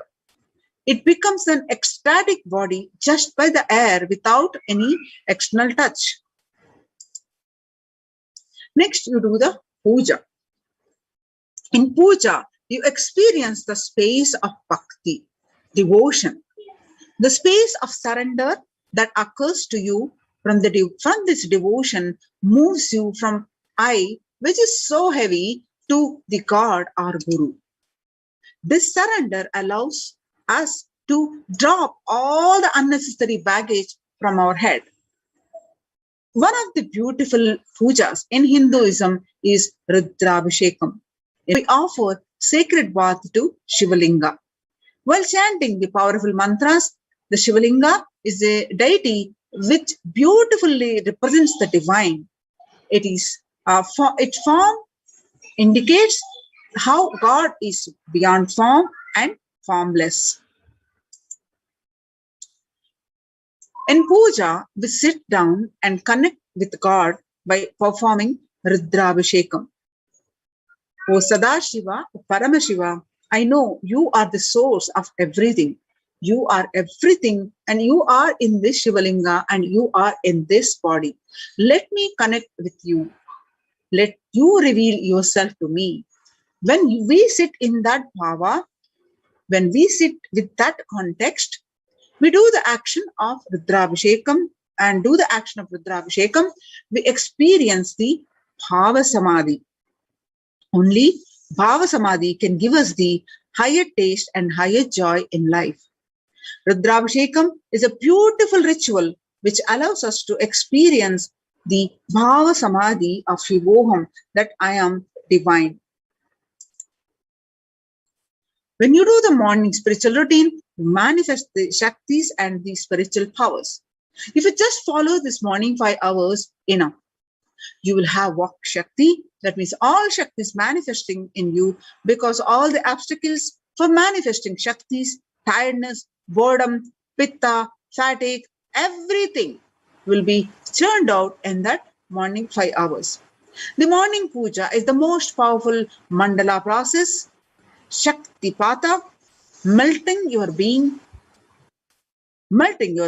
and then sitting and listening to the sacred truths from the Supreme Pontiff of Hinduism, constantly inspiring, engaging, alive, awakening.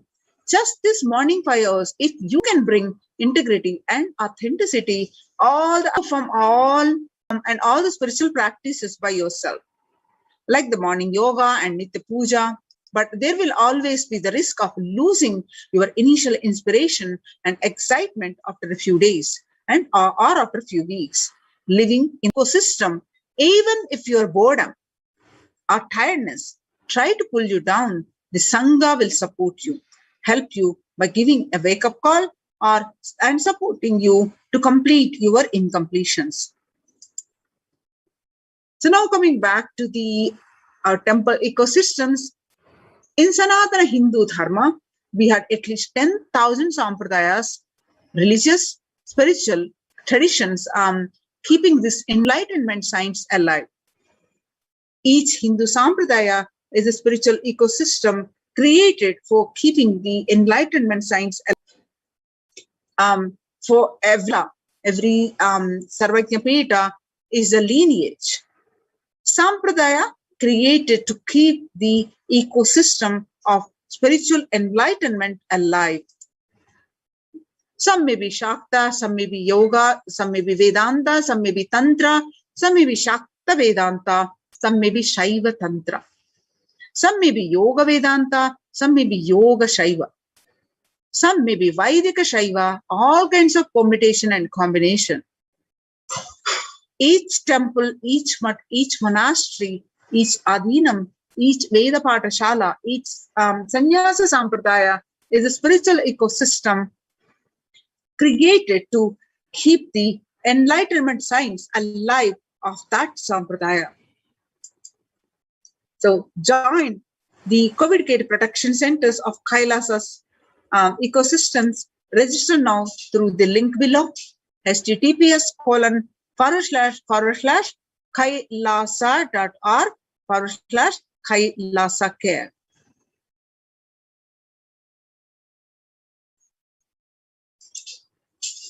Now, let us see the glimpses from the Adi Kailasa Sarvajñapeetam India of the spiritual routine, morning spiritual routine. Some of the glimpses from the members enrolled in Kailasa's COVID protection initiative as they practice the morning spiritual routine, which includes the Nityananda Yoga, Guru Puja, and Shiva Puja, enlightenment ecosystem of Adi Kailasa, Bangalore, Bidadi, Bangalore.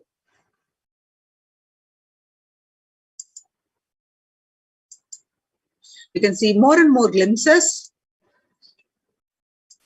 at the various places in the Adi Kailasa Sarvajñapeetam.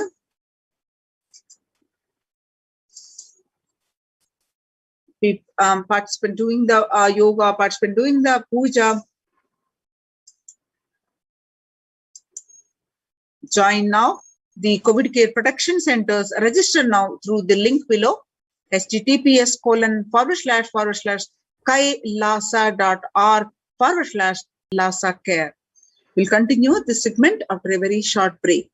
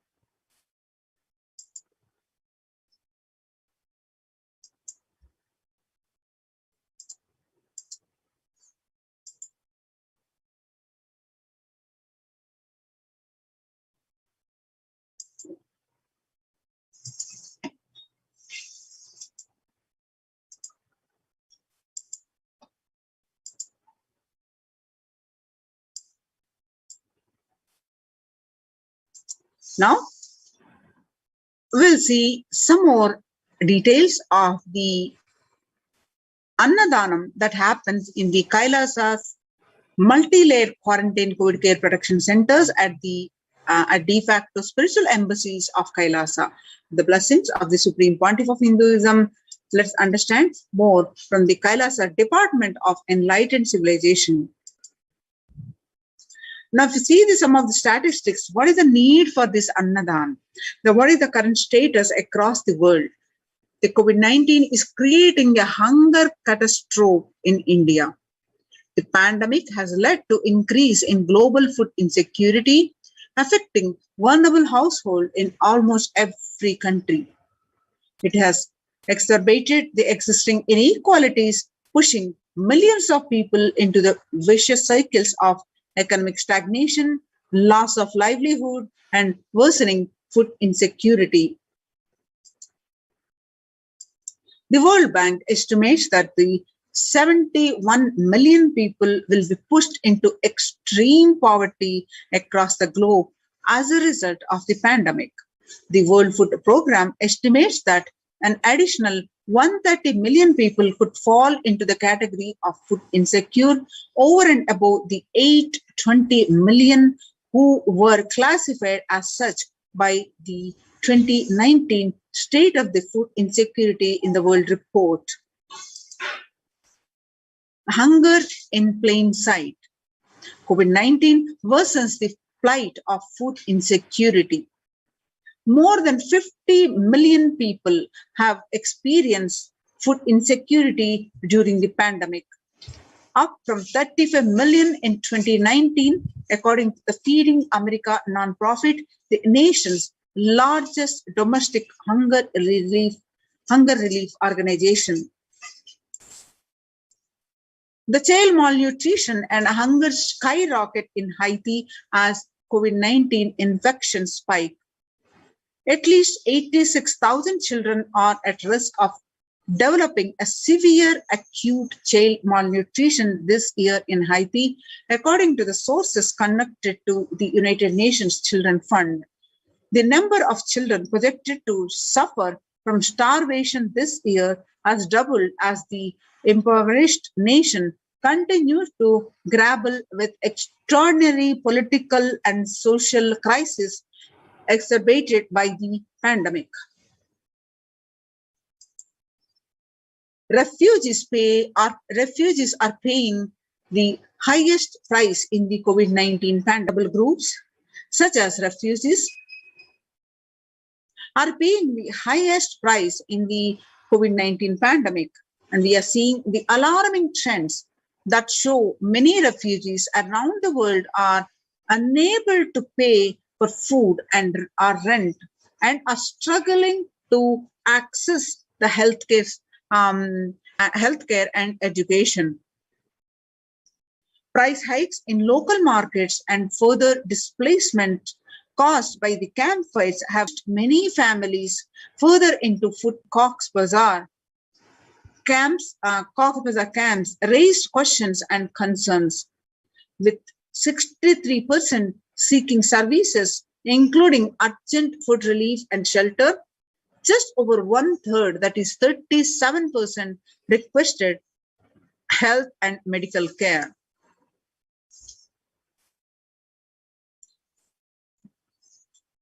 Famine risk spikes and amid conflict, COVID-19 and funding gaps. The number of people teetering on the brink of famine has risen from 34 million projected at the beginning of this year to 41 million projected as of June. Without immediate emergency food assistance, they too face starvation, as the slightest shock will push them to famine conditions. The World Bank releases a report on growing food insecurity. The World Bank released an analysis of the rising food insecurity rates in response to the COVID-19 pandemic.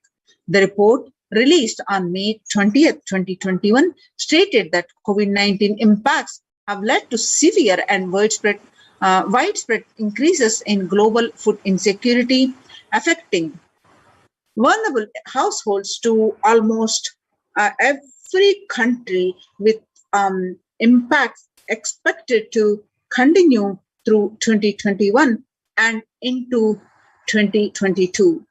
It also states that global food prices increased significantly by 38% since January 2020. The World Economic Forum released that 155 million people are caught up in food crisis of varying severity. 133,000 people in Burkina Faso, South Sudan, and Yemen are more at risk. And 10 countries account for two-thirds of those facing acute hunger. And the resilience of agri-food systems is being eroded by conflict, insecurity, and economic trends, environmental trends. So join COVID Care Protection Centers and register now through the link below, https://kailasa.org. Have the live satsang by the Supreme Pontiff of Hinduism at 9 p.m. Indian Standard Time. Please stay tuned for the live satsang by the Supreme Pontiff of Hinduism.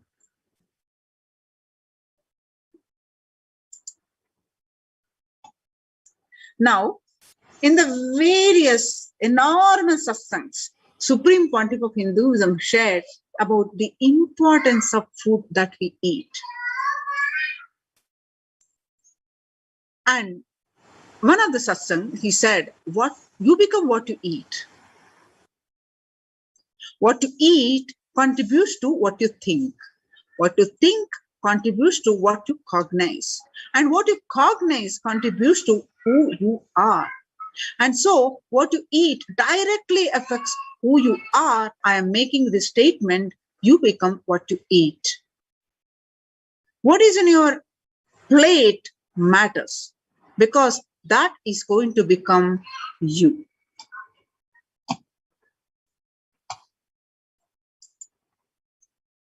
Violence-based food derived from killing animals, and life-negative, chemical-based toxic food both harm the system equally.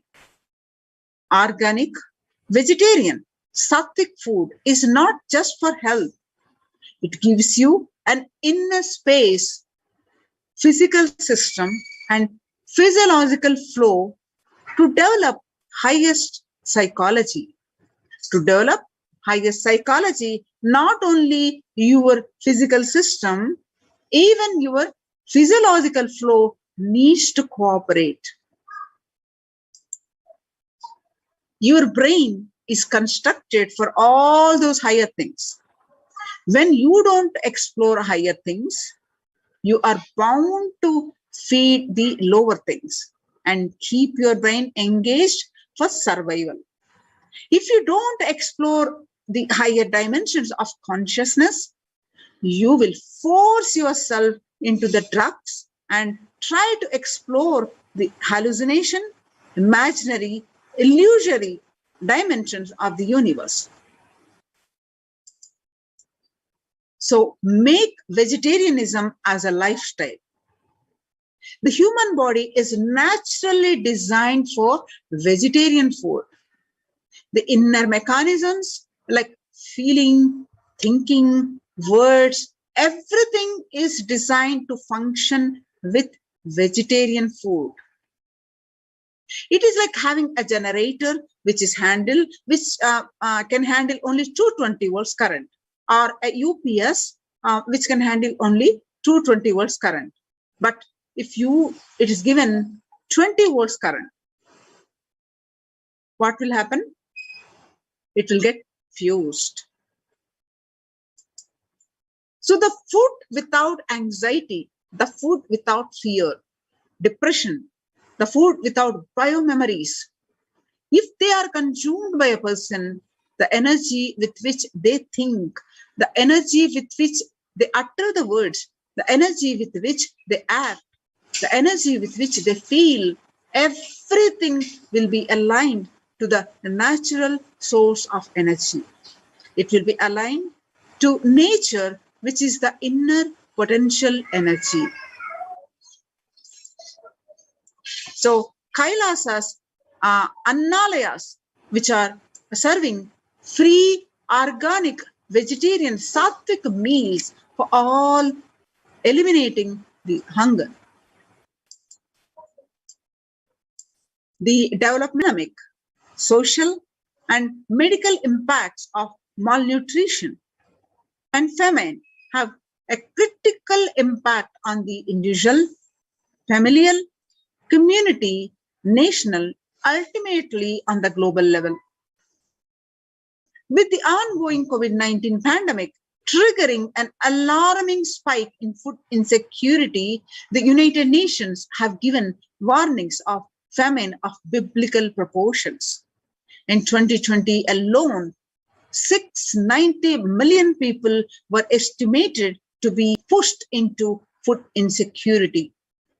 The access to organic food has become of utmost importance.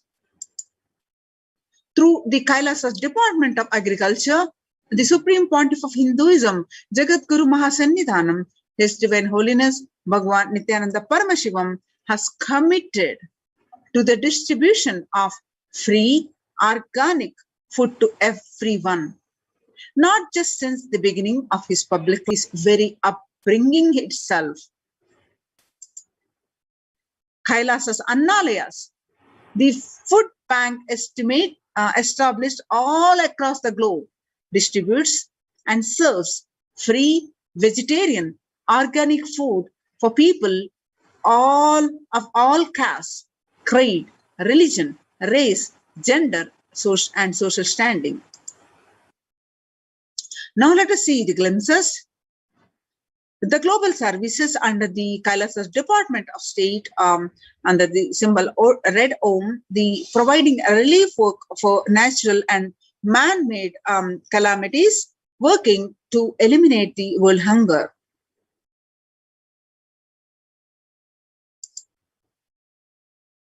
The Supreme Pontiff of Hinduism says, we will revive the food supply system of Kailasa. Before you get hungry, food will be ready. Continuous Annadan. I'm not giving you any fantasy. It is already becoming a reality. Now you will see the glimpses where way back from 2002, not even, in fact, 2002 is a very upbringing itself. The Supreme Pontiff of Hinduism continuously doing the Annadanas.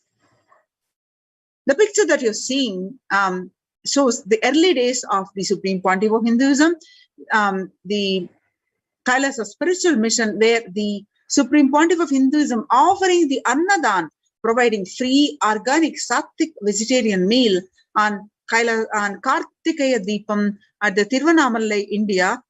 Pictures are taken on 22nd November 2002. Now you're seeing the pictures where you'll notice the Supreme Pontiff of Hinduism has a bandage on his right hand. The pictures are taken on 2013, in the year 2013. Even with a fractured hand, the Supreme Pontiff of Hinduism engaged in selfless work day and night, inspiring the nation of Kailasa by example. In 2011, the Supreme Pontiff of Hinduism has a multiple compound fracture with the bone protruding out of the skin. In 2013, the two steel implants were fastened. In 2011, after the accident, they were removed in 2013 as the bones had healed completely. And the picture that you're seeing right after that surgery, where the Supreme Pontiff of Hinduism serving the Annadan. Now you're seeing the pictures are from in 2012, 3rd January 2012 were taken in Pondicherry as part of the Thane flood relief. Now you're seeing the more glimpses of the Thane flood relief, and where thousands are being served a free Annadanam. Now you're seeing the glimpses from Nithyananda Annalaya inauguration at Tiruvannamalai on 9th September 2011. Now you're seeing the pictures are from the Arogya Yoga health workshop at Tiruvannamalai, Tamil Nadu, India, where the pictures taken on 25th November 2005, where the Supreme Pontiff of Hinduism himself serving the organic sattvic meals to everyone. Some more glimpses where the Supreme Pontiff of Hinduism serving the free organic meals. Nithyananda Spurana meditation workshop at the Salem, India, where the pictures are taken on 2007 on 12th December. Now, some more glimpses from the Nithyananda Spurana meditation workshop, Tiruvannamalai, India, on the 20th September 2012. Kartikeya Deepam celebrations, where the which pictures are taken on 27th November 2012, where the free Annadan. The pictures that you're seeing are from the Inner Awakening meditation workshop in Tiruvannamalai, India, where on the 10th May 27, where the Sattvic organic meals were served. Now you're seeing the glimpses are from the Kalpataru meditation workshop at Tiruvannamalai and are taken on 10th April 2017. Now you're seeing the pictures are from 2016, the Ujjain Kumbh Mela, the Bandara feast served for respected spiritual leaders and the Hindu monks, where the lakhs and lakhs of people were served the free organic sattvic meals. Now the pictures that you're seeing are from the Ujjain Kumbh Mela, where during the Kalpataru meditation workshop, which were organized free workshop, and the free organic sattvic meals were served during this workshop. The picture taken on 28th April 2016. Now you're seeing the pictures of the Arunachala Sarvagya Peetham Tiruvannamalai, where the free sattvic meals were served continuously every day, every single day. The pictures that you're seeing on 11th March 2017, and this continuous Annadanam. Now you're seeing the pictures of Tiruchengodu Sarvagya Peetham, the Adi Nithyananda Peetham, where the continuous Annadanam happened. The pictures that you're seeing are from 18th August 2019. Now, the picture that you're seeing of the Western Hemisphere, where the Annadan distributed during the Guru Purnima, the traditional celebration of Guru, where the pictures are from Kailasa in Houston on 6th July 2019. The pictures that you're seeing are from the Sadashivoham meditation workshop at Adi Kailasa Sarvagya Peetham, which was where you find the Supreme Pontiff of Hinduism serving the free organic sattvic meals to everyone. And the pictures are clicked on 8th December 2016. The Annadan service continues in the midst of the COVID-19 crisis. The pictures you are seeing are from Madurai, India, and taken on 30th May 2020. Now, the proof of the necessity for Annadan, the Bengal famine of 1943.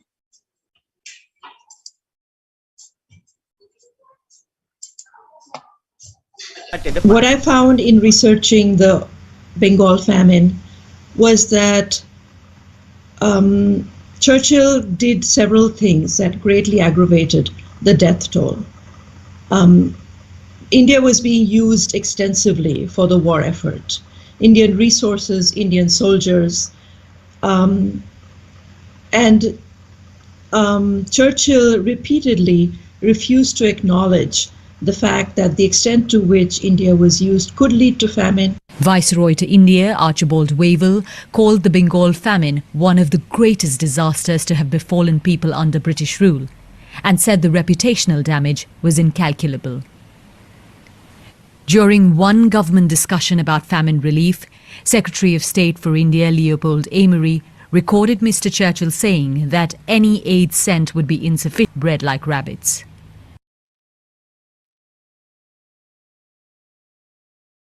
What I found in researching the Bengal famine was that Churchill did several things that greatly aggravated the death toll. India was being used extensively for the war effort. Indian resources, Indian soldiers. Churchill repeatedly refused to acknowledge the fact that the extent to which India was used could lead to famine. Viceroy to India, Archibald Wavell, called the Bengal famine one of the greatest disasters to have befallen people under British rule, and said the reputational damage, saying that any aid sent would be insufficient because Indians bred like rabbits.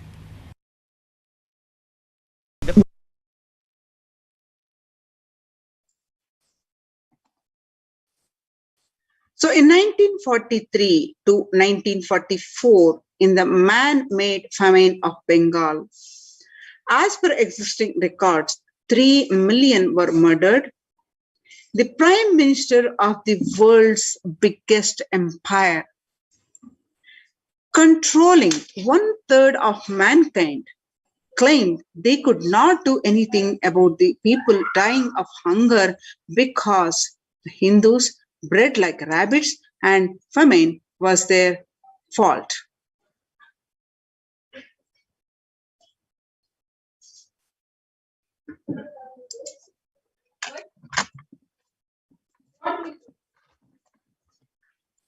I don't know anything. On the other hand, in Ujjain Kumbh Mela, the peacekeepers of Kailasa served organic food to over 3 million people. The peacekeepers of Kailasa, under the leadership of the Supreme Pontiff of Hinduism, has served more than 1 billion free meals in the past 26 years and are determined to end hunger and poverty in all its forms. Kailasa, with 200 peacekeepers at any given time, can deliver what even one of the biggest countries could not deliver. Kailasa is not driven by war, or fear, or greed. It is an enlightenment-based nation driven by selfless service.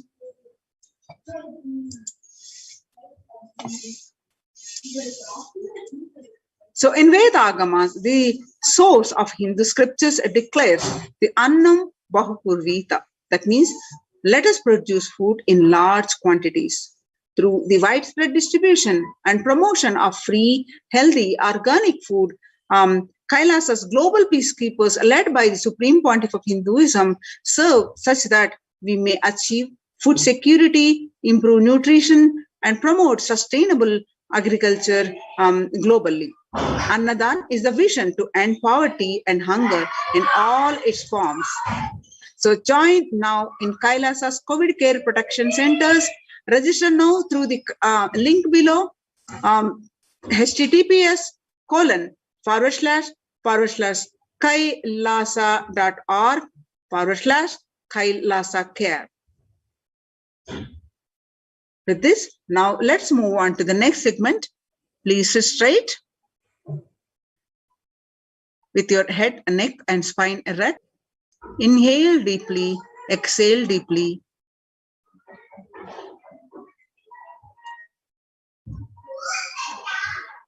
And sit with the deep space of gratitude. With the space of gratitude, let's chant the Mahavakya. We're going to have the alive satsang now. Let's chant the Mahavakya.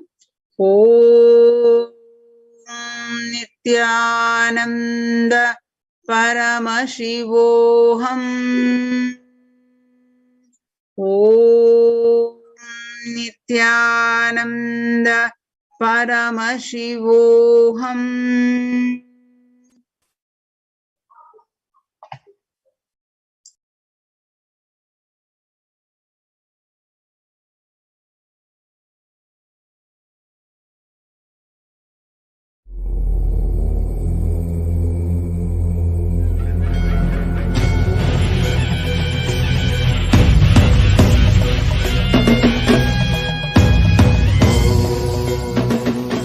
With the divine, with your eyes closed, meditation, connecting with the divine, with your eyes open is darshan.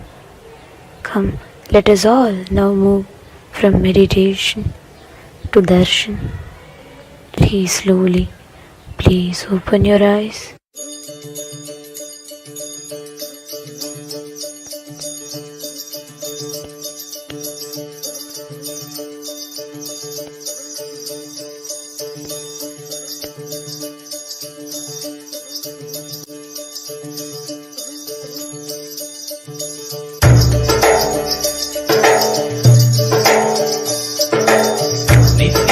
Nithyananda, Nithyananda, Nithyananda, Dhyana Singa Nithyananda, Nithyananda, Nithya Nithyananda, Nithyana Nithyananda, Dhyana Singa Nithyananda, Nithyananda, Nithinga Nithyananda, Nithyana Nithyananda, Dhyana Singa Nithyananda.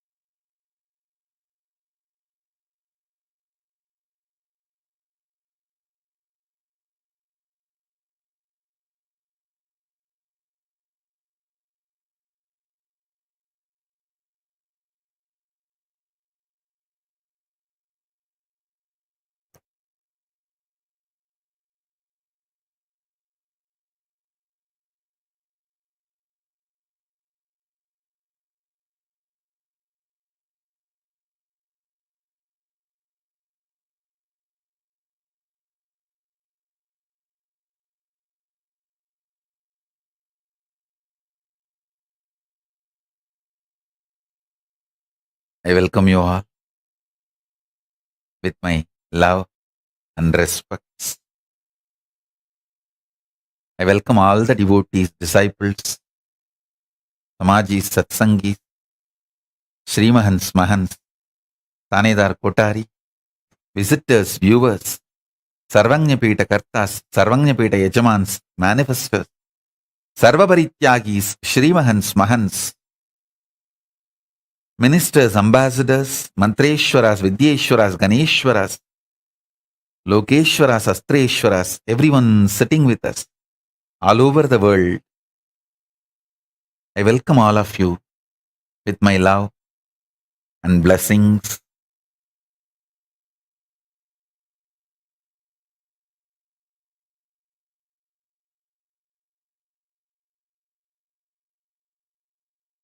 Directly from Kailasa, listen. Physics of the conscious sovereignty is all about understanding the way your body exists, understanding the mechanism of your body. Please understand, your mind is the software which operates the mechanism of your body. If you understand the mechanism of your body, you can even control the mechanism by yourself without the need for the automated software which is controlled by somebody else remotely and gets updated by somebody else, which can be used even to spy you. Listen. Mind. If you allow mind to control you, society can control you. Because society is all about the mass. So don't make your software as in charge for your life. Make your mechanism as the in charge of your life. Your mechanism is different. Your software is different. Mechanism means knowing the intimate connection of how you feel with your body and how, based on your feeling with your body, you respond, act, react to the life. I tell you,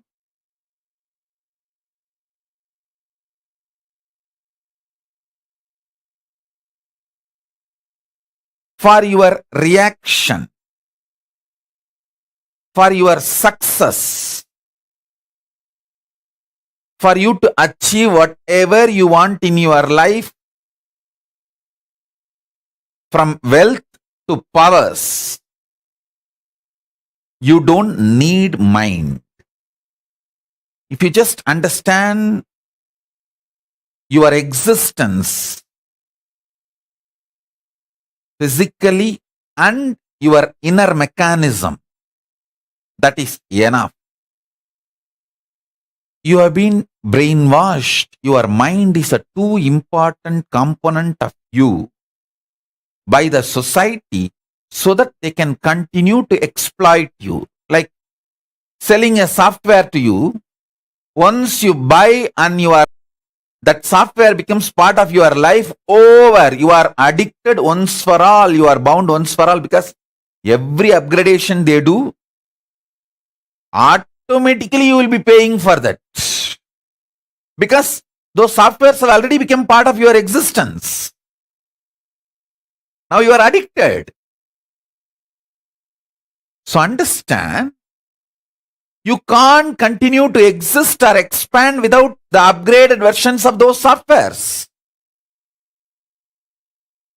Same way, the moment you start believing your mind is required for your existence and expansion, you are caught. Actually, the fundamental need you need is buddhi about your physical existence, and yukti, the clarity about how your inner mechanism functions. I'll tell you some of the most beautiful revelations I received from Arunagiri Yogeshwara, my guru. the way he used to reveal the inner mechanisms of the cosmos, the macrocosm, and the inner mechanisms of the microcosm, both. I'll give you some of the revelations. First thing, understand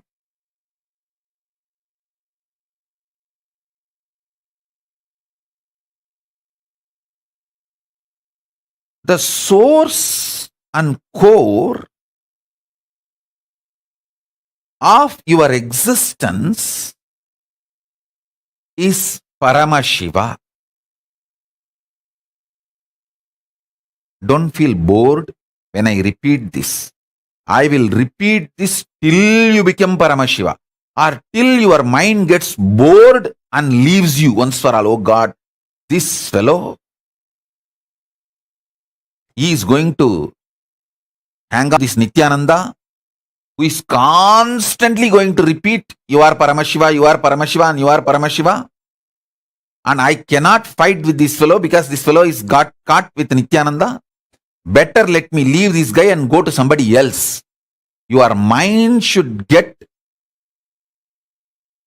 tired of you, get terrorized by me, repeating that you are, and bored of fighting with you, and it should leave you. Till then, I will repeat, you are Paramashiva, you are Paramashiva, you are Paramashiva. Now listen. Obviously, for obvious delusional reasons, you are not going to accept you are Paramashiva the moment I say you are Paramashiva. You will say, no. I am Paramashiva. I just want here $1 billion to appear. It's not appearing. Means I am not Paramashiva. This delusory application of a truth just to prove that truth is not truth is called delusion. You just want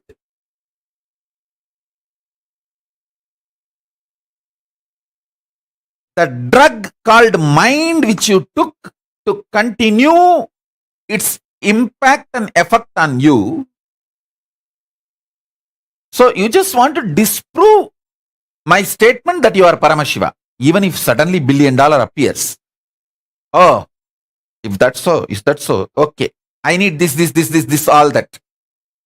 If I am Paramashiva, I should manifest all of that. Oh, it's not yet happening, na?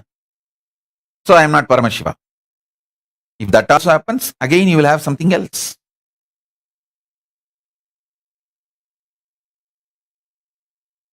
I'll tell you the right. See,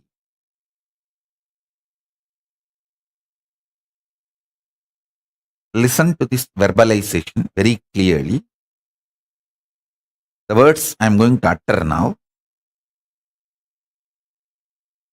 When I say you are Paramashiva,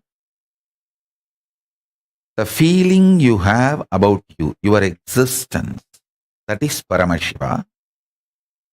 First cognize that.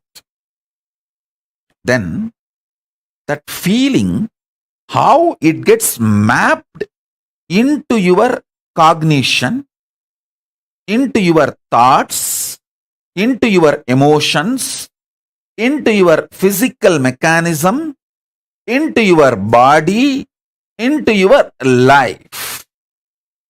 That mapping, the impact of the mapping is not the proof for the existence you are Paramashiva. Actually,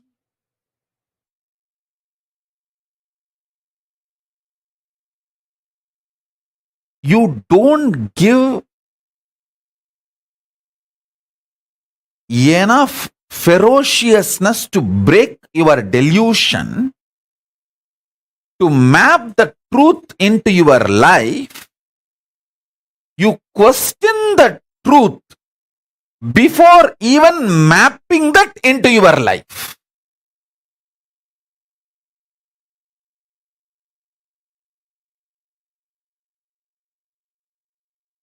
Question delusion, not truth.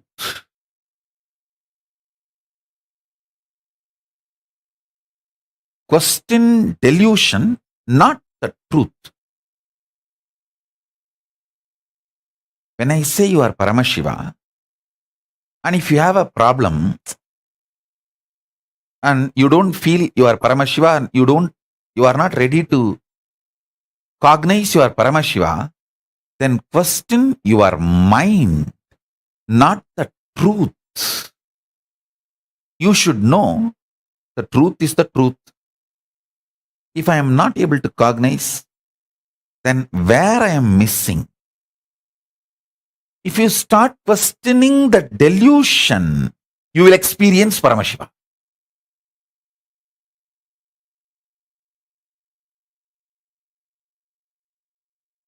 If you start questioning the truth, you will be caught in delusion. Whom you question, whom you trust is your choice. If you doubt the abusers, you will get me. If you doubt me, you will get abusers. Your independent investigation. Understand?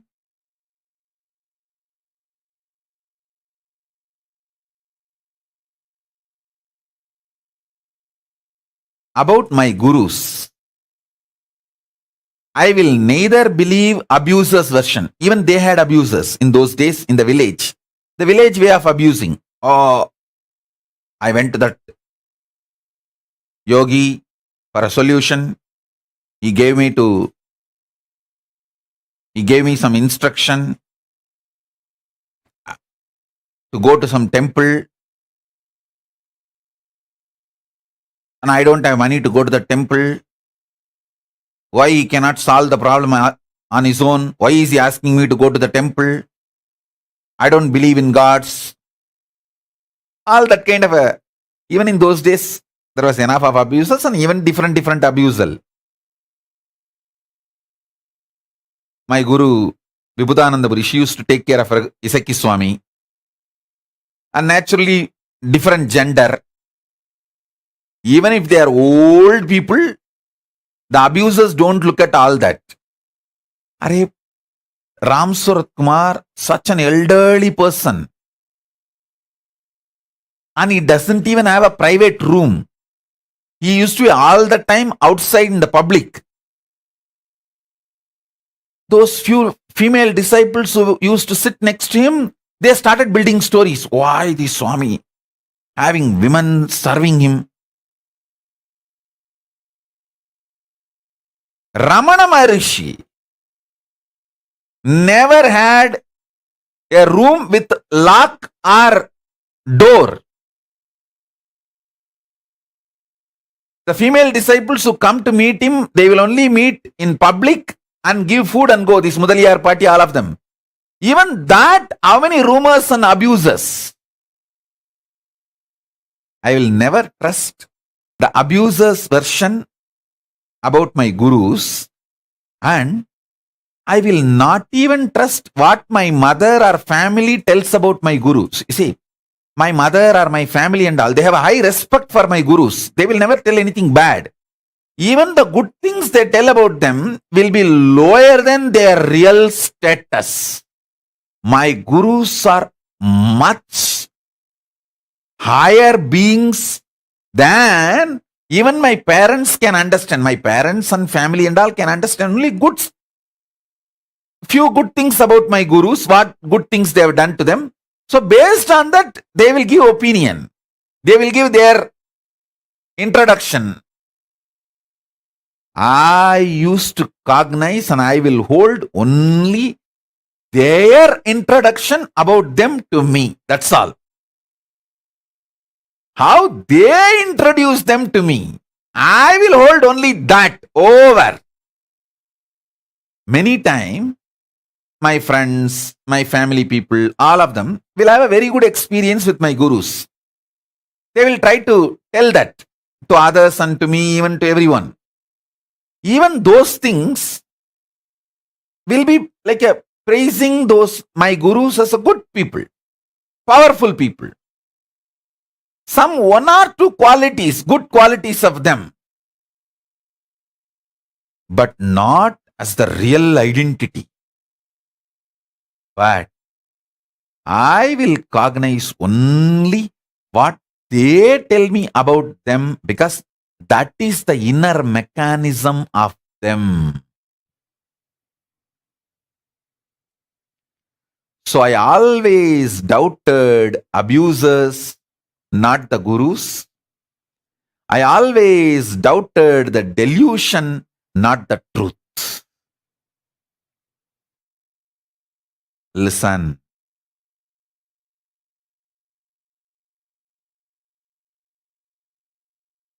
Whenever my gurus used to give me aushadas, like a medicine, the word aushada is not precisely, it cannot be translated into an English word medicine, because the aushada works on the whole mechanism.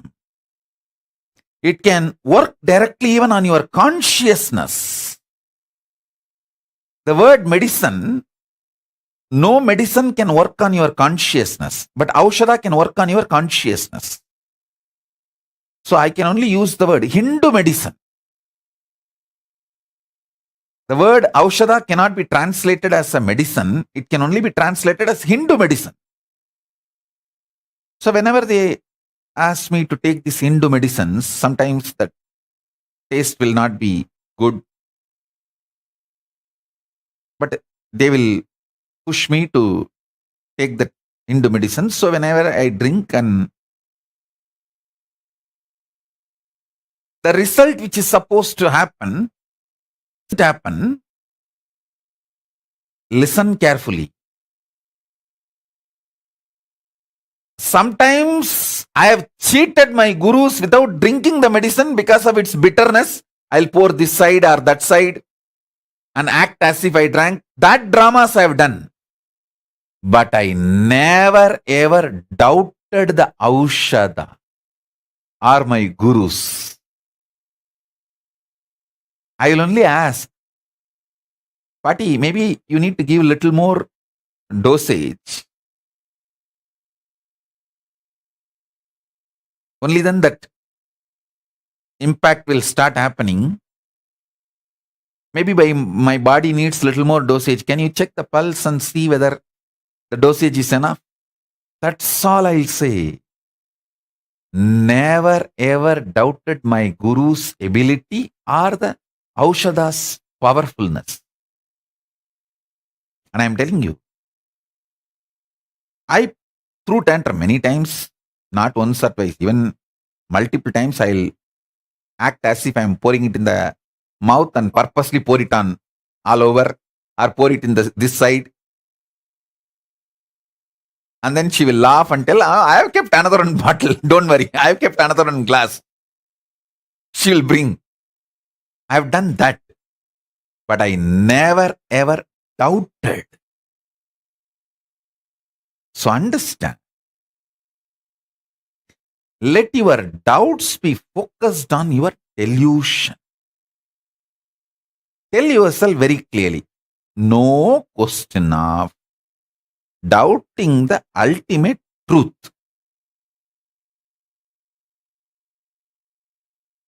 I will doubt why I am not able to grasp it. My delusion I will doubt,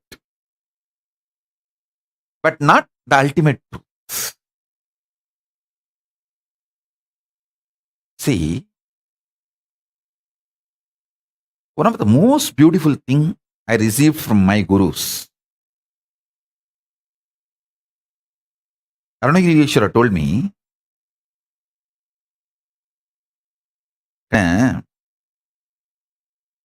சாதனை பண்ணி நீ திரும்ப திரும்ப நீதான் பரமசிவன் நினைக்கிறதுனால, அந்த மனோபலத்தினால உனக்கு சக்திகளும் நல்லதும் நடக்குதுன்னா அது வெறும் சித்திப்பா. அவருதான் உள்ள இருக்காரு, அவருதான் மேனிஃபெஸ்ட் பண்றாரு, அவருக்கு எப்படி வேணுமோ அப்படி மேனிஃபெஸ்ட் பண்றாரு. சில நேரத்துல ஏன் மேனிஃபெஸ்ட் ஆகுது, சில நேரத்துல ஏன் மேனிஃபெஸ்ட் ஆகல.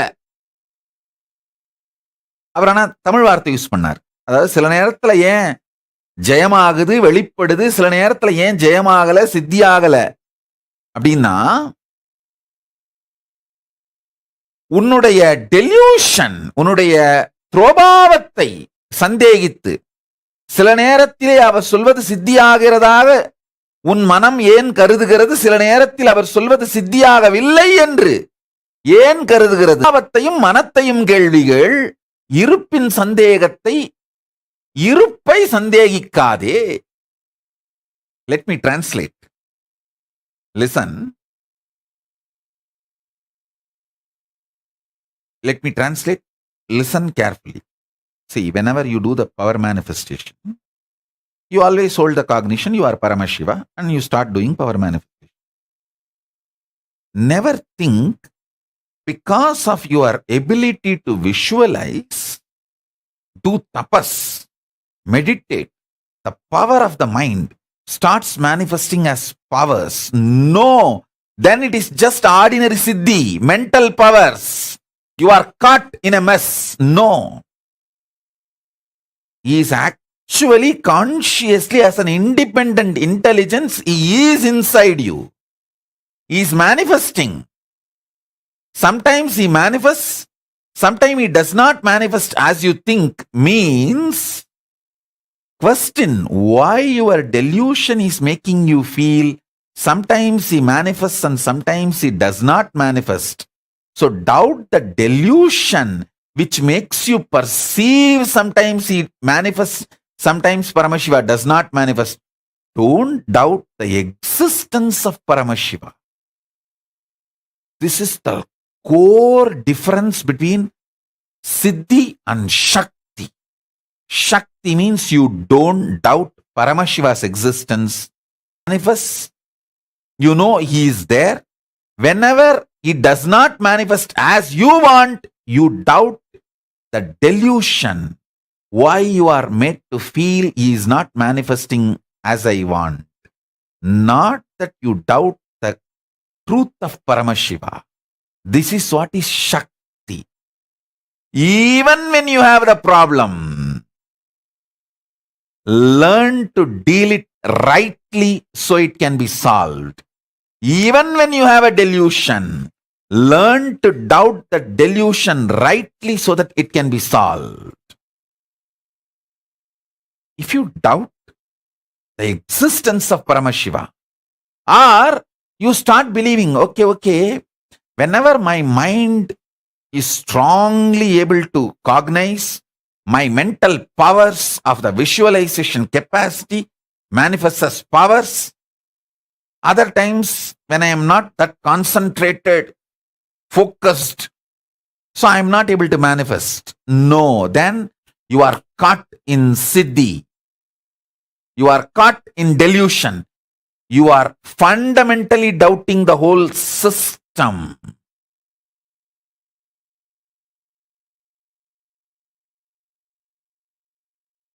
The truth is you are Paramashiva. Sometimes you manifest means he is manifesting. Sometimes if you are not manifesting Paramashiva as you want, then doubt the delusion.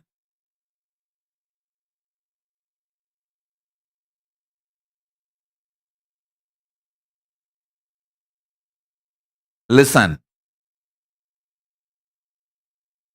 Doubt the delusion.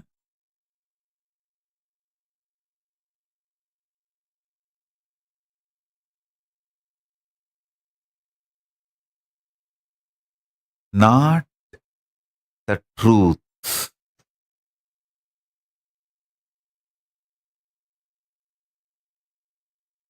Preparing body to receive the truth.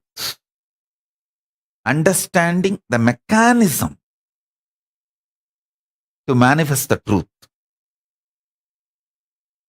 And during the period of manifestation, during the period of manifesting, doubt the delusion, not the truth.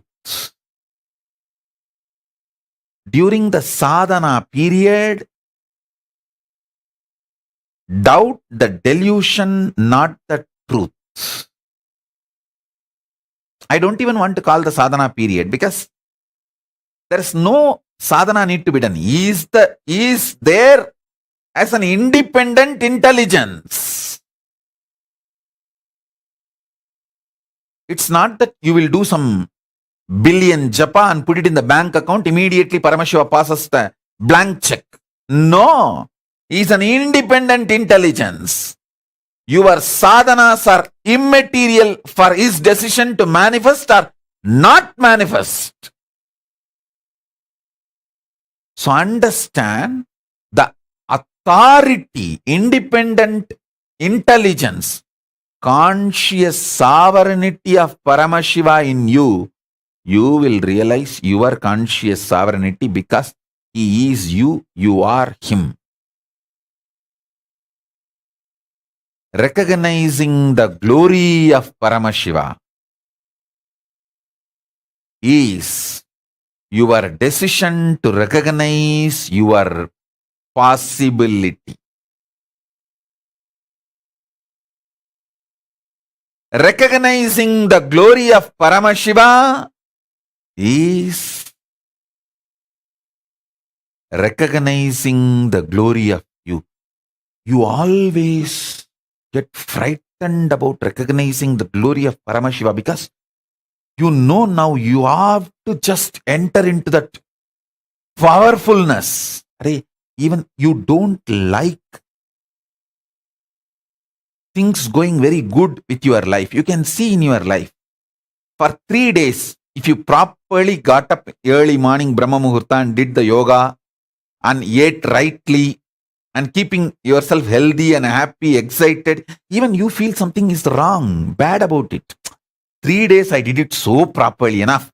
Today let me rest.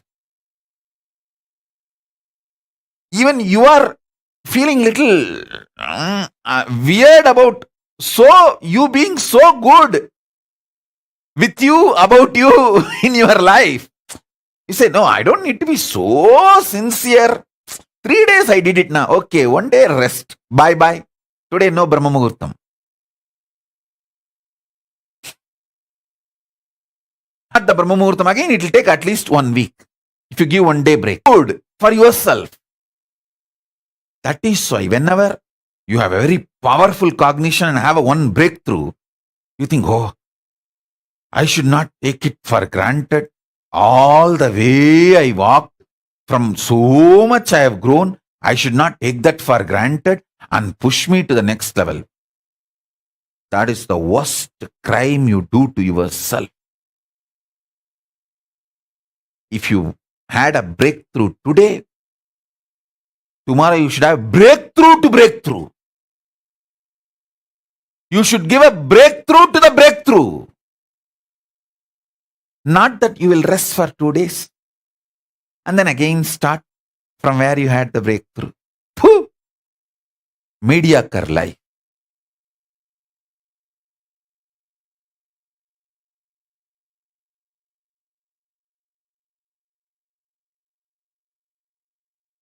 When I see people with mediocre life, I don't even spit. I only make sound. Uchishta is too powerful. Saliva can make them enlightened. So I don't even spit and waste saliva. I only make the sound poo. So listen.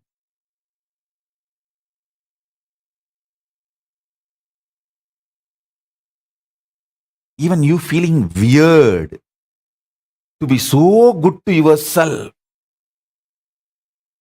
is the foundation of delusion. Foundation of delusion. It means your mind is not ready to settle with the upgradation of your existence. It feels that it is losing its power over you.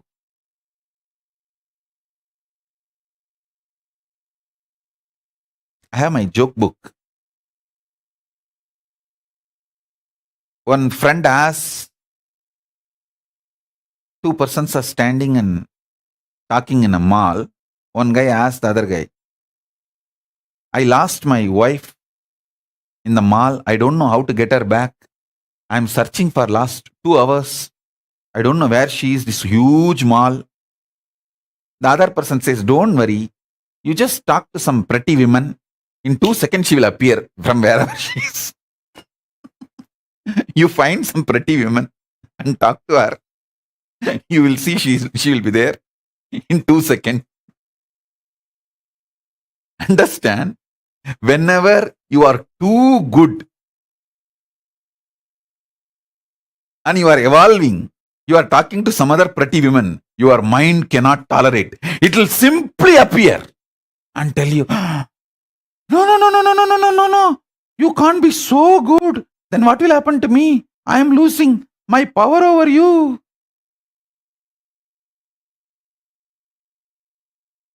From this vast world, your mind will simply appear in front of you.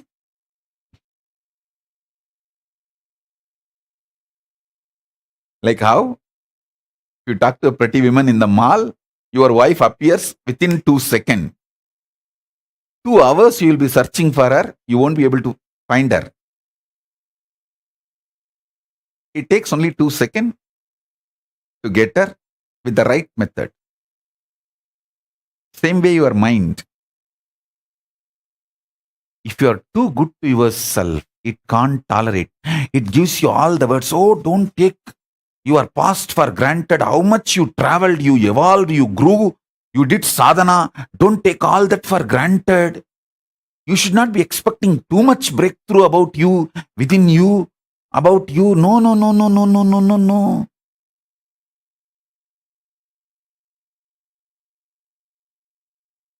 If you start from the angle, doubting the truth, your whole life like this, to and fro, to and fro, to and fro. Be very clear. There is no such thing as breakthrough. He is there. Paramashiva is there in me. It is just a hologramic existence.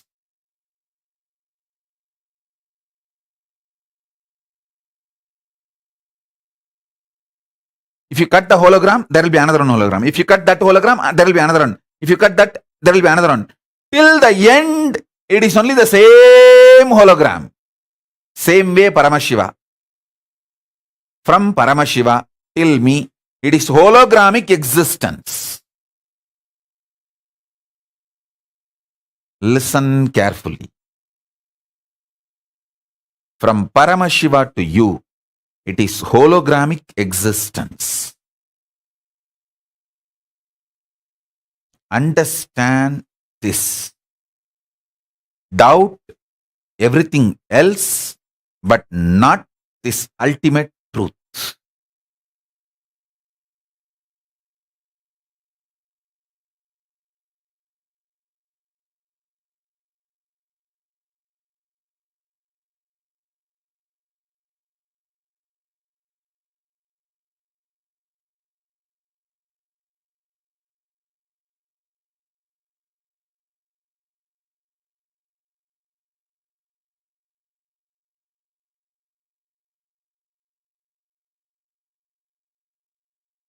If you sit in one Shaktipada and feel so ecstatic for 6-7 hours,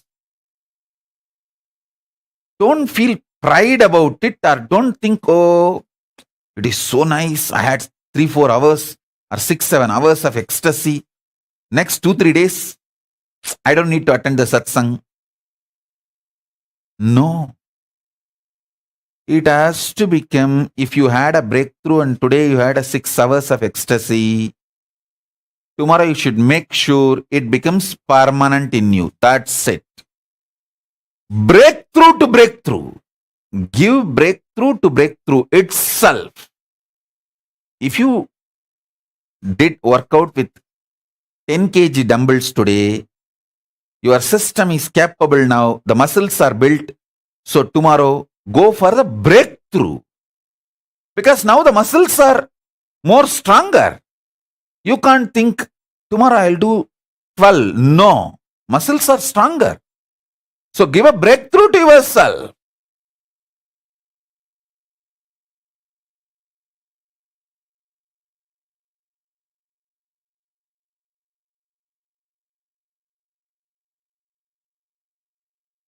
Don't take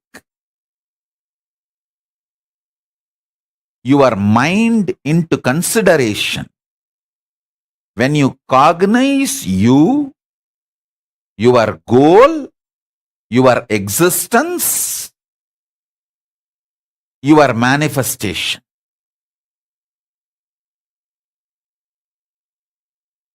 Paramashiva and you are in the relationship of hologramic existence. How much ever small you feel about you, you are a smaller, maybe smaller hologram of Paramashiva, but not anything else.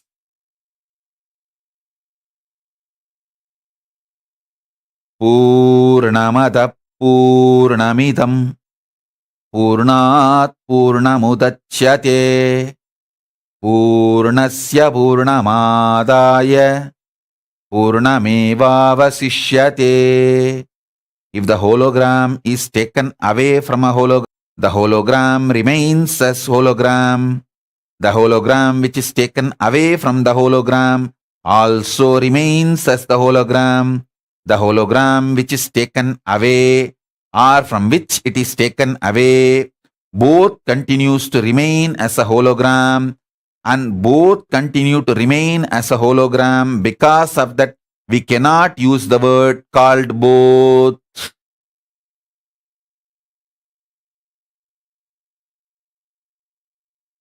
This is the left translation. Purna remains as Purna when Purna is moved from the Purna, because Purna remains as the Purna when the Purna is removed from the Purna. You cannot call that Purna is removed from the Purna, and you cannot call there are two Purnas, one Purna removed from one Purna, both Purnas remain as Purna. No.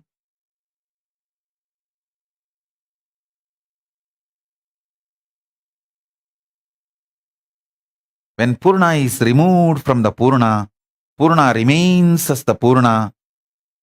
Because Purna remains as the Purna, you can't call Purna is removed from the Purna. You can't say there are two Purnas which continues to remain as Purna, and you can't say Purna is removed from the Purna. Purna can be added back to Purna. Purna remains as Purna. When you go through any idea of removing, adding 1, 2, 3 or no number, Purna remains as Purna.